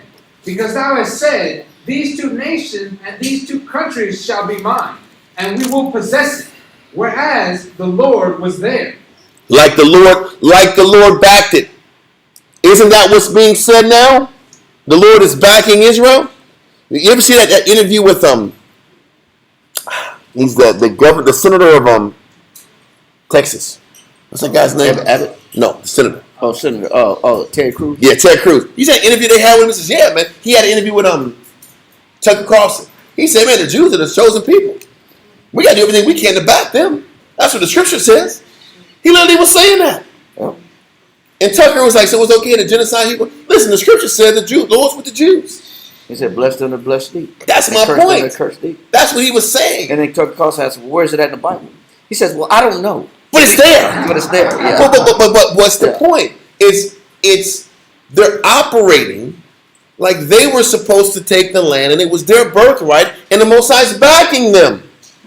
Just like he said in Ezekiel 35. Read on. Verse 11.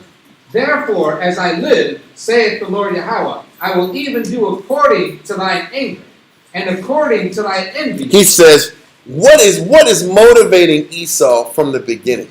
Anger that they lost their birthright, and envy that they're not going to get the double portion of the blessing. He said that is in their nation at the core of them is anger and envy. It doesn't matter if it's 2026, 1970, 1850, 1730. BC AD, it doesn't matter. It's in their people that they're envious and anger that they're not the top dog. So it doesn't matter if they're crying in your face and John Hyrcanus just defeated them in 125 BC. They want the crown. They want the land. They want the position. He shouldn't have got suckered into it. And you got suckered into it because you had a soft heart. Read on. Which thou hast used out of thy hatred against He says you've used your fuel of anger and envy. Your anger and envy has fueled your hatred. Everything you've done is out of hatred towards Israel. He's talking about listen, that's all throughout history. It's not just slavery times. It's not just that. They've had a perpetual hatred and jealousy of our position since Genesis, through the Dark Ages, in America when they had manifest destiny. It's all throughout. Listen, look at their actions.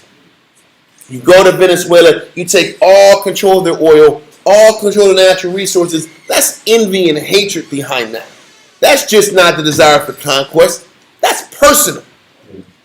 He's saying your hatred and your anger and your envy is motivating and driving you forward. That's why as soon as Israel fell in 586 BC, they jumped right to Judea.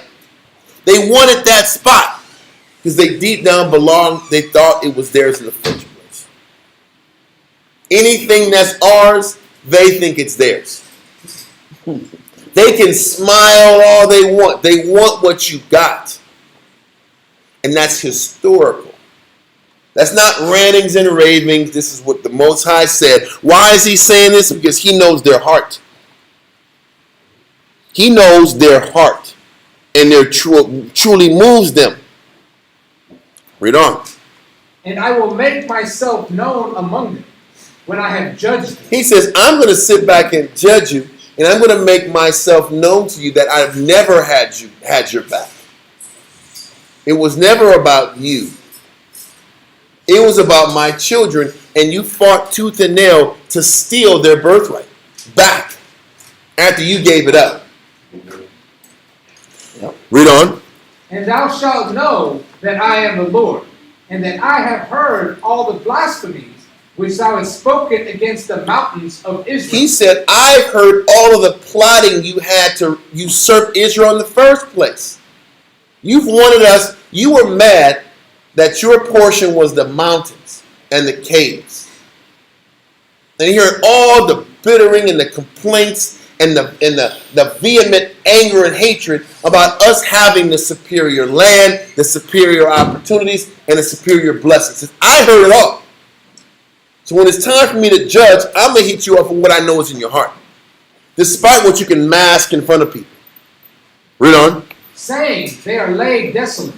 They are given us to consume. Read on. Thus with your mouth ye have boasted against me, and have multiplied your words against me. I have heard them. He says Esau's multiplied their words against the Most High, and has hatred, envy, and anger towards the people that Most High chose. It once again, I keep saying this. This is literally from Genesis 27 to present day. These issues have been revolving. And Esau's envy for us. This is why the white Jew is in his position, because he envied us. He wanted the birthright at all costs. So now he has this perceived birthright, and he's trying to do everything he can to keep the birthright. And when Christ comes back, the birthright will be given to the rightful heirs who were supposed to have the birthright. You gotta get a verse on that too. It's Joel chapter 2 verse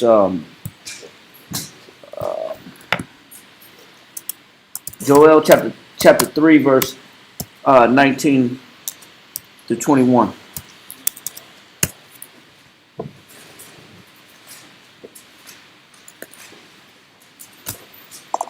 So chapter 3, verse 19 through 21. Mm-hmm. Joel chapter 3 and verse 19. Egypt shall be a desolation. And he said, there's a future prophecy. Egypt should be a desolation. Read. And Edom shall be a desolate wilderness. And he said, Edom shall be a what? Desolate wilderness. He's going to make Edom a desolate wilderness. Read on. For the violence against the children of Judah. But he said, why is he going to make Edom a desolation? For the violence against the children of Judah. So since the beginning, it's always been about Jacob and Esau.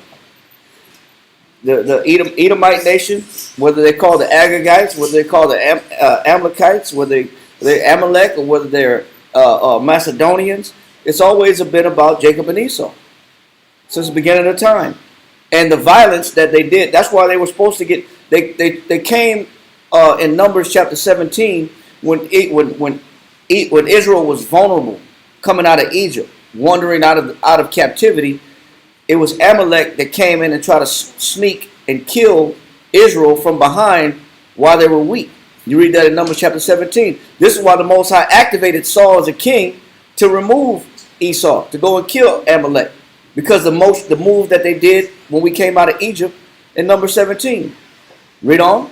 Because they have shed innocent blood It said in because the land. it said because they have shed what? Innocent blood. It said because they have shed innocent blood in where? In their land. Read.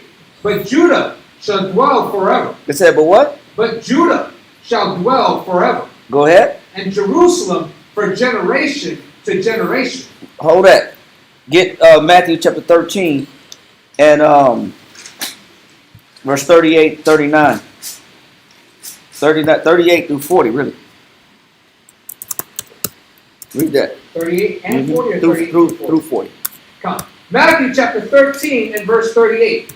The field is the world. Read on. The good seed are the children of the kingdom. So in the world, there are children of the kingdom. There's Israelites that are in the world. Read on. But the tares are the children of the wicked one. But when you read Matthew 13, the wheat and the tares have been sown together. Who initiated the sowing of the wheat and the tares together? John Hyrcanus. He was the one that initiated the cross blending of letting these Edomites become Jews. Integrate. Read on. The enemy that sowed them is the devil. Read. The harvest is the end of the world. Read on. And the reapers are the angels. Go ahead. As therefore the tares are gathered and burned in the fire. There's got to be a separation between the wheat and the tares when Christ come back. Read on. So shall it be in the end of this world. And so shall it be in the end of this world. So who's going to separate the wheat from the tare? Christ is. And now go back to Joel chapter 3 and read that in verse 20 and 21. Joel chapter 3 and verse 20. But Judah shall dwell forever, and Jerusalem from generation to generation. And that's the prophecy that Jerusalem or Judah, the real Jews, are going to rule forever. Read on. For I will cleanse their blood. It said, "For I will cleanse what? Their blood. Read on. That I have not cleansed. For the Lord dwelleth in Zion." Why would the Most High say He had to cleanse the blood that has not been cleansed? Because we don't know who's who. Because the wheat and the tares have been mixed together. You don't know who's who. People don't know if the Jews today that live in Israel, the real Jews, or us over here in Americas that have been in captivity for the last 400 years are the Jews of the world. But the Most High in Christ are going to decipher who's who. Because they know. And that's what we're waiting on. And so let that go and go back to where we was in Ezekiel. So once again, in Ezekiel, the Most High, I just want to go real quick, just jump back to verse 11.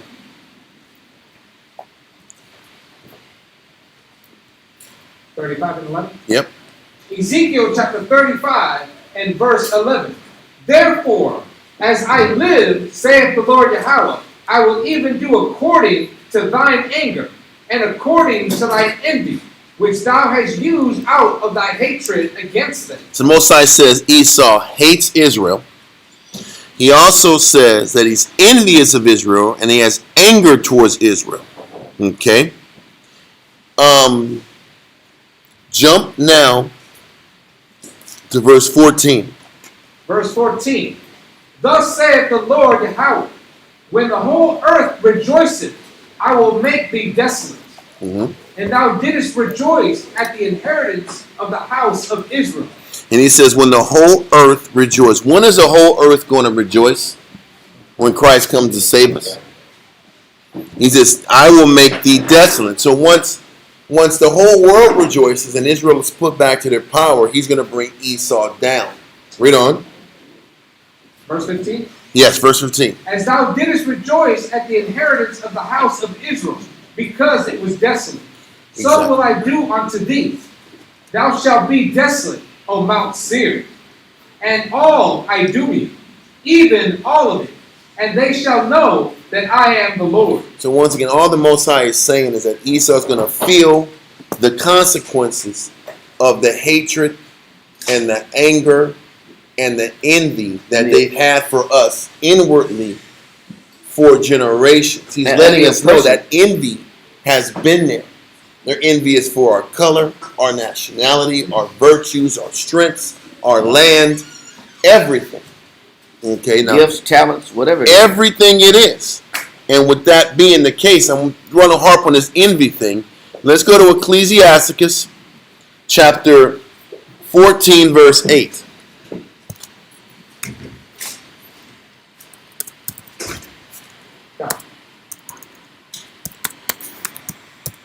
Okay, read that. Ecclesiastes chapter 14 and verse 8.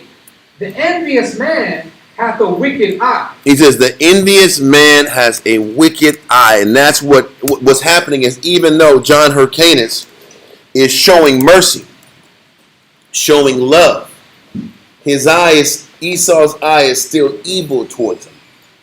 Edom's eye is still evil even though he's showing him mercy. Read on.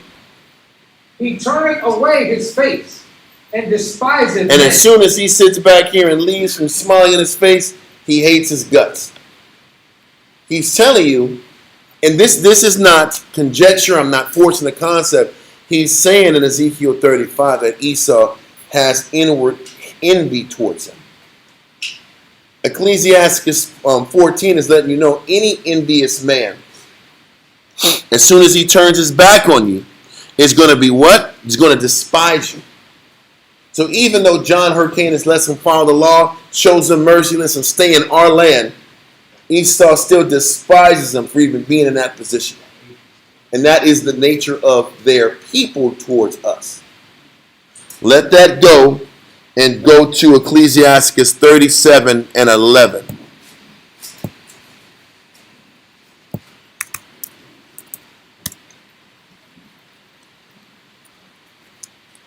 That's page 92 in the register. Ecclesiastes chapter 37 and verse 11.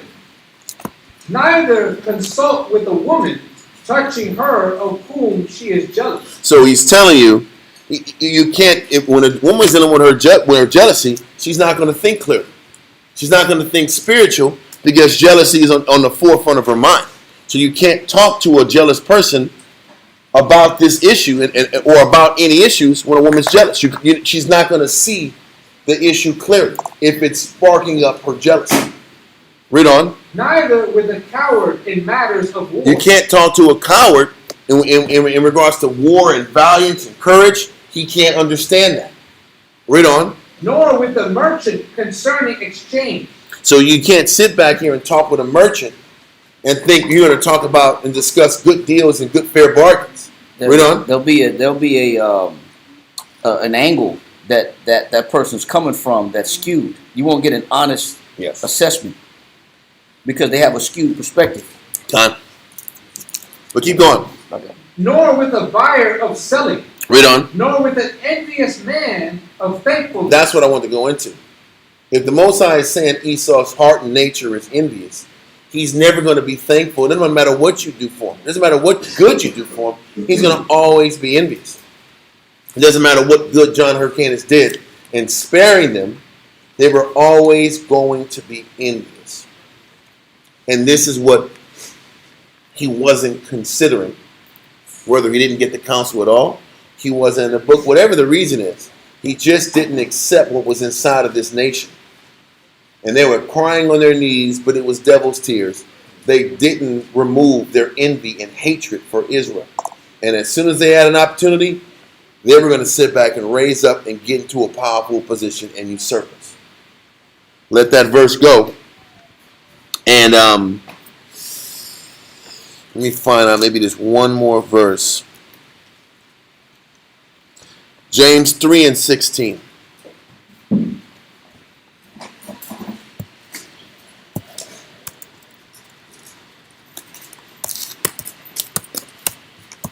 Stop.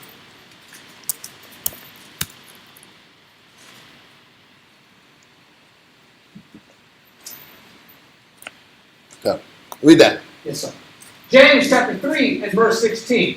For where envy and strife is, there is confusion and every evil work. He says there's confusion and every evil work when there's envy there. This is why there's a bunch of confusion even when you're able to identify who the Jews are. There's confusion. You don't know because envy's behind it. So when envy's behind the moves, there's all these clouds of misunderstandings and this fog of clarity. Because I know for years you've tried to understand how the hell did we get from Israel to Spain and then they turn white when they get to Spain. How did that happen? Because the Ashkenazis really made the focus of their position in the Slavic realm from Russia to Poland and Germany. That was as far as they really went initially. Then they expanded later, but how did they get white in Spain? It shows you the confusion and the fog of understanding is based on the envy that Esau had for us from the beginning. That's why you're not going to get the clarity in a lot of different books. You're not going to get the information the way it's supposed to be because they have to keep this secret to maintain their leverage and to fuel this envy they got. And to be specific, they have to fuel this victim complex they like to push amongst their people. They're the biggest victims on earth. Like nobody experienced worse situations than them. And that's completely untrue. So once again, the purpose of the class today was just to express that the moves John Hyrcanus made were very detrimental to our sustainability. He didn't know any better, but it opened the door for a lot more confusion and wickedness to get fed amongst the nation. God. And I like how you made it not about color more so than facts. Yes. More about history and more about identity and also character. It shows you the inner nature and the inner workings of Edomite character. Because there's a reason Moses says that he hated Esau. Because he knows what's inside of him. It ain't about me hating him. I'm nothing. He knows what's inside them as a nation. And now he knew that mix was never going to work. There was always going to be that enmity and that war and that unhappiness that one nation's above the other. And you can see it all throughout history. It's clear as day. With that, you guys, we're going to sit back and shut down class. The water for tuning in. We're going to send our prayers to the Most High. Amajim wa Panya Yerushalayim. Stand face Jerusalem.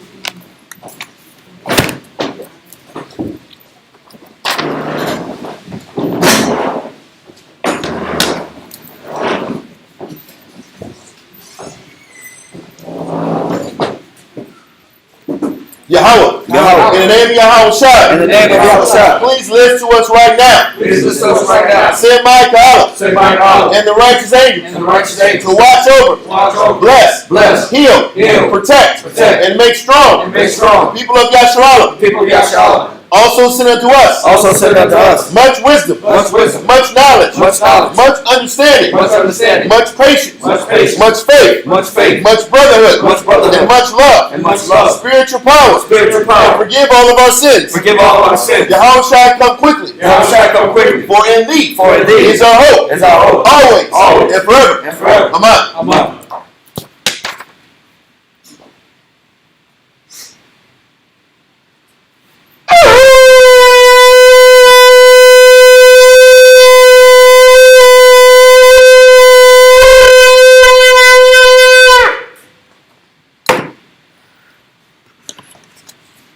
Barakatah Yahweh Ba'ashem Yahshai. Barakatah Yahweh Ba'ashem Yahshai. Ahawa'ah. Nathan Lanawa. Hatawara. Blessed are you, Yahweh, in the name of Yahweh Shai that gives to us the law. Barakatah Yahweh Ba'ashem Yahshai. Barakatah Yahweh Ba'ashem Yahshai. Ahawa'ah. Nathan Lanawa. Award. Lawa'ah. Lawa'ah. Blessed are you, Yahweh, in the name of Yahweh Shai that gives to us light to see.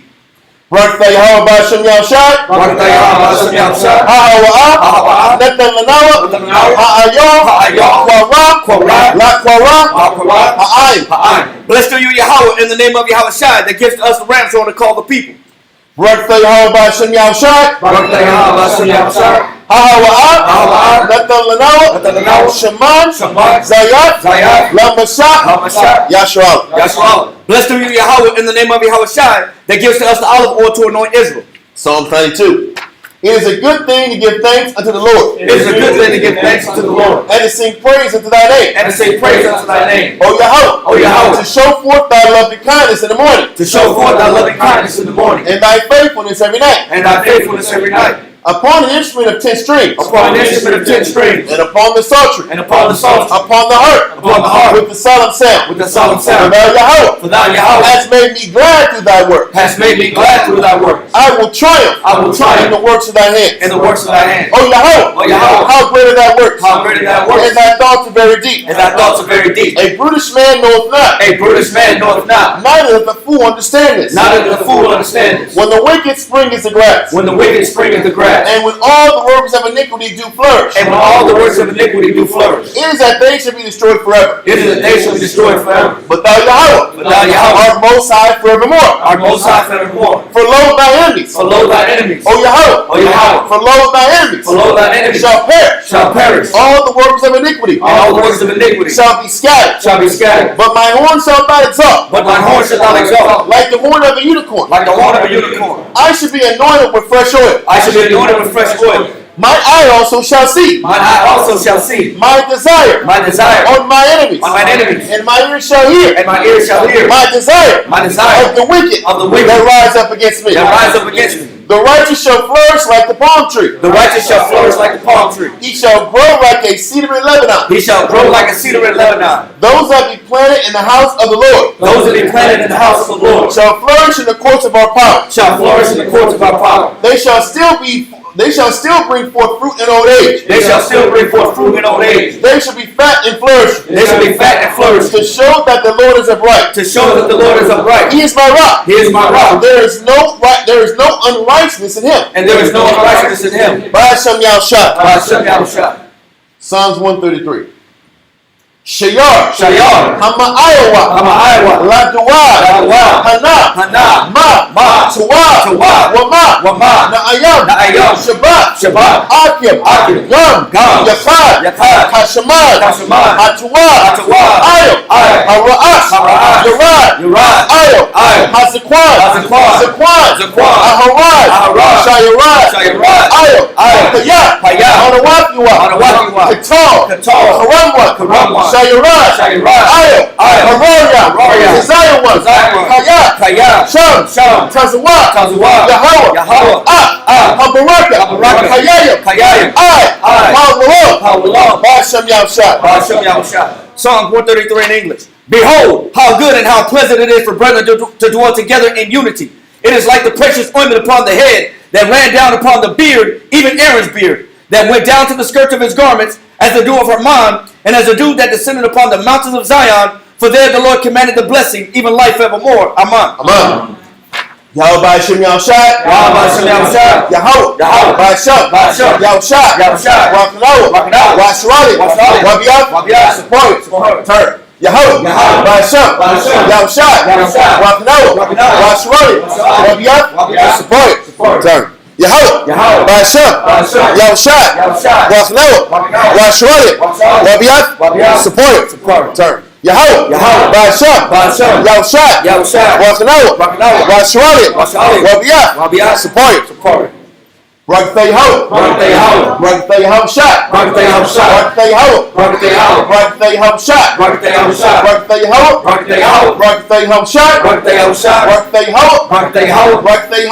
Rakatay Yahushua. All knowledge. All wisdom. All understanding. All peace. All mercy. All long suffering. All patience. All love. All power. From Yahweh. All power. From Yahweh. All power. From Yahweh. Ba'ashem Yahushua. The water. Aman. Say look.